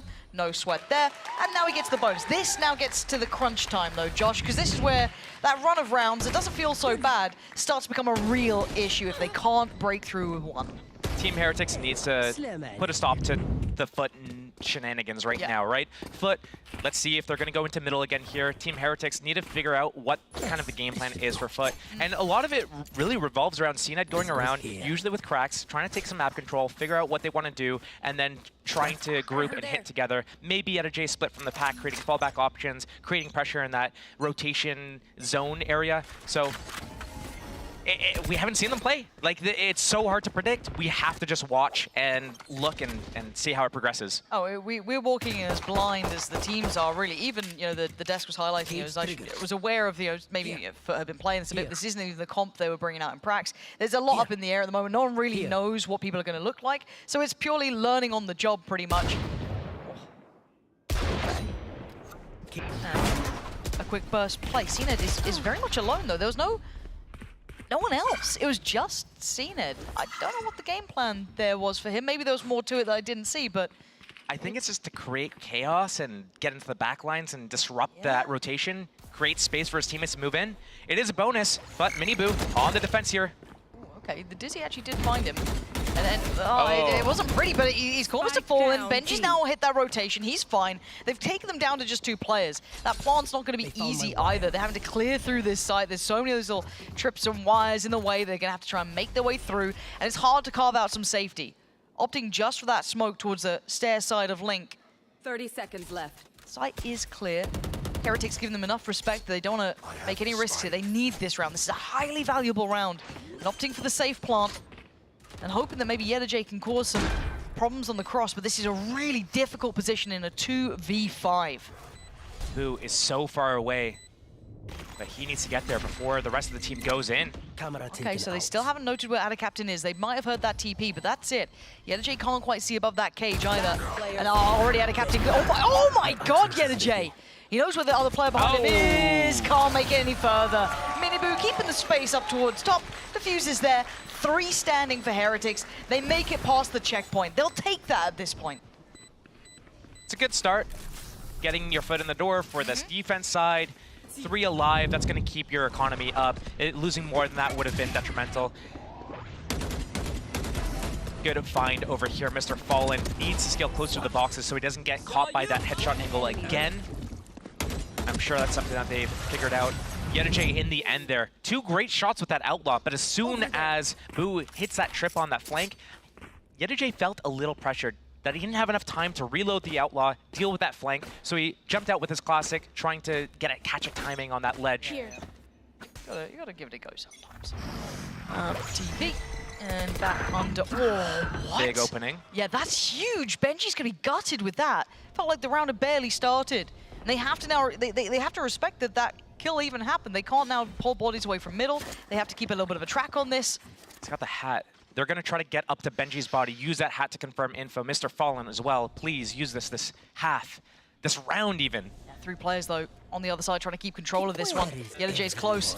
Any trap off the back, any kills to be had, and that's not bad, but it's only a trade. They could have probably done with more, and Crack's denying everything. The connection on Wu is ridiculous. And now Heretics are just down to 2. Miniboo and Boo left scrambling. Split. The site looking vulnerable. This has to be a massive bailout from Miniboo. Great shot on the first. Gets to fall away. This is what they needed. Making it more manageable. Making it almost feasible. And keep in mind, Boo's not on the site yet. He's still further away. Miniboo's gone down, and now it's a 1v3. Now it's almost impossible. So much to worry about, so much to clear, and the deadlock util on top.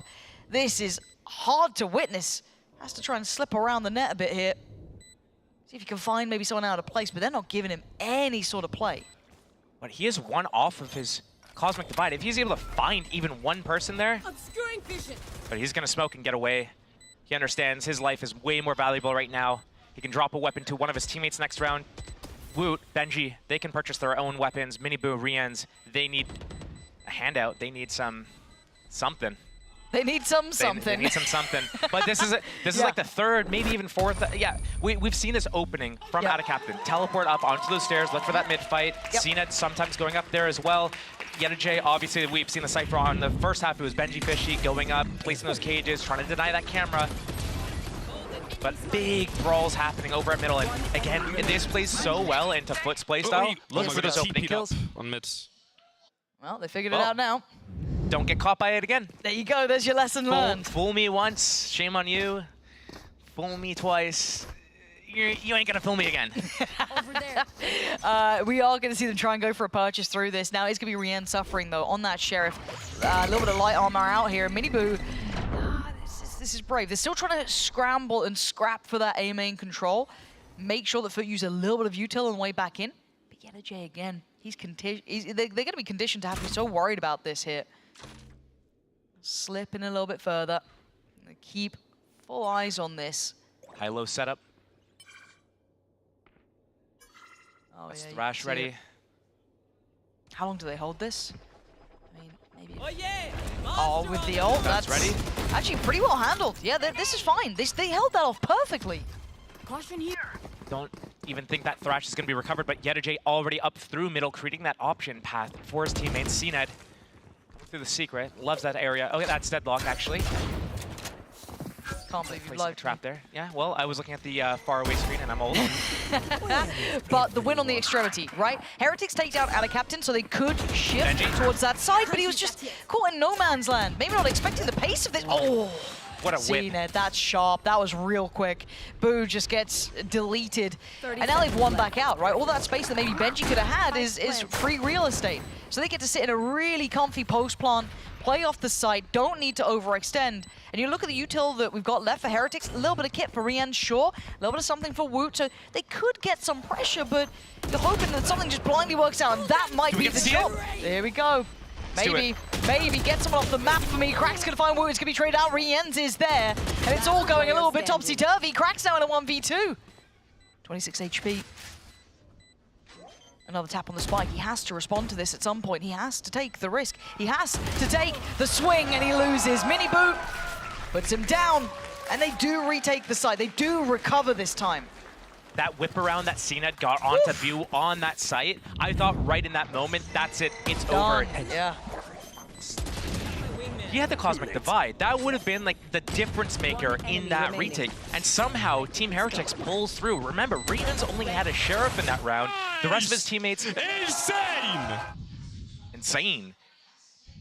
Rian's was the only one with a Sheriff. Everyone else had a Vandal because they had to save that previous round, right? So, I mean, pulling out that round is a huge task for Team Heretics. They managed to make it work. They have the Showstopper, 3 ultimates in total for the side of Team Heretics. And right now, Foot, they have Bladestorm, but their economy is kind of, you know, taking a big hit from there. One more round for Team Heretics can really set them onto the path towards victory right now on Team Foot's map pick. Yeah, it's game back on this round, and it's going to be really tough to make it work. You've got to keep in mind the money. Oh, we've got a new cacophony being made. Okay, what's he saying? You go. I don't know. I tried the first time. No, I love it. I just want to watch it. Like, the difference between you get, like, occasionally Neil's, like, being like, yeah, you know, kind of like Imi disappointing dad over in NA with Cloud9, and then you get, like, on the other side for Foot, just like this full performance. Outstanding, outstanding. But you're right, it's going to be a big round. Considering both economies aren't fully stable, we're still going to see a Guardian here or there. We're still going to see some light armor as well. On the other side, hell, you got, you know, Cena's got the Bladestorm at least, but Bulldog's coming into play, little bits and pieces missing here and there. So this is the one to make it count. This can either tie up the game 9 apiece, or maybe then Foot takes that next step. Knives are out. Fully postured towards B as well. Pace change, usually it's been through middle. And now, Ada Captain dumping both of his smokes early. Yeah, this has to be the go then. CNED, careful to not get caught. Ada Captain commits. Oh, Benji just coming back into that smoke at the very end of that TP. And CNED wants to take all that space back. Mr. Fallen is the one to find it. Maybe just a shot in the dark and it works out. But they'll take that. That gives them a plant and the post plant with all that util that they can now invest towards strengthening this. Playing on the site is Foot. They realize that Cosmic Divide is out, but the Thrash, the Throw, Showstopper, those are going to be tremendous to retake the site if Foot play in this far. Let's see. First contact really made his re-ends. That's the first body that they've seen. There's the first investment. There's the divide. Here is all that util, and here's Miniboo clearing house. Re-ends going to find CNED, and Mr. Fallen surrounded. Heretics in fine form here. Clean on the retakes, Josh. Didn't even have to use that Showstopper. Miniboo going in. Thrash detains one in the corner. Miniboo doesn't even budge. Takes out the target that is a threat. Switches over to the one that is completely defenseless. Don't even know how that Aftershock takes out this other player. But right here, Ada Captain must be so kind of upset by that. Someone's on the rafters, able to come back into the smoke and kill me just as I form. Oof, he was definitely expecting someone to be on the floor and not being able to deny that. And just kind of rolling our minds back, right? Yep. When you looked at the start of the year, when you talk about the likes of Heretics especially, it was those retakes that made them special. Same with Carmine Core to an extent when they were in that real peak form. Those retakes always look so good for them, and seeing glimpses of that here is a fantastic reminder of how good this team can look. But we're at 9 apiece. It hasn't fallen too heavily on either side, but the cracks are starting to show a Foot. They've lost a little bit of that steam now. Who's going to start tilting this away in their favor? Heretics definitely in a position to CNED, that hero Vandal. Ada Captain leading the pack though. Up through middle. Yeah, this was working for them too. For a couple of rounds, they were punishing Benji. He was on the receiving end. CNED. If it ain't broke.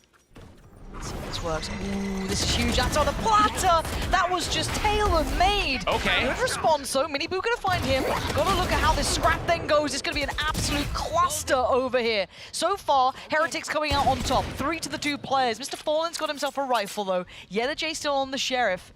They can get a plant from this, but the numbers still sit in the hands of Heretics. You still have that paint shell there. You still have the kit from Voot. You've still got so much of that util to bank on.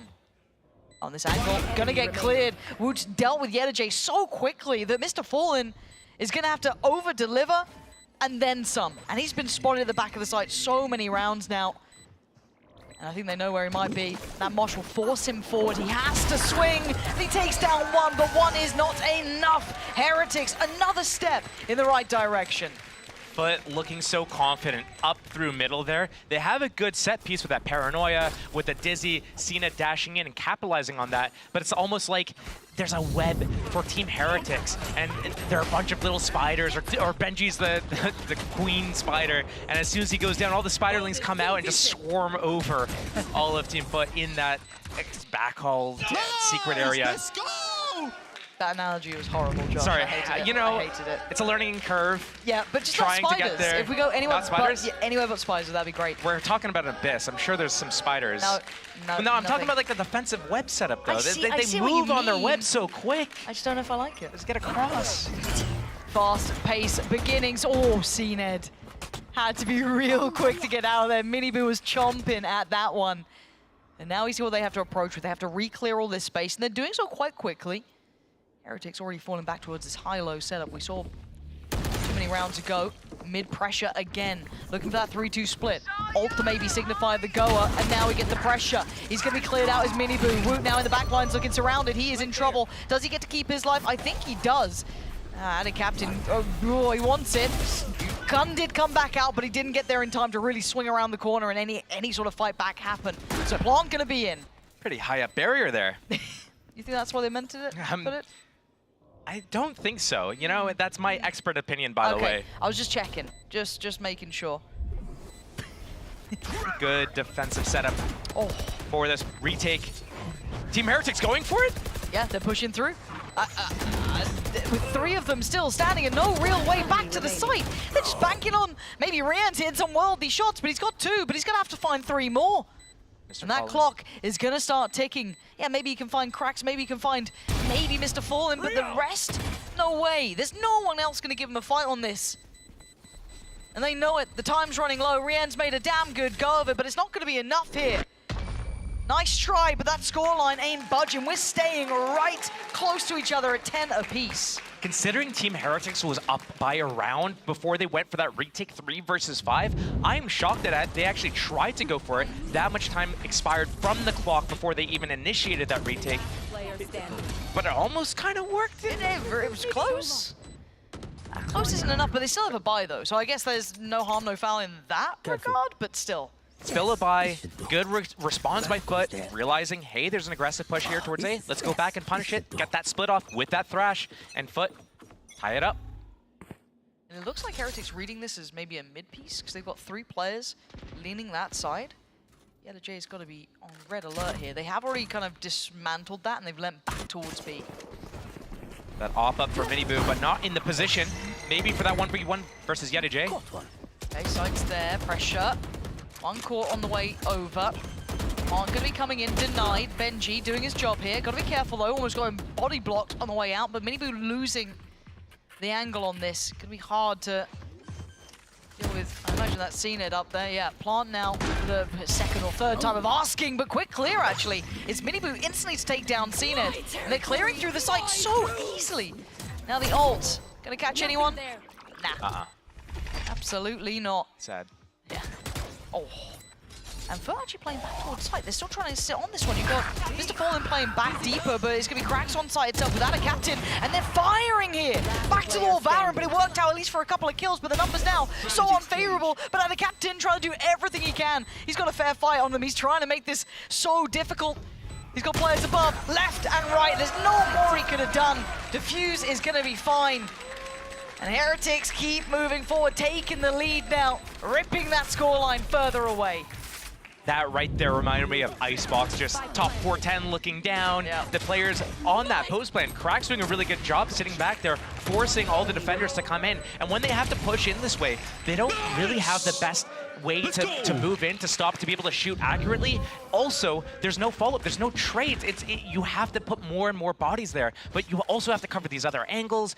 So it makes it very difficult for Team Heretics to get in. If Crack's got 1 more kill there, completely different equation. Foot, yeah, I mean, they're down around, timeout, get CNED a gun, and try to make something work. Mid was working for them. It was, but early it was working for them. And the thing is, since then, since those first couple of rounds that Furt had, this has, since we got to the bye rounds, gone in Heretics' favor. They've started to really work out these retakes. They're looking much stronger on that. They've been doing pretty much everything by the book, it feels like. Nothing too quirky, nothing too out there, but as soon as they identified that mid pressure was coming in more often than not, they've had an answer. Team Heretics has had a good response to when Foot has all of mid and they extend through. But what Foot could do is take mid. Team Heretics doesn't want to give them the fights, so they're giving the mid space up. But what that means is that Foot could actually insert 1 or 2 players into that position, go somewhere else, A or B, 50-50, just flip the coin, decide where to go, put a little bit of pressure. That's going to cause a reaction from Team Heretics. Now Foot's in a position where they can actually call an audible and go to the other site, or they can use those players in middle to come in, get into the back lines, disrupt that defensive positioning, and then make something happen. I want to see Foot doing something akin to that, just using that middle, but not extending through with that paranoia CNET dash play. I'd love to see that evolution. But as it stands, it looks like we've got shades of what we've seen before. And Heretic should be aware of this. Oh no, a missed shot. Miniboo punished. CNED! You don't get to miss those sort of shots in that. Here. He's seen the follow-up. He's noted Rien. So what's the call now? It's an unrecoverable weapon as it stands. There's no way they can easily get their hands on it. But still, drawing the first blood like that is a dream come true. CNED, no dash, but continues into middle here. Op, not recovered. And the hat from Yedajay trying to get up, get that information. Fast react towards B is definitely possible. Only Boo to defend. There we go. Got it. Yedajay.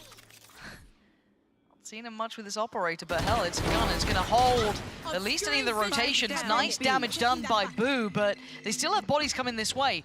Yedajay still in a really awkward position, and he might get that backline damage you were wanting, but a missed shot, and that time it gets punished. That's Thrash as well. 30 seconds. Getting that online could really secure this round if it gets too dangerous, but it needs someone to over-deliver here. Actually, and a captain gonna get himself a rifle and get out of danger. This is big. So does Woot invest? Yes, he does, and they need it as well. They've got to re-clear here. Heretics have been good at this, though, clearing out the site. Rien's again, finds CNED. Rifle falls to the next man. That's gonna be cracked. Dizzy ain't gonna do it, but Ada Captain gonna get back on the site here. Can they get some crossfires? Can they get some trades? Oh, yeah, a cleaner kill than that. Not good enough now. 3 players against you, and I love the idea from Foot, but the landing just wasn't there. They got the opening they wanted, they pivoted, they had a lurk, but I guess having an operator in that position wasn't ideal anyway, and another clinical retake from Heretics. Doesn't matter how nice the flip looked if you can't stick that landing. Ada Captain, I love it. The Dizzy goes in, clears that position. He repositions into that area with that teleport. They don't even realize it. If he can convert that kill, beautiful play. But because he missed it, you know, sometimes it happens. Unlucky, really. And again, Team Heretics is able to pick up another round. They're on that map point, got that 12th round, and Cosmic Divide in play from Boo. Again, Foot in such a good position there through middle. I have to think they're going to use it again. There's no reason they don't. Why wouldn't you? They've only been rewarded, and imagine if you had a rifle in that position or something a little bit better suited, it could have had such high value. Up on that deep B line, A line right now for Miniboo. So dangerous for That Mr. Fallen. time it hits. That time we're starting to see the operator sing a little cleaner, hitting those high notes, and Boo. Oh, that's a ratty little spot, isn't it? There's no way he gets cleared out here as well. This is going to be, I think this is the beginning of the end. Look at him. He's tucking the gun in. Doesn't want to get spotted. Just need to have good trigger discipline. He's going to hear that. He's calling for it. But he can also check behind this and see if anyone's actually pushed up just yet. There's no way you clear this. There's zero chance. Oh, it's so free. No! Why did you speak? Why did you speak? He's still got to somehow. But Heretics now on the verge. A 4v1 and CNED already tagged up. So that's what they mean by Caster's Curse. That's the one. You finally saw it in full effect, and the death is okay. What is going on? We've had some weird misses here, but CNED trying to shut it down. Not gonna happen. Heretics closing out map 1. Yes, a close affair. A little tense in the end, but they get there. 13-10, the first display of Abyss in EMEA. The Abyss debut. Did you have fun? I did. Honestly, I enjoyed it, and I can't wait to see what else we have coming up, as keep in mind, this is not over yet. Sunset on the way, and already a lead for Heretics. Let's go! Let's go! Boom! Cheers! Thank you. Nice, give me assist. Let's go. Let's go, Anas, you got the assist! Nice match! Let's go! Back! What is back? Sheesh! Cheers! Cheers! Cheers!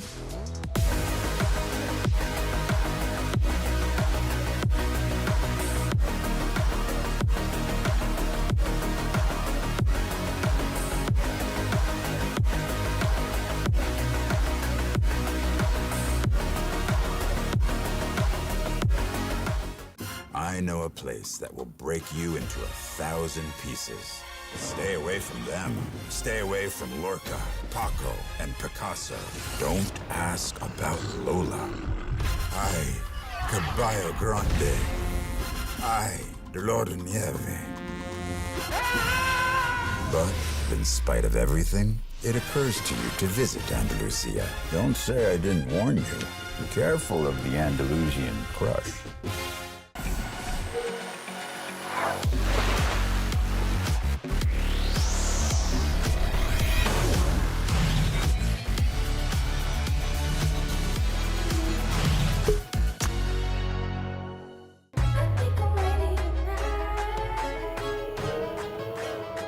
Hey guys, it's Jimmy Lin. In this series, I'm going to walk you through attack on Pearl. Watch out for the stairs, clear this angle. You're going to be able to fight this.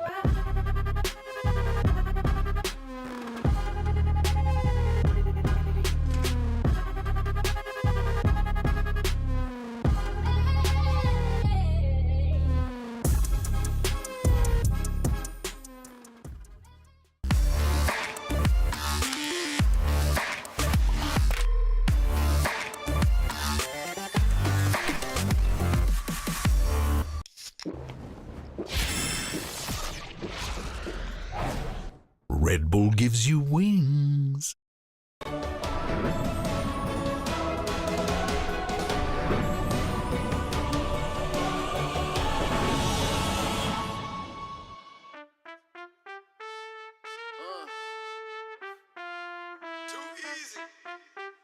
Stand too close, it might get hot and start dripping on you. Yeah, it's a whole lot of ice on me. Don't stand too close, cause you don't if you say that you might know me. No, you lying, you don't know me, dog. Yeah, it's a whole lot of ice on me. Don't stand too close, cause you don't if you say that you might know me. You know you don't know me, dog. Spent a bag on the whip, parked in valet. Just took another trip, skipped a drive, called my pilot, then jet down to LA. Yeah, tell me, who you know like this? Let the beat bang, turned off the light switch. I was in the VIP and met a spicy mamacita. Took her ass straight to Costa Rica. Yeah. It's a whole lot of ice on me. Don't stand too close, cause you don't if you say that you might know me. No, you lying, you don't know me, dog. Yeah, it's a whole lot of ice on me. Don't stand too close, cause you don't if you say that you might know me. You know you don't know me, dog. Step back, homie, don't let this freezer go dripping. Cause these jewels might mess around and flood the whole kitchen. Took a bit to get it, was on a mission.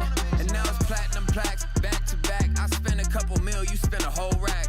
Bought the block just to give it back. Remember I was moving rocks, now I spit crack. Yeah, it's a whole lot of ice on me. Don't stand too close, cause you don't if you say that you might know me. Yeah, it's a whole lot of ice on me. Don't stand too close, cause you don't if you say that you might know me.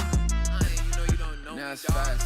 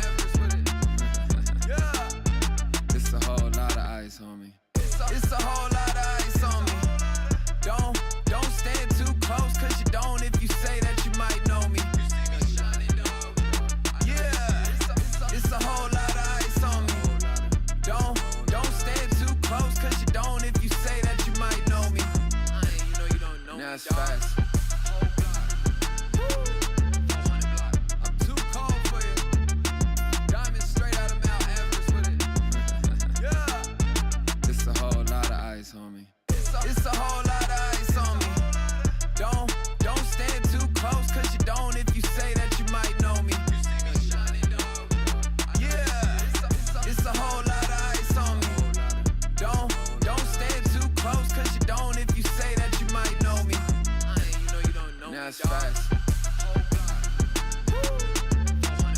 I'm too cold for you.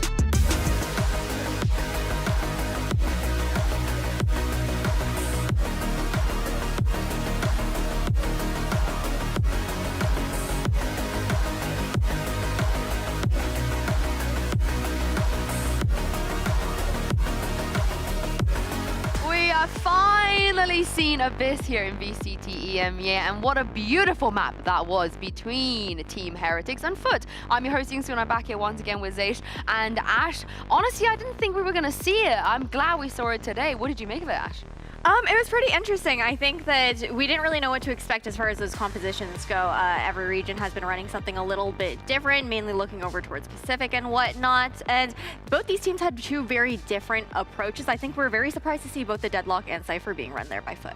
Yeah, I think it's Foot managed to like pick a really defensive side comp. They started on defense, and I think the fact that they started really bad the side and the one that they should have snowballed on and like get a lot of rounds, the map went really well for them, because once you go to attack with this type of comp, it's kind of like hard for you. Like I think Fnatic also ran the Deadlock Cypher on Ascent. Yeah, they did. The only team to win with it. Yeah, it's really hard, I think, to run this type of comps on attack. So the side they had to snowball, they didn't do it, so it was hard. Let's talk about that Cypher, because there were cages, trips, shenanigans, cameras, everything everywhere. Yeah, there were, and I don't know, the theory crafters out there haven't really been a fan of the Cypher. I feel like there's been some criticisms, but I think when you're looking towards the fact that you have both Benji and Yedijay on that Cypher here on Abyss, it was insane the amount of value they were able to find with their utility, and I think a big part of that as well is you have to keep in mind that this is a new map, right? Yeah. People are not used to the trips that are going to be put down. You can really catch players off guard. Yeah, always on a new map, the Sentinels are so good, because people doesn't expect the mollies, doesn't expect like the trips, doesn't expect anything. So like, you can just play a lot of setups, even though like it's the most random trap, it will work because people don't know where to aim, where to pre-shot, where to like put their abilities and things. So it's kind of hard. And we saw that it worked. And also like I want to point out something that it was really good. It's like we saw the post plant like on Sunset. Oh my goodness! I mean, you like that? I like that because I'm a nerd, you know. So like I like this type of stuff, like, and also the wall bank on the post plant that they were doing on B with the Odin. That's like this type of things, I think. It's things that can set a meta on the map, and it's new map. So like you saw during kickoff when we started playing Sunset, a lot of teams started doing this post plant and the retake things. And like I think right now, Heretics and Foot will set the meta for Europe, because like this type of stuff is like just so powerful. You just want to see the world burn, Zaysh. You just want everyone to just play post-plant and throw util at each other like crazy. But let's take a look at Miniboo here in the AIM Labs warm-up, because you wanted them to play double duelist. They didn't do it. You a bit disappointed? I mean, they still won, but for me, recently they were not like really confident, and I thought that they were going to run something like to get their confidence back before Champions, because like right now, of course, like you have a title to play, you have a lot of things to play, but what matters the most is Champions, and you want the confidence, you want to try things, you want to change your things before going to Champs. So I think we heard J2J before the match starts. He said during his interview that yesterday they wanted to play first map, it was Sunset, and then go to like try things on the Haven, try things on Sunset, so they can go to Champs well prepared. But they didn't manage to go to third map also. So yeah, I mean, it's the right mentality to have right now. This is the thing though, it sounds stupid when I say it now because they lost on Sunset. As we take a look at Agent Select, surely Heretics don't lose Sunset twice at playoffs, right? I think this is a team where we look at how they kind of walked onto the stage today, and they looked a little bit more loose after that loss yesterday. And when you're looking over towards Foot, of course, they are also a solid team here on Sunset, but Heretics, they like to come back with a vengeance. I feel like this squad of rookies bounces back really well. You believe they don't lose it on it twice? I mean, if I have to be honest, I want to see them lose on Sunset, so my heart doesn't like get broken, you know? I get you. Because yesterday they could have qualified us, and they lost on their two best maps. So today, like, I don't want them to win Sunset, so my heart doesn't break, you know? They can win by it, it's fine, but please don't win both. I love the honesty. I really like it. Thank you very much there. Azation, speaking of hard-hitting honesty, here's Pansy and Steel. Give us a take, you guys. Ooh, a hot take. A hot take. She said a take. Oh, a hot take. Okay. It could be a bad take. It could be a I don't have any lined up at the moment. A lukewarm take. Yeah, I haven't got any cooked up. I got a How take. about you? You got one?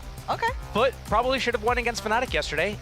All they had to do was not send CNET down B main one round and down middle another round when they were at rounds, I think they had 11 or 12 rounds in either or both of the situations. They could have closed that out. Team Heretics, obviously, they've been looking a little bit rocky here and there. They lost a map against, like Gentlemates, Koi, Giant X, like all these teams. I think those were the teams. Don't quote me on that. So it's possible that Team Heretics could lose here to Foot. Foot have been looking strong all season, but we'll see. We'll see. I mean, historically, this has been 2-0 City in favor to Heretics between these two. So maybe we buck the trend, though. Maybe that changes today. Maybe a 2-1. Who knows which way it goes? As it stands, it'll be Foot on the attack and Heretics on the defending side. And big info on the start, but no early commitments anywhere. Spike is over towards the A side of the map. It's good information from Foot. They know Benji's B. They know he's playing the retake. They got the camera. They see that they're playing A. And now Foot waiting long enough to put that pressure on Team Heretics. Boo. He's going to spot them. He needs to run. He needs to keep his life. Yeah, looking at where Foot are approaching from, he has to be really careful with how he plays this. And I think he's reading it right, slipping all the way back towards CT. Knife just recleared B main. Team Heretics knows exactly what's up, and they are shifting over.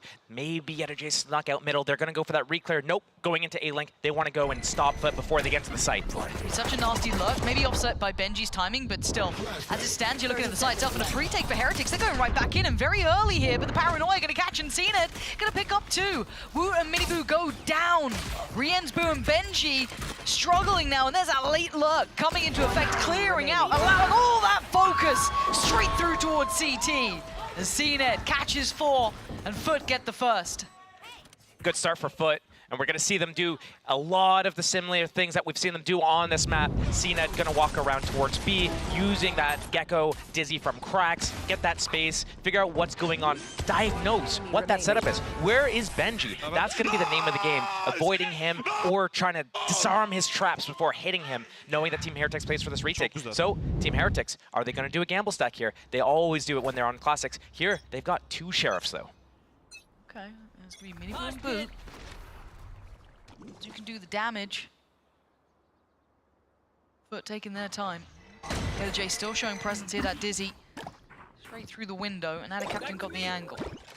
Foot slowly building towards A. Boo still trying to shoulder that, but I think he's feeling like, again, has to be quite safe. If they're going for these 4-1 splits, he has to play carefully. And there's a pause here. Foot maybe waiting to see if anyone overextends, if any information is given away. The group is coming. CNED regrouping towards A. Foot. Oh, I thought that second could have hit there, but no. Had a captain clean enough with the ghost to take down Boo. But they're not moving quickly here. The backline will be pressured soon. Trip will have to be broken, so they know that they're on the way now. Foot should be able to speed up a little towards site. And they've cleared it out. Should be free. And Team Heretics looking to do damage. Already Benji looking to box him in on that back line.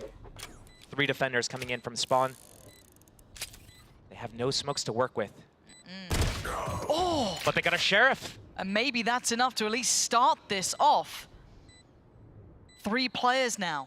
Flank trip broken, that's pressure. Yetterjay, eyes locked in on it. He has to stay to this. He has to commit to this, and if they get the timing right, it's going to split the attention. And he tries. He makes it go over, but it's Yetterjay with a bigger weapon. The better shot. Takes down Benji.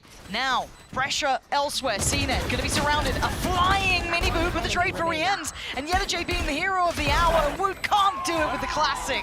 A nice try, and certainly damage done. But Foot make it through with the second.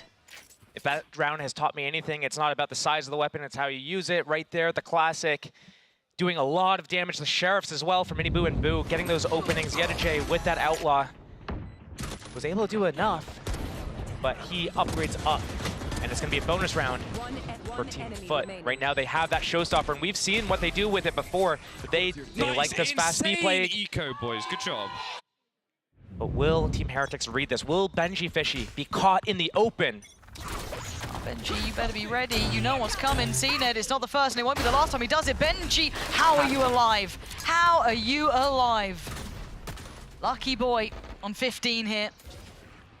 And he's at least slowed the roll, right? He's done well enough to be able to deny that early springboard in towards B, but it felt like a coin flip. That was so close. Like, I saw it happening. Foot does this so regularly. CNED always has a showstopper on these types of rounds and sends it in through B main, but that re-clear on mid doesn't catch anyone. I think he caught a couple. They've definitely seen some, but Minibu wants right on in. It's back-to-back kills for Heretics, clearing out middle.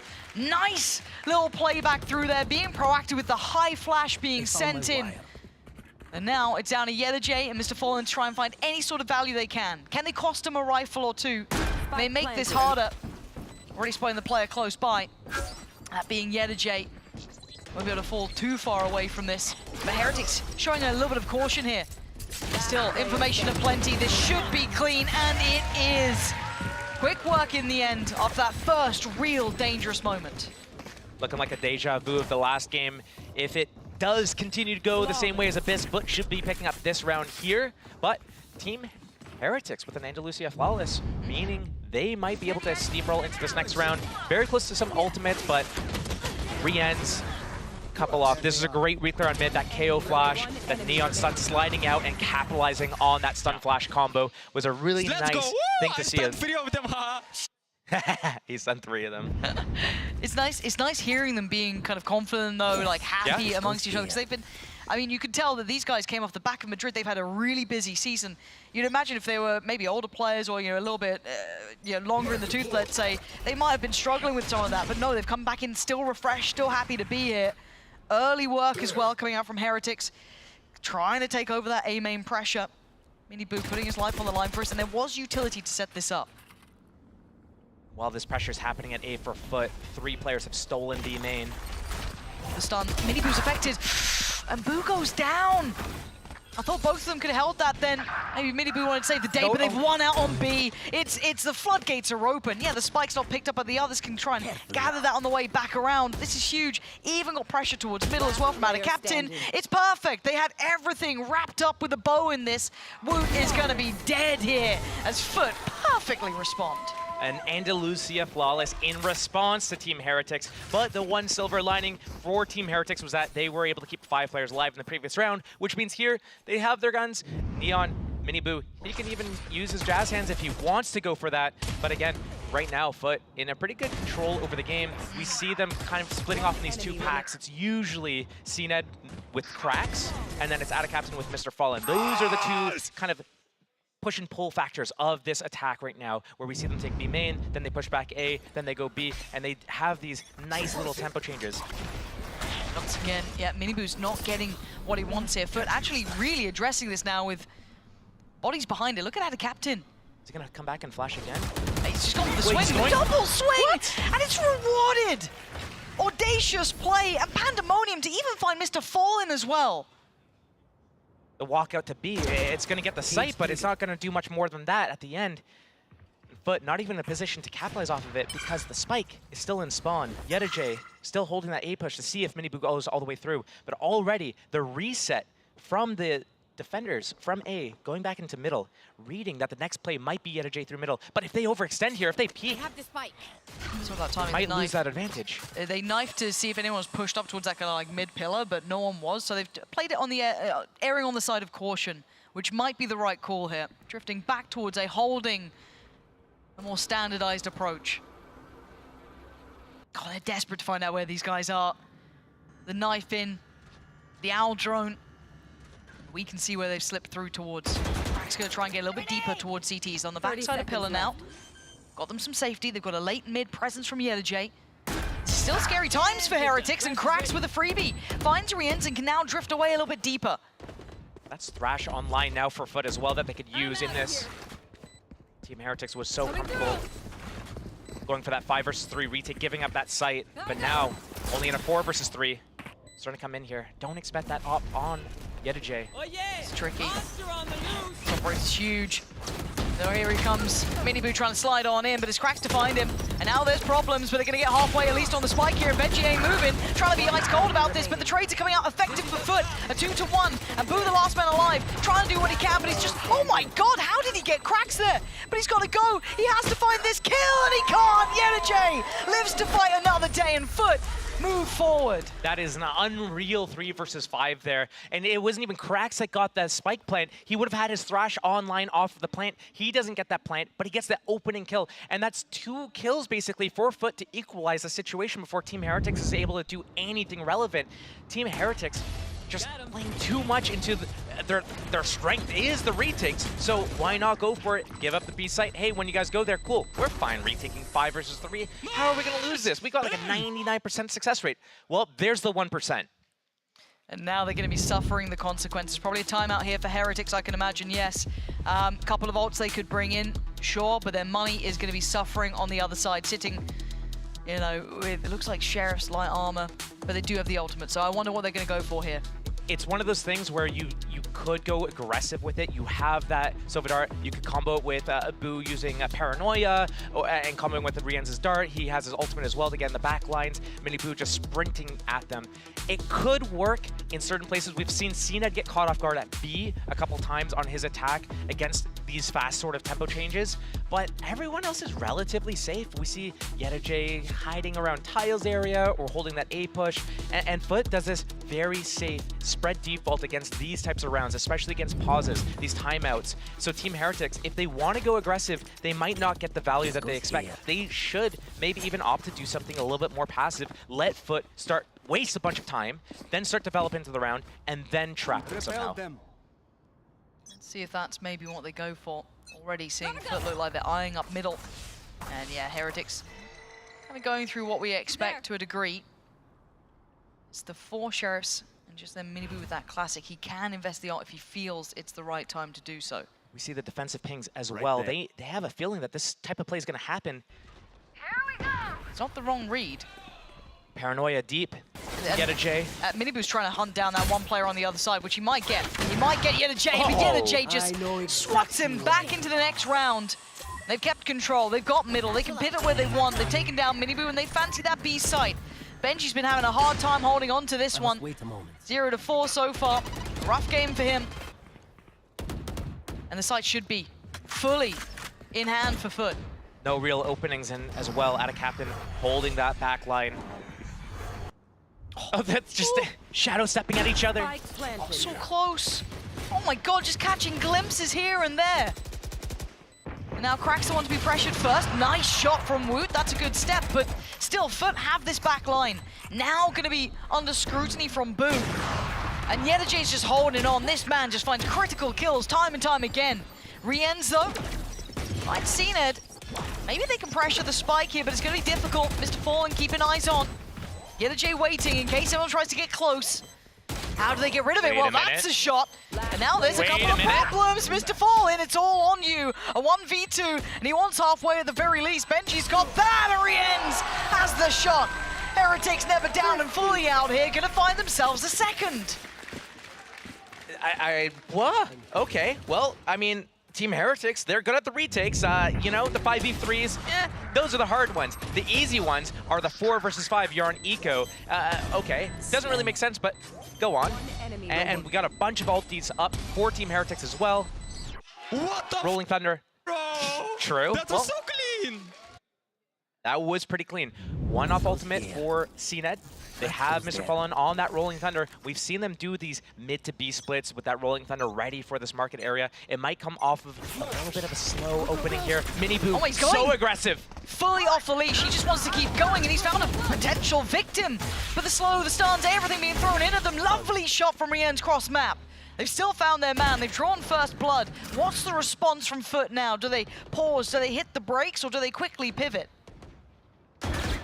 Try to quickly pivot, but if Team Heretics is able to come in to that 5 versus 4 retake using that KO ultimate to shut down all the abilities, the timing peak. Oh my god. There it goes. What? No, what are we up to? That felt so out of sorts, so... Why did the timing? What is going on between these two? Suddenly it's getting messy here. Yedajay's look now has to be sped up. He can't just sit back and wait. You've got Ada Captain getting out there, does have TP, can get away with that one. God, I thought he was sticking around for a second then, jeez. I think he just wanted the info, but Yedajay is completely cutting off all the rotations through spawn. So right now, Ada Captain needs to make this decision. 40 seconds. Wherever he goes, he needs to commit. And Team Heretics knows Boo has his ultimate. He can quickly reposition if he needs to. But right now, They're just gambling towards B. If it's A, cool, we go together. 30 seconds Yeta J left. needs to get 2 on this rotation, but right now, Miniboo, reclearing B main, rest of the team through Spawn, and Yeta J knows that they're all here. So much pressure on him, though. They know about his lurk, so they've got to be paranoid about this, or at least they should be. They seem to be completely none the wiser. No, not again. Boo! A quick flick and it's job done. Now it's on AdaCaptain to basically clutch here. What can the one man achieve? Desperate to get a kill, and I like the timing on this. He's actually threading the needle quite well. Going to invest the smoke, but he's got to keep an eye on the spike at the very least. He can't let it completely go out of hand. Oh, he's just about dodging these bullets here. Pulling the Neo, but still the tap on the spike. You can see that it's not a commitment. He's waiting on this. They're waiting. They have time. They both have. Oh my god! But now they're down at least a player here. They've got to play this to perfection. AdaCaptain trying to just toy with their minds. Oh my god! AdaCaptain.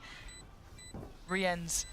Thought you might have balls of steel on that one, but it's AdaCaptain. Oh, I thought he could have had that clutch. I thought it was all his. A 1v3 was beckoning, but it wasn't to be. Riens does get the defuse, and Heretics get another round. You know, I've been up here, not that long, but I've been up here enough times to see AdaCaptain in a man disadvantage situation as Omen, with the spike in a very similar position, winning 2v3s, 3v5s from, and I'm like, am I gonna see that again? And it came so damn close, right?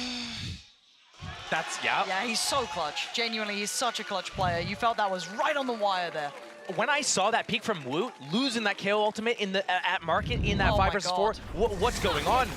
It just felt just pandemonium, and it feels like we're going to see more of that. What's it? Oh my god! This just feels ridiculous. Miniboo's the one to come out on top here, Cenat's the one to fall, but still, they're putting so much behind this, so much of a scrap. They're just throwing Miniboo into the blender, but he keeps coming out on top. Catching Foot off guard, and Foot is usually so safe in their openings. Instant reaction into middle, reclear with the drone. They have that KO flash as well if they need it. Right here. Yeah, it looks like Heretics getting the tempo, getting the read, getting the beat of what Foot want to do with this. But still, trying to deal with them, even with the right ideas, is no easy task. And they've completely repositioned to this stack towards top middle, maybe expecting this is the next reaction. Is it the right call? It was, but the gun in the way, but there's still enough numbers here. The Heretics come out on top. Wood this time gonna go for the ult as well. They now know about AdaCaptain. They don't quite know about Yeta J or Mr. Fallen, but they can make a good guess on this one. Mr. Fallen may be the one to find a shot here to help out. He can! And that's huge, but still the numbers sitting pretty favorably here, but the position of this fight is everything. AdaCaptain again! So goddamn clutch when it matters. And now Boo left in the 1v2 this time. Can he get the res?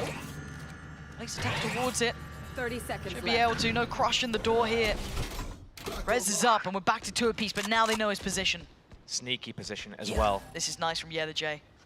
Should be rewarded. They found my wife. Caster's Curse. I'm not going to say anything because last round he had something similar. At the timing, that position should be so good. And AdaCaptain, if you won't do it, I will. Yeta J not going to be able to get there in time just yet. Going to have to speed up if he wants to catch Boo. And now, whoa, what a shot from Boo! Go for spike. 10 HP. And they haven't seen Yeta J. Are they starting to think maybe he's on the lurk? When does that penny drop? It's so well positioned. Come on, Boo! The curse holds true. And Heretics get another. Yeta J's positioning was exceptional, Josh, but it just didn't work out again. You know, that's got to be so sad that Yeta J gets killed because of his teammates' one-way smoke that was positioned there just earlier. Oh, that's so sad. Because, yeah, you're absolutely right. Boo's like, wait a minute. He hasn't tried to trade his teammate. The site's free. He hasn't peeked me yet. Gotta be on that flank. Turns around, still has it up. Oh, man. And jumping through that one-way smoke as well. He had the TP on the box, so he jumped through. And I don't think AdaCaptain was ready for that type of peek, that type of play.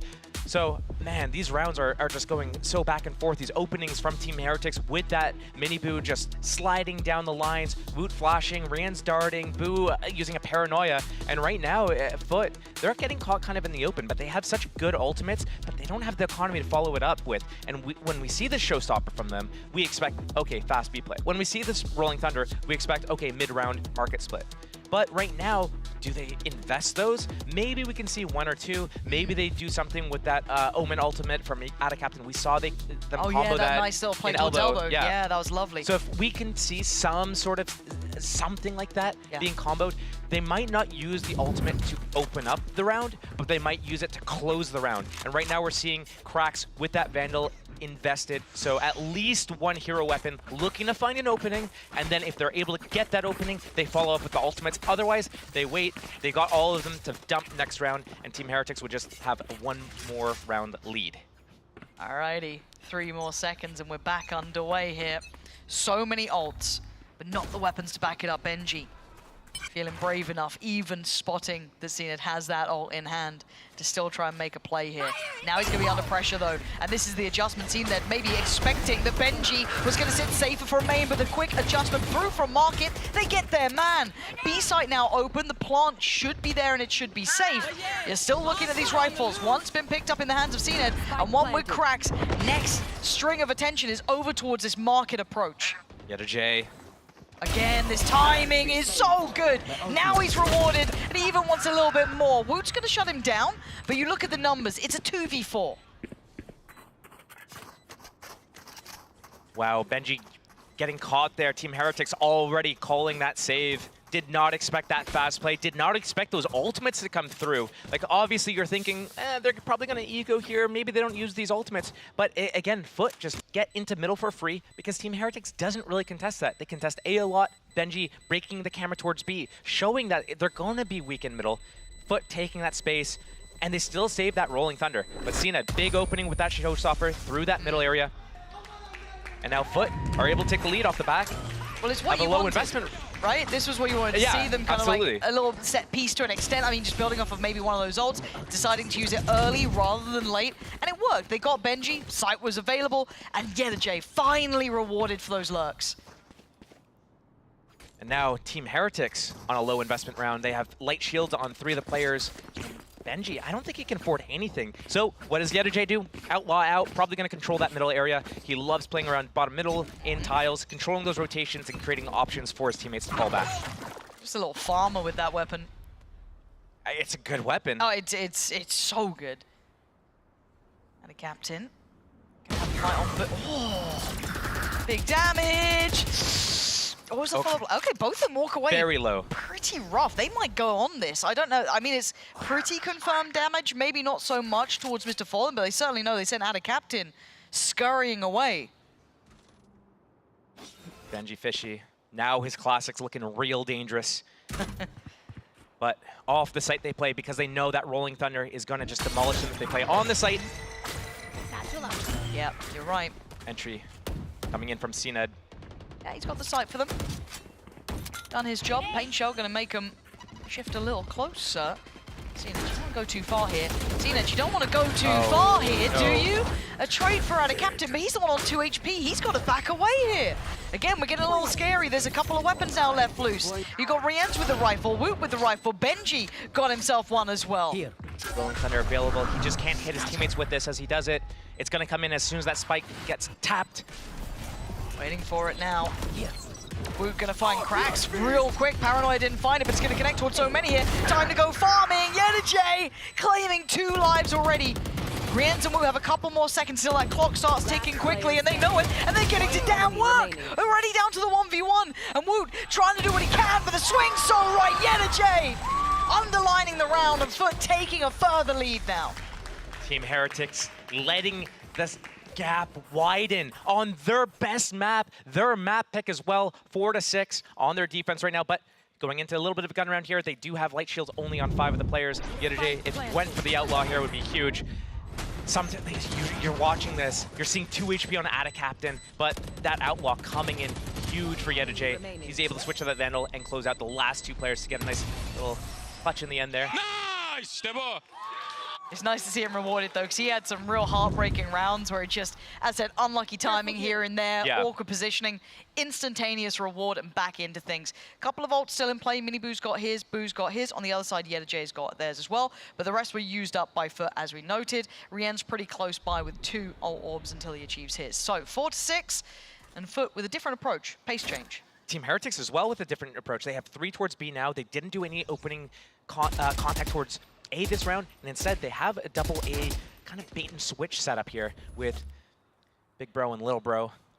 And Boo's been in this position before on that pixel gap, but they haven't had Mini Boo sitting in this corner before. Now they They might timing swing into this. Goes wide. Hello. Gonna see all of them. Boo's now on a platter. Does he get out with his life? Already you can see where Dizzy was able to get that flash towards, but he's made it out of sight. This guy is He's gone. fortunate. He's off ski. He's out of there. Got to be careful on this cross though. Okay. Oh my god. Oh, I thought he might have had that. Rienz though keeps things at least within touching distance. But look at CNED trying to shift up a bit closer. He could have a fight on Benji here, but it's Woot joining him. So a 1v2, one right, one left, but it's CNED still. That knife will give away that he was close. Not quite sure where, but still close enough. They've got to be careful. And now the swing, and that's not a clean enough shot. Benji takes that first step. Now it's on Yellow J. Clutch before. Can he clutch again? Not this time. Heretics closing the gap up to 5. The game is still very much live between these two. Really good decision making there by Boo, getting out the way he did. He knew he was getting hunted down. Shadow steps away, and as soon as his teammates are close enough that they can trade, they go out, they peek, they get the 2-for-1 on the players coming out of elbow there. And I love how in that 3 versus 2 retake for Team Heretics, instantly Rienz is droning through his spawn, getting all that information. Nobody's close here. That means that they're either pushed back into elbow or they're in A-link. And the time that Benji and Woot took together to knife, to jiggle out all the angles, to wait for that peek from CNED, deal with him, just slowly encroaching. They have so much time to work with. Beautifully played, they keep 3 alive, and they secure that round. And it's the fact that Minibu goes back to this. Is he gonna, wait, is he gonna so ulti them in the back? Wait to see, or yeah, it looks like that might be the case already across the map here. Paranoia coming in, Boo's in trouble once again. This guy is just constantly under pressure, constantly being chased down. This time doesn't opt to go all the way towards CT. They've still got safety on short. They still have Woot there to keep that secure, so he doesn't have to fall all the way back, but it is a 4v4. Stacking up a little towards the short side. And it's a pause. Again, all this fight happened above a minute. There's still a minute 10 on the clock here, so plenty of time to slow things down. Camera has that mid info, and Benji's popping it on just 5-second intervals. Trip's got control over B. Setup to maintain for Team Heretics. Big info on the knife. One way reinvested. Cage is a response, but now they focus towards maybe elbow. You can already see that play back in from Woot, going to push himself towards the site. That's a little bit dangerous, a little on the line. He needs Boo with him, and now here comes the hit. With the Dizzy and the stun, they are looking so vulnerable, looking so easy to clear, and they are! Foot walk the site on the re-hit. It was just so well crafted on the timing. Now Benji and Rienz trying to play this back in. That's a lot of bodies to clear. That's a 2v4. You got to look at the post-plant positioning. Mostly tucked towards site with a little bit of an offset from Mr. Fallen. Swing together. I don't know if he saw enough. It feels like he did. Maybe a step or two even potentially heard. Going all the way around, but it's going to be matched. It's going to be met with a similar look from Mr. Fallen. With no pressure elsewhere, they're starting to get a bit paranoid, but he's got the flash still, but he might get pushed off this angle. It's a 1-for-1 trade. Benji would have to go nuclear to do anything. It's looking like Foot teed up to take the lead even further away. Oh my god! Oh! Benji, No, stop no. it, stop it! I was wrapping up the half, Benji. Relax a little. Simmer down. You're not meant to be able to do that sort of stuff. Give me the replay of that, please. That was crisp. God damn, that was so close. It was very close, crisp shots in the end there, but not enough to secure the round. And right there, that needs to go in a folder, a bookmark of how not to play those types of 4 versus 4 situations, because right there was well played by Foot, great utility usage, the combination of the abilities, getting onto the site with the Dizzy, the positioning, the cages to kind of deny that one-way smoke. I'm just wondering why Team Heretics thought that it was a good idea to try to hold A from A-Link there when they have that camera watching middle, they have a double up in market, playing the retake on B. Yeah, that was so... It's giving me whiplash seeing that. Right? Like, god damn, how is...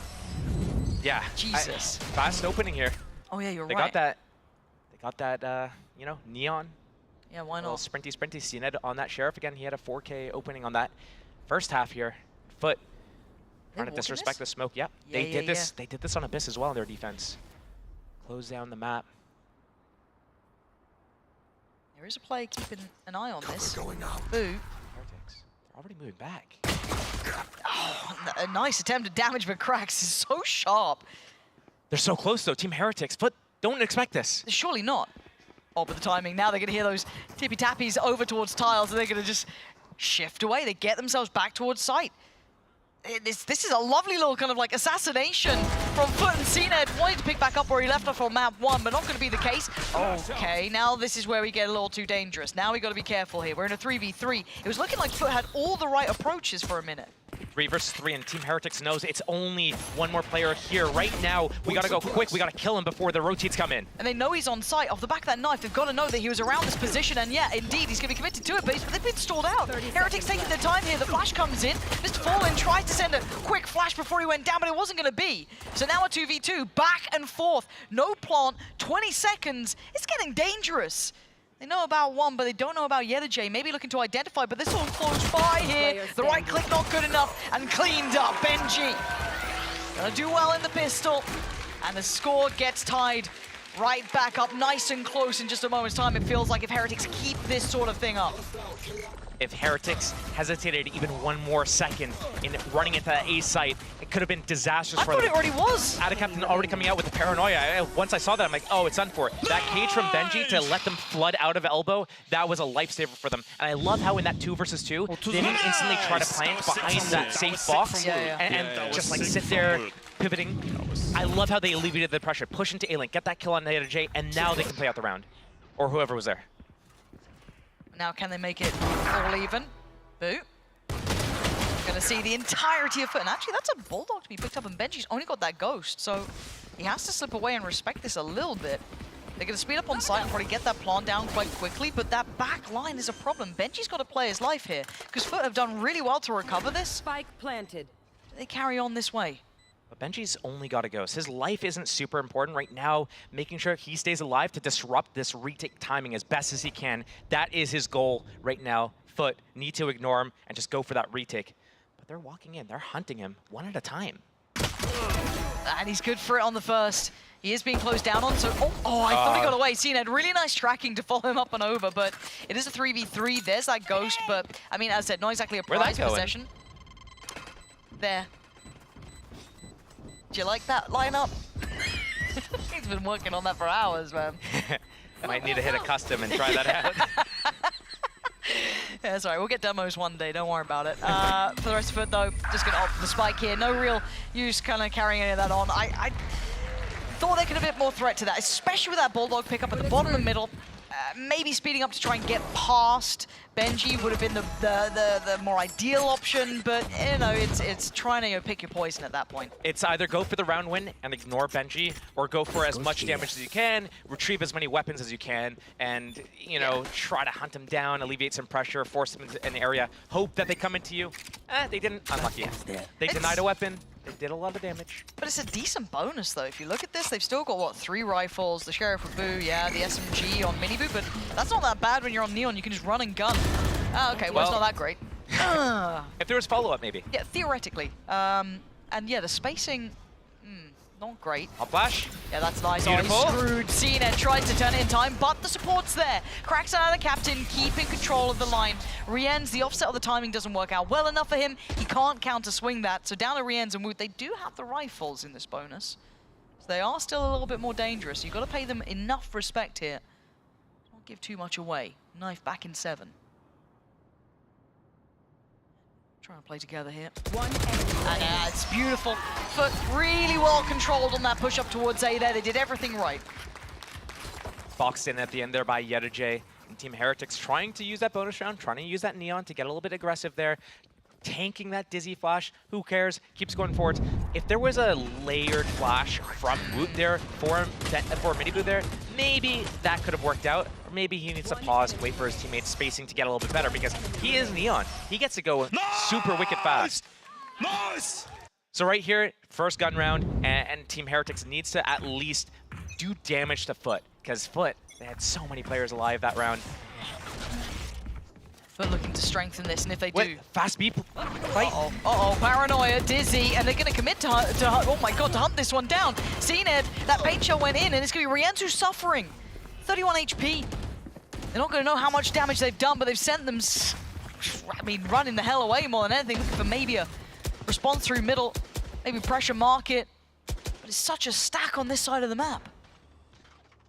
The next phase of this could be towards middle. It's looking like that. It is for Foot, but the reclear on B main from Team Heretics right now. They're going to see nothing here, expect it to be weak, and potentially walk straight into a trap. Mini-Boo in a prime position to disrupt just whatever, anything. And already Boo is walking up, creeping towards A. He's going to realize fairly soon, it's just the Cypher here playing the retake. He's going to have to call his teammates back. I want to see if he can break some utility to actually draw bodies off of this B site. Because right now it's 3 players posted. Yeah, they've got 35 seconds. If you're going to do something, do it now. At least they have a Neon that can sprint across. As soon as he sees this trip, he realizes this is a retake A. Give the spike to the Neon. Get him out of there. Because 30 seconds, you got to make a decision. You got to move. They're trying to keep going this way? Okay.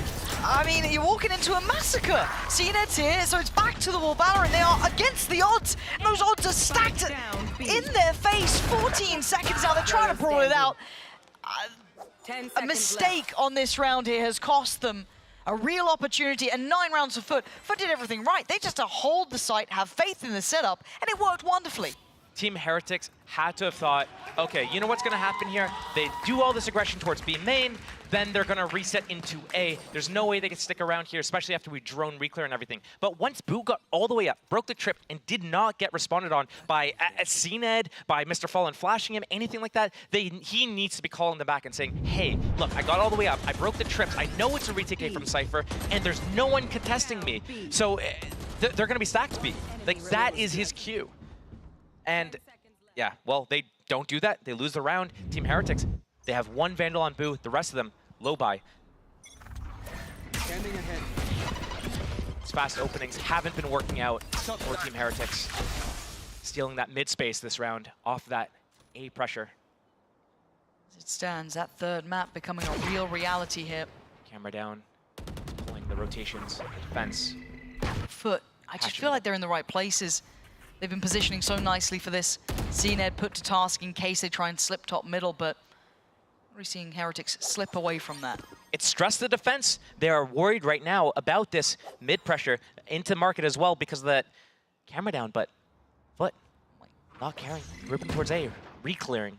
Yeah, the Dizzy got a shot, but there's no way you expect 3 players here, right? There's, oh my god, no, this is not how this is meant to happen. This is how you get punished? I know exactly. This isn't meant to be the round that it all falls down. I thought they had the right idea, but maybe that little bit of pressure, that little bit of paranoia from that pressure top middle was enough to force them forward. And now you're seeing the consequences. Now you're seeing the site under that Heretics banner. The plant's gonna be in, and it's down to Fallen and Yedajay to try and fight back through this, and an individual attempt isn't gonna be enough. Mr. Fallen does evade the paranoia, and he's got a couple of targets here, but Pinhead's hard to hit towards, so Benji's just going to slip off from this one, sit a little deeper, depend a touch more towards Mini-Boo. He's called Benji a Pinhead? Yeah. All right. You know, I've said this before, but we've said this before. These aren't the rounds that you're supposed to be winning. 1 versus 3 for Mr. Fallen. Oh my god, stop it. Stop it. Why have you said that? Because now it's starting to happen. He's got 1 to the right and 1 to the left. Oh my god, what is going on? What are these individual fights? There we go. He didn't get a half. He doesn't have time. It's fine. I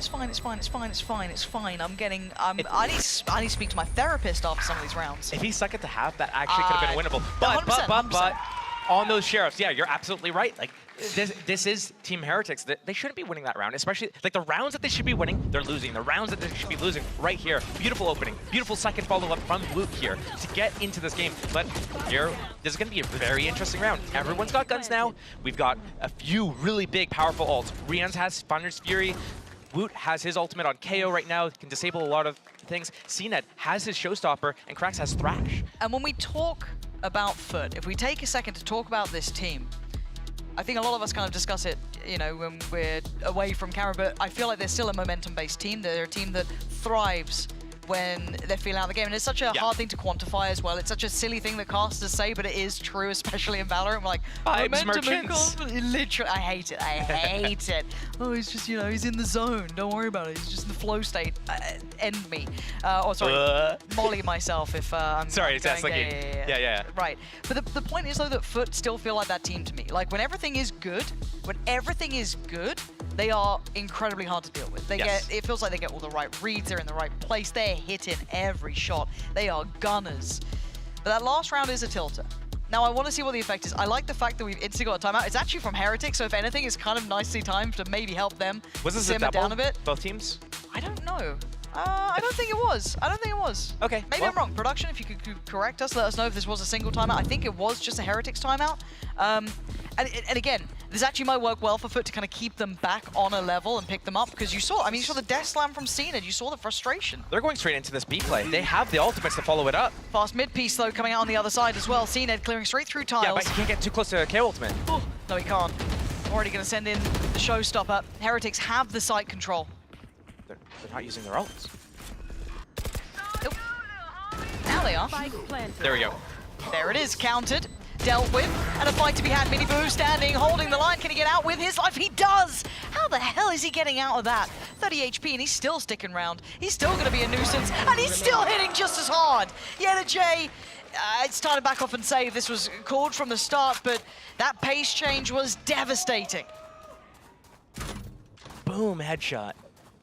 No one is old enough really to know showing that. my age. No one is old enough to know that. FPS Doug. Yeah, that was the first person I ever got like starstruck by. I remember meeting them at like a Katowice or something. They did some like filming back in the day. Oh yeah. And it was like meeting like both of them, and I was like, oh my god, that's them. That's them. That's that guy. Everyone knows you run faster with your knife out. Literally, I felt like a fan. Fan mentality, but right now I'm a fan of what we're seeing on the screens. 9-9. Heretics with a very quick pace change, but a nice investment of the ult. Well, you know, Woot kind of investing that just off the back of the counter to cracks there as well. It worked wonderfully to keep control on that pressure. Now we get a Foot timeout. Yep. And this is at the point of the game where they're kind of slipping up a little bit. They're letting the game get away from them. And what they need to do is not let their emotions get away from them. And I'm going to quantify this, okay? I'm not going to just say something about like Vibe Merchant or you know, momentum based. What I'm going to say is when they start to lose rounds like this, it appears to me that they start to do desperate plays, go a little bit too aggressive, and they dig themselves a deeper and deeper hole, trying to recover themselves out of it. And they are so good at doing the simple things right that if it doesn't work 1 or 2 times, they abandon that and start getting really desperate and like, oh, what do we do? Okay, CNED go rush down mid. Okay, CNED rush down B. And they don't need to do these things. They do have the Rolling Thunder if they want to do it, but they need to let Team Heretics show their hand first, because every single round so far, Team Heretics, this is their game plan 101 the entire year, is group as 4, sometimes even 5, walk around and do a full sight hit. If they can catch 4 in a Rolling Thunder and then converge on that, that is their way to win the round and even come back into the game and win the game. If they try to do it before Team Heretics shows their hand, they might slip up and continue to give Team Heretics a huge berth. Okay, 9-9 here. Still a purchase in the hands of Foot. It's not a good one. There are stingers coming out. There is a sheriff for cracks, but these guys hit harder than a truck sometimes with these weapons, so don't write them off just yet. If that gets broken towards middle. Yeah, lovely. God, the observers. Josh, you were never doing bits like this. What do you mean? You were never doing bits like this. Little flash and a swing towards middle. Stop. And already they've cleared through mid. They've seen nothing, so everything unnoted so far. No idea what Foot are up to. Team Heretics broke that trip. They stressed middle. Benji deploying drone. Going towards B main at the same time as the reclear towards A. Last time they stressed middle, it was almost an overreaction towards A. We saw them have that triple stack over on that A side that cost Foot the round.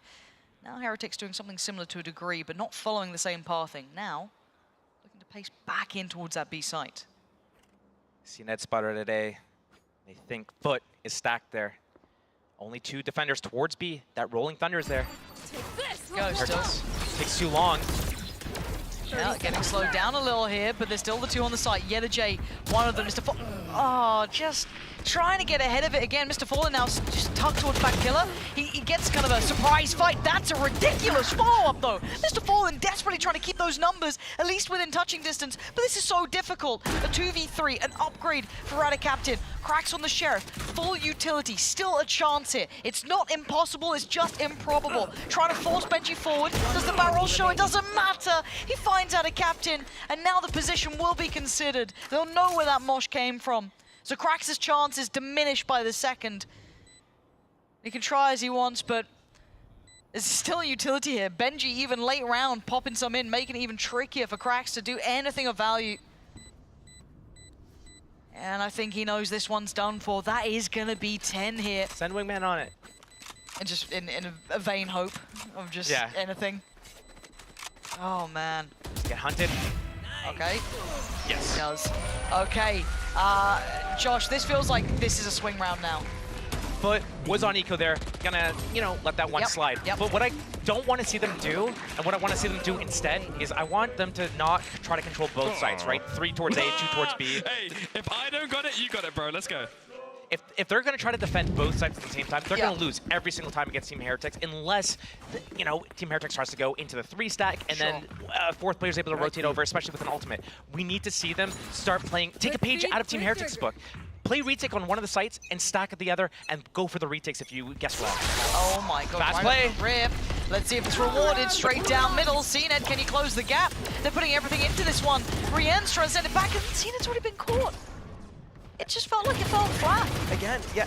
Oh my god, Cracks, okay, they're sticking round. Okay. The fact he hits that just feels like he's just won a 30-70, and he walks away feeling confident.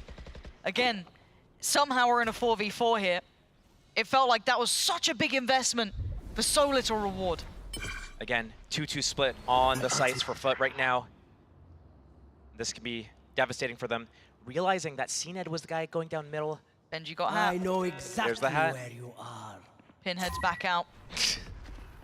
Smoke towards Market. You've got the off angle from Mr. Fallen. Does Cracks play ahead of this? No, he can't. I think the paranoia caught him enough that he has to respect it. TP in. We've got 3 towards B now. Later rotate for YellowJ, but he'll be here in time. You see that Team Heretics want to kind of clear back pillar. Stuns up, guns up. That's nice. Hard. Can't avoid it that time. That's nice. Benji does get 2 on the way back in. Back down to 2v2. Make it a 2v1 out of Captain. Looking to clutch up again. How does Boo play this? Oh, cleanly is how he plays that. But Cracks is sharp as hell. He's the one who got the pick back towards the star. That's taking down Mini Boo. Can he avenge his fallen brother here, Boo? Trying to play the dance. Toy with the timing. And Cracks ice cold in it. Boo knows he's off. Spots him again. Saw the head. He doesn't need to go for this just yet. Now he does. Oh, he's toying with him. Careful, 2 HP here. He's going to have to swing this, and he does! Boo avenging his brother, getting the Red Bull clutch, and Heretics up to 11. Scary, scary, scary. Mini Boo sliding in there in that 5 versus 4, getting taken out. Beautiful shot to put him down. But again, this is what I was saying. But they're feeling a little bit desperate. They're going a little bit too crazy. Off the barrier, use that Rolling Thunder. Sending CNED in by himself on a lone mission. He gets taken out. They just they don't know what to do. Yeah. They're out of options and they're getting desperate and they're just running at them. Right now, Team Heretics is punishing it. And now Team Heretics can do a fast opening themselves. Certainly can. And a couple of steps closer to getting those practices in towards best of 5s, Josh. And that is something that we know the Heretics will be looking for. It's a very small and elusive club of teams who know how to play those best of 5s, and this could be a chance for them to get on towards that. Look, if there's any round that Foot's gonna win, it's gonna be off the back of a Sheriff round. Of course it is. It's always a thing. They have to win at least 1 per game. Do you not remember the moment that just in the next couple of seconds, Ada Captain somehow gets 2 kills here? For Oh no yeah, sorry, I forgot that part of the script. Yeah, remember, okay? Yeah. No one knows how it happens, but it does. Somehow he just magically gets 2 kills. I mean, these are literally the sort of rounds that Foot just always seem to get so scary in. Actually, they might get the timing. Hey, they've got YellowJ pushed up middle here. They can gamble or rotate over towards A. They felt nothing towards that B site. That one-way up on A-Link, rotation coming in. The attack has to come through elbow. This feels like the best chance yet. 2 opening 1 digs. Right place, and a Captain. There's the first. Remember, I told you about the second, though. Don't think he's done just yet. He's taken down Mini Boo, but Benji 30 seconds left. is quick to this. Gonna catch the support system of CNED. There is another player here, though. That Dizzy should be the red alarm bells ringing, knowing there's a lot of players here. Yes. And the back line, there's the pressure. Cracks is gonna go down, but there's still out a Captain on the side. Mr. Fallen now swings from CT. There's the second. We all told you about it. You didn't believe us. For 10 seconds now. They need the plan here for Rien's. There's not much more he can do. 6 seconds. Flashed up, stunned up. This is just perfect from Foot. Finally, they get back in this. Told you. It told me. Hate being right. Yep. It's a curse. And that's gonna really... I hope it doesn't, but it could have affected Team Heretics' confidence there. Still so close to being able to close it out 2-0 and go to the next stage. Team Heretics, they have that Neon ultimate. They do look like they're opening up with a fast opening again. It's worked a couple times, but it's also been stuffed a couple times. Yeah, really hard one to call on it, but Cena gets caught by the paranoia, and Mini Boost just set up for success. Out of Captain, trying to isolate a fair fight, but oh, Benji! Melting shot, they just keep going. And Crux goes down, they keep trying to make up and make up and make up, and now they just bulldoze through them. Heretics want that 12th round. They want to secure a bare minimum OT here. Mr. Fallen and Yedajay, this is really hard. A 2v5, no access to sight. And there's going to be a plan against them too. Again, you've got to consider the money. You've got to consider every aspect of this. Those rifles are valuable. They're just getting no play here. But just poked the Hornet's nest. Felt the wrath, the response from Team Heretics, and now they have to go save. Let Team Heretics have that 12th round, that match point. But I guess Team Heretics has 2 chances to close it out. Foot need 2 rounds in a row just to bring it to overtime. Right now, Team Heretics, great pace changes. Sometimes opening very slow, and Foot is going really aggressive, falling into the trap. And sometimes Team Heretics opens very fast and catches, especially CNED, out trying to take that map control. But that Neon timing with the flashes, with the dark combos, is just getting out past, breaking the timings of everything, catching them off. So they get to the rifles. No, Yedajay's gone down. It's only Mr. Fallen who's going to get it. Keep you up to date while the replay runs. They did lose out on one of those 2 rifles there, so that's a big loss for them. They're going to reinvest. It's not going to be a complete loss, but that does mean Guardians. It does mean Bulldogs, and you can see that frustration, Josh. You can see it on the faces. Okay, that's interesting to me. Looky. First time we're seeing an AWP on this defense. I think in this map in general, we haven't seen it all game, right? No, I don't think so. Can't recall it. I mean, the problem is, as it stands, it's in the wrong place. And it looks like Heretics right back to business. They feel no resistance to this point. Actually, Yedajay might have had it on attack once, but Team Heretics already sealing this A space into elbow. They have that ultimate. One-way smoke on spawn. And it's going to be the guns in hand here. The paranoia does get sent from deep CT, so that's going to help out, actually. It gives a second of recovery here. As Yedajay unable to really be of much assistance. Minigu's gone down. That's good for Cracks. Tries to put his life on the line to get back towards the back box here. Mr. Fallen in support takes down Woot. We're still seeing this go on. This is a 3v4. Yedajay is barely breathing, but he's still alive. He's still got a gun in the game. He can fake plant and teleport all the way back to B if he wants to. I wonder if they're going to do it, but they're not in the position, the rest of the team, in elbow right now, to be able to do that. How much do they know? Who's going for it? Sticking that plant. 3 versus 4. Benji alive. The win condition for the team. Benji. Got to be clutching this. Rien's still here too. That's the 2 CT players, going to be locked down by them, but that puts so much on the plate of Boo. He can try and keep them back with one ways, but Mr. Fallen's found him. That's the site now open and available. They're getting overwhelmed here. Foot trying to fight back in, but Rien's does not find Mr. Fallen. Hold on. And Benji's always got to clutch in him at least once a game. And this might be the moment. No, out of Captain, still there. And now a 1v2, very difficult for Rien's, especially with Yedajay holding that angle. It's out of Captain to keep this one alive. 11 rounds for Foot. This game is starting to heat up now in the final moments. The final chance to close this out. Regulation right now. I'm trying to look at the ultimates and the economy. Both teams with a full purchase. The op's still up. Thrash still online for Cracks if he needs it for one of these retake situations. And a passive round for Foot that they're able to convert. So maybe they're finding out that, hey, you know what? We can do this passive stuff. We don't have to take the fight to them. We can let them do something right now. Yeah. It's all on that opening pick. Yedajay has that op actually on Cypher towards B. He's alone. 4-man stack for Foot.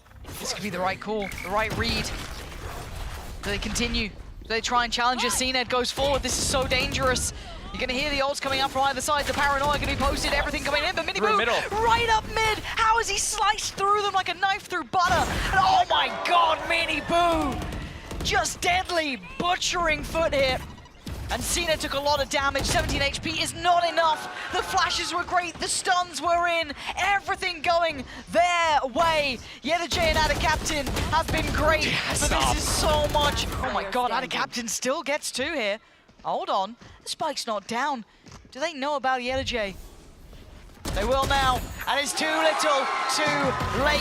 13-11. Heretics with a close affair in both maps, but close out 2-0.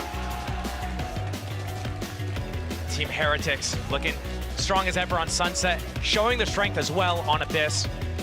Maybe showing their hand a little bit, but so much time between now and Champs to refine that, to figure out what's going on. Foot showing us kind of middle. Hey, this is pretty cool. Use that Omen, use that teleport, kind of stress that area of the map. But Sunset, I think Foot needs to figure out a way that they can keep their head in the game and make sure that they don't try to do these desperation plays, because when they do things well, they do them so well. And Team Heretics, I love the switch-ups that they do. The pace changes, the tempo switches, using the ultimates, and of course, relying on their individual skill to close out the rounds. Yeah, we're actually seeing some really good games between these two. Now, consider that, yes, there is motivation for victories here. Obviously, that's a silly thing to have to highlight. But we are seeing that Foot are showing that willingness on the depth of the map pool, showing Abyss the first team to roll that chance. We're starting to see how prepared these teams are and what form they are with Champs on the horizon. So Foot, a nice try today, and you're right, a couple of things to fix going forward, but certainly manageable. Very manageable. It's just a simple VOD review. It's a simple talk to the team and try to just maybe even utilize those timeouts to put themselves on ice a little bit, cool their tempers, and make sure they go in with a clearer plan of how they want to do things and close things out. They're just right there in some of these losing moments, but Team Heretics are looking so strong in so many of these moments. All of the individuals coming up on different times to shine. Mini Booth is openings throughout both maps. Benji, Boo, closing out a lot of these rounds, and great support from Woot and Rienz the entire time as well, with the darts, with the knives, the flashes coming in, with the trade kills. Looking like a really solid unit. Yeah, you're spot on, and this team's shown a lot of resilience as of late. They've had a very, very busy year so far, and it's not getting any quieter anytime soon. So to still show that drive to survive, almost that will to carry on. And here we can see those last couple of moments back through Miniboo. I didn't even catch him getting right up middle like that. It completely caught off guard Foot, but still, fantastic display. Glad we got to see Abyss here. Both teams clearly prepared for it. Not sure how, refined it'll be by the time it probably reappears towards Champs, but both of them highlighting it's in the wheelhouse, it's there to be used. I can't wait to what form we see these guys going forward. And the biggest thing now going forward as well is we got best of fives on the horizon. That to me is a really tantalizing prospect, totally different realm for some of these teams. But before we waffle too far, we have a lovely little treat for you guys. So if you do want to stick around, if I'm not mistaken, we're going to have Voot, I believe, on the post plant. So you might want to stick for that one to get some inside info. If not, no stress. We'll see you soon.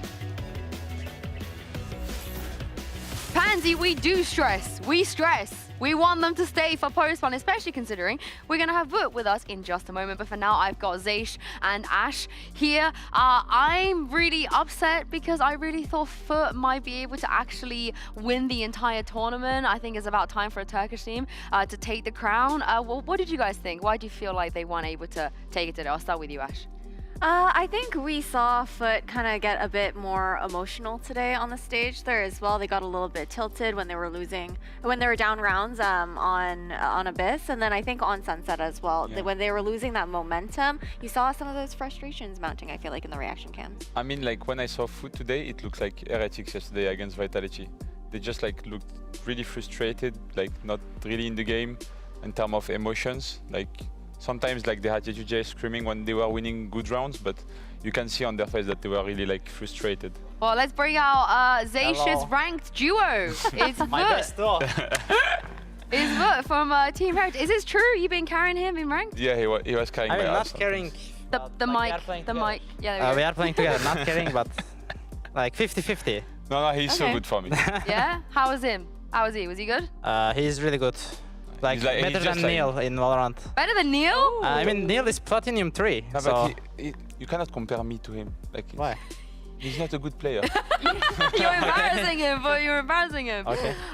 First of all, congratulations. Thanks so much. We've talked a little bit, we're having a little discussion about vibes before you got here. And I think if we take a look at today, your vibes today were the Heretics that we know and love. You know, you were doing your little handshakes, you were hyping each other up. It was really, really cute. We absolutely love seeing you guys like this.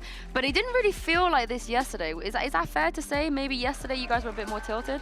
No, we talk so much about it, like the aura, team aura, like handshakes, like motivations, compliments each other's. We talk so much about it, so we just fix it. Sometimes it's hard when you're losing. Like we didn't lose that much today, so I think it was about we did. Like we were winning and we were on like winner mood, so we didn't feel that. But we literally talk about it so much, especially we are tired right now. We played so much officials in a row, and it's like our first year, like almost all of us.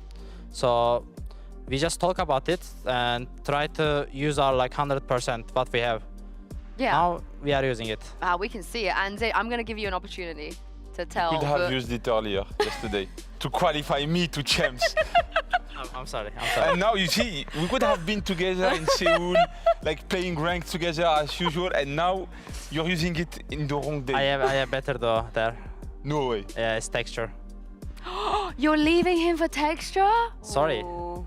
So he didn't qualify me. He's he didn't cheating try on his you. best yesterday. Yeah. And he's saying this now. He's not loyal. It's fine. Wow, It's but... That's the life. I'm teaching in life. It's okay. Okay, is it just you with texture? I feel like everybody fights for texture though. How do you know he's gonna pick you? I mean, we're gonna go Korean barbecue together. I Okay. think that's enough reason. That's love. Yeah, and You know I good can bring you contents. to Korean barbecue also, if you qualify Bro, me. it's Korean. Of course he's gonna know the best places. Yeah, that's true. But who's doing the cooking? Are you or Texture going to do the cooking at I Korean don't think barbecue? either of them doing the I cooking. don't think Neil. Texture- I think Neil's doing the cooking. I don't think texture can do it. Yeah. Oh, okay. Honestly, chance. it's always me. I feel like whenever we go I karaoke, also do yeah, that, we're the yeah. token. Yeah, I get it. Yeah, I'm always like, guys, okay, I got this. It's You know, it's fine. all good. It's all good. But I'm really sad to hear about this. He was bigging you up, but he was like, that's my rank duo. But that's Sorry. life, like Not you in said. Seoul. Next year? Looking so bad. no, we're joking. Zaysha's about to get unleashed. No, all good, don't worry. Let's talk about something else, because the Abyss comp that you guys ran. So, okay, I have a few questions, so let's just start with the obvious one. Were you guys wanting to play Abyss at playoffs? Were you hoping to play Abyss? Like, what are your feelings with Abyss? Yeah, because they already qualified for champions. Also, we want to pick as well, so we're gonna see how we're gonna run on officials, like, because it's not same. It's not happening same. When new map came, we are proccing, yeah, but it's like completely different with the officials. Yeah. So we just try to see it, and they picked, so we just pick Sunset back. It's really good. You for like us. it? Yeah, I think I like Abyss. Like for myself, I really love Abyss. Because You okay? see in 6 months, so Oh wow! You see, he's DMing me. No, it's this fine, is it's fine. no, but this is like you know, when you really like someone, you feel comfortable I know. to do that. You know. But It's you know, cute. yesterday when I saw they had Bind and Sunset in the bio, I said it's impossible to lose. It's impossible they lose, and they managed to do it. But I know now why, you know, because he had a better duo waiting for him in Seoul. He didn't wanted me to qualify there. This is like K-drama. It's I feel fine. like we're watching a K-drama unfold. Yeah. yeah, with Korean people, yeah, No. it's true. Oh my god. like This is it's getting texture. out of hand. This is getting out of hand. But you wanted them to play the double duelist, right? You Yeah, felt like it for would have me, been like better. recently, you are not like really confident as you were before, like in your matches. This is what I felt, at least from the games. And I would like have said that you will go to run like a double duelist comp, like to get back a confidence and like just run on people. Because like for me, I felt this year, like your team and our team was like kind of the team that, like rookie team that will run on people, like not afraid. And like, I mean, for us, it stopped working. But like for you guys, like I thought like to get back this confidence, you are going to run on a new map, a double duelist thing. So like you can run on people and they won't really expect your firepower coming back. So. It's like about with me, because I proved I can play same with the initiator as well in every match, I think. Yeah, sure. Like other match as well. But in these days, I am like a bit over. Like my mental is not on the best. Yeah. Like the officials, like I'm feeling so tired, basically. I'm feeling so tired, and I'm like trying to give my best on comms. Like I was worse before a few days. Like I was literally worse. Like I was mentally down. But like I'm trying my best. So I don't think it's gonna be like bad in champions, because I will go back to my country. I'll go back to Turkey and like reset myself and come back stronger. So I don't think it's gonna be a problem. Also, I am comfortable with flex right now. Like, sure. I love yeah, of Gecko course you right can now. see it. I mean, you got a 367 ACS KO over here. Yeah, I remember that. How are you guys managing with the fatigue? Do you have like a performance coach? Is people that you can talk to, make sure that you're not overworking yourself? Yeah, like Neil is really experienced about it. Also, we have good performance coach as well. Like our coach stuff is really good on it. Like they know how to work with rookie players because we don't have any experience. I'm like living this situation first time in my life. I never like performed that much bad for myself. So it was a bit hard for me, but they explained why it's happening and how we're gonna fix it. So I'm just trying to do it. I think it's like going better for me. Like I'm resetting. In the same time, I'm performing well. So yeah, our coach roster is insane for it. Oh yeah, you guys, I mean, the fact that you're managing to do this, bounce back after a loss as well is really, really impressive. Anything that you want to ask Vert, Ash? How did you feel about the deadlock, I guess, that Foot pulled out on Abyss? Was that a surprise to you? I think we already played against Deadlock in Prague, so like we just tried to. It's new map, so what can we expect? Like we don't know anything. Yeah. So we just played our game, played our strats, read the strats, and we won. That's all. Like. I'm just happy to see you win on Sunset again. You know, I like the whole, every time we saw the Sunset, we could be like, yeah, it's a free win. It's a free win. I'm sure you guys must feel, you know, not great about losing it yesterday, but great that you were able to bounce back. I think it's good to lose because we learned how people are countering us well, and I think Vitality like did well on Sunset. Like they copying us. I'm not gonna lie, they are copying us, but they just make it better than us. So we just learn what's our mistakes, what's our gaps. So we just trying to fix it. Also, it's good. We lost.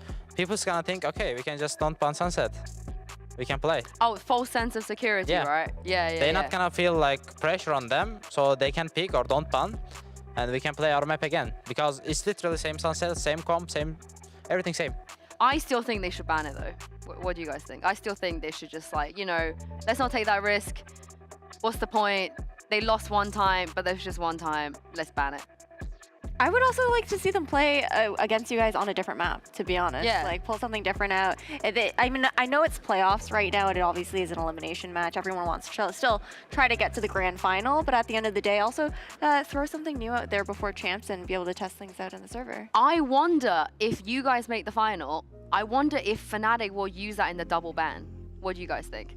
Because obviously it's their permaban, but do they want to take, you know, they took on KC, they took on Foot, but do they want to come for the king? You know what I'm saying? There's like a different ball field. What do you think?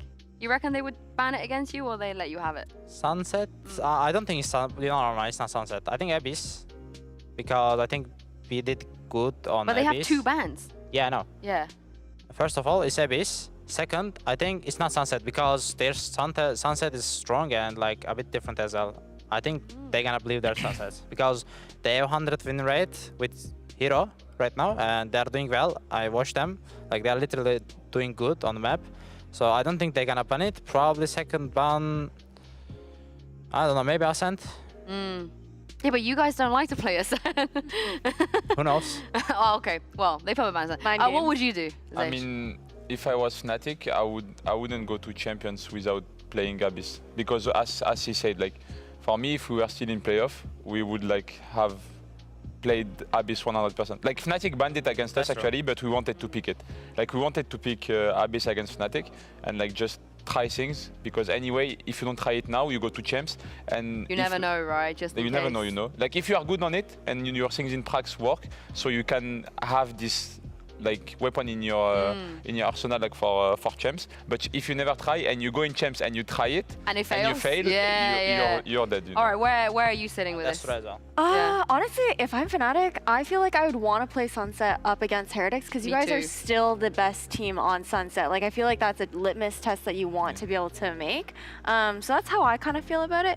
I do want to pivot away from the conversation though. I do have a question for you, but I'm curious to see who you would like to see from America's making champs because there's 3 spots still that have to be locked in and their playoffs start today. What are the playoffs? I knew you were going to say that. I knew you were going to say that. Crew C9 are in knockout round together. Sentinels 100 Thieves are in knockout round. And then Lev have made it already. Yes. And then G2 is the other team in the upper semifinal. Yeah. Sentinels, G2. 100 Thieves. 100 Thieves? Oh, so you're saying Sentinels Yeah, and G2. Okay, of course. And then Oh, you want to play against G2 again? Yeah, You didn't get enough I last missed them.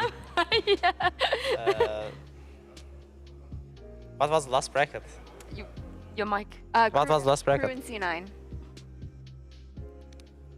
Crew. Yeah, Oh. I think Crew deserved. Like they did Yeah, they pretty did. good year. That'd be fun. That'd They be were a fun 0-5 one. or something. They were so bad and they just popped off. Yeah, it'd be a fun one. I like that. Let's take a look at the quick bingo card because we showed you guys a bingo card in the top of the day today. And I think a couple of things got checked, stamped. I'm not sure. If it did, hooray. If it didn't, then we have 2 more days left to play bingo. And it looks like...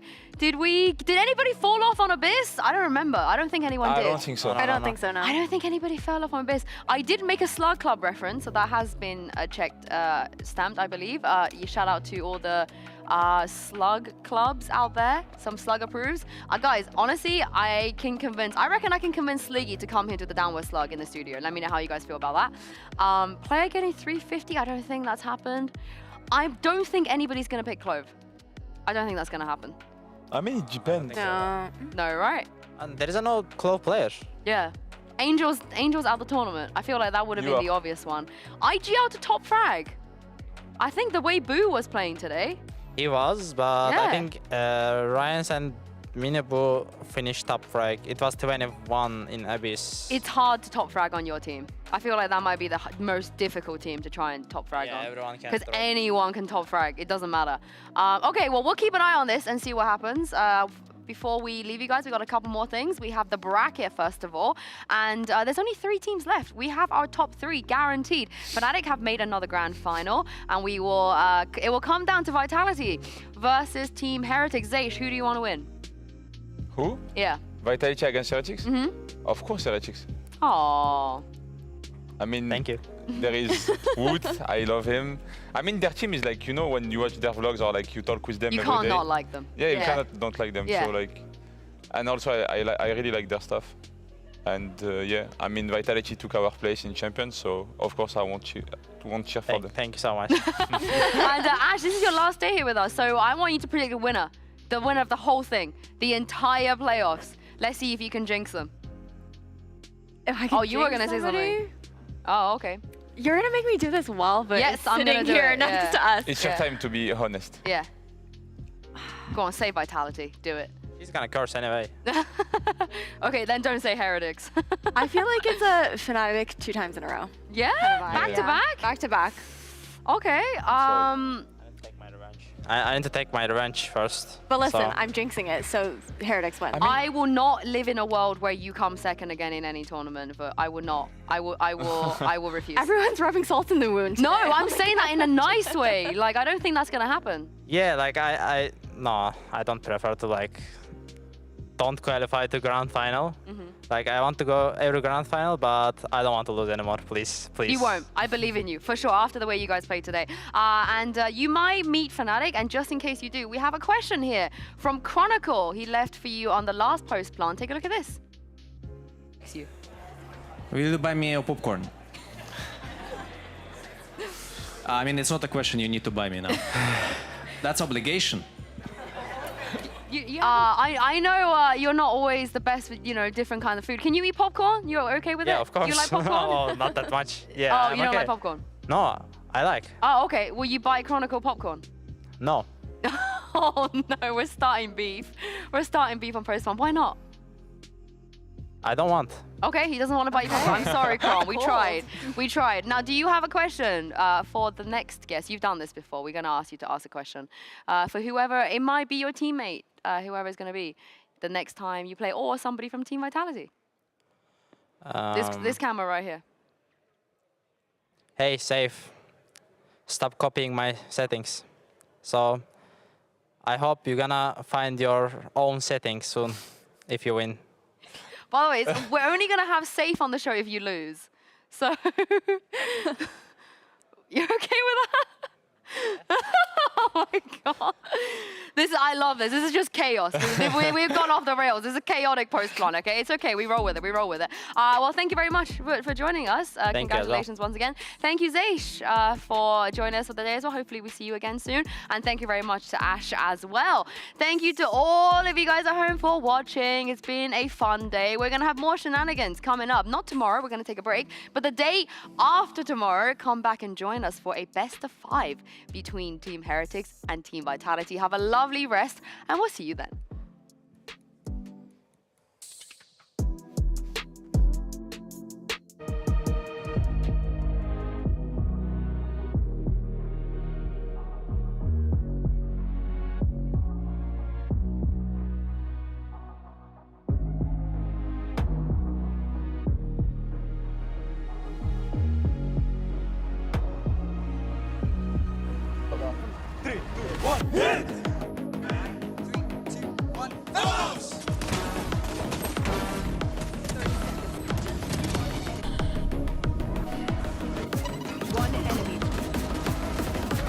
So I thought Boaster could bait for him instead. Yeah, why not just swing them with the Odin? What is this? Sandwich.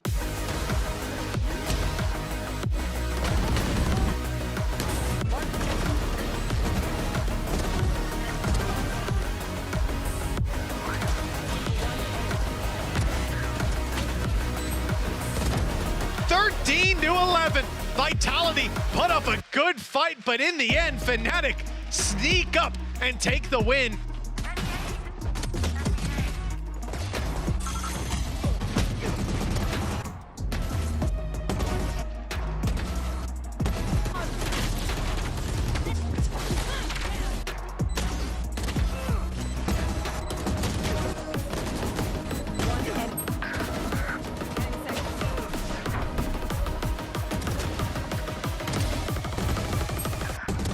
Ender's career. They now know exactly where he is, and that is him dealt with. 13-6. The first map might have been close, but Fnatic breezed through to the grand final on Sunset. Yeah, this was a map again. We've said it many a time that they were avoiding. They were perma-banning. They didn't want to play anybody on it for the longest amount of time. They were forced to in the previous grand final.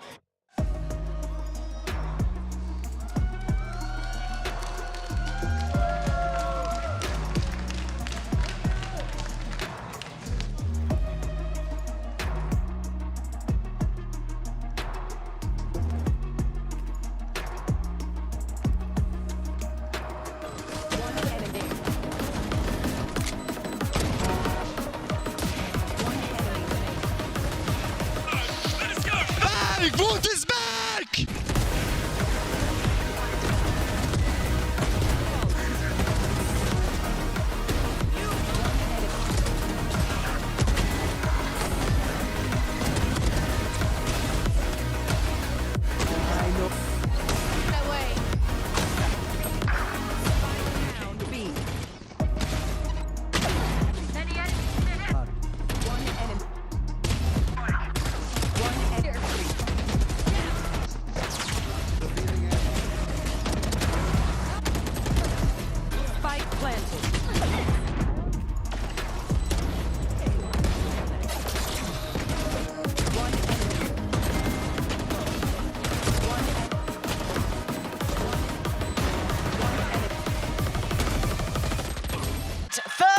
To 11. Heretics with a close affair in both maps, but close out 2-0.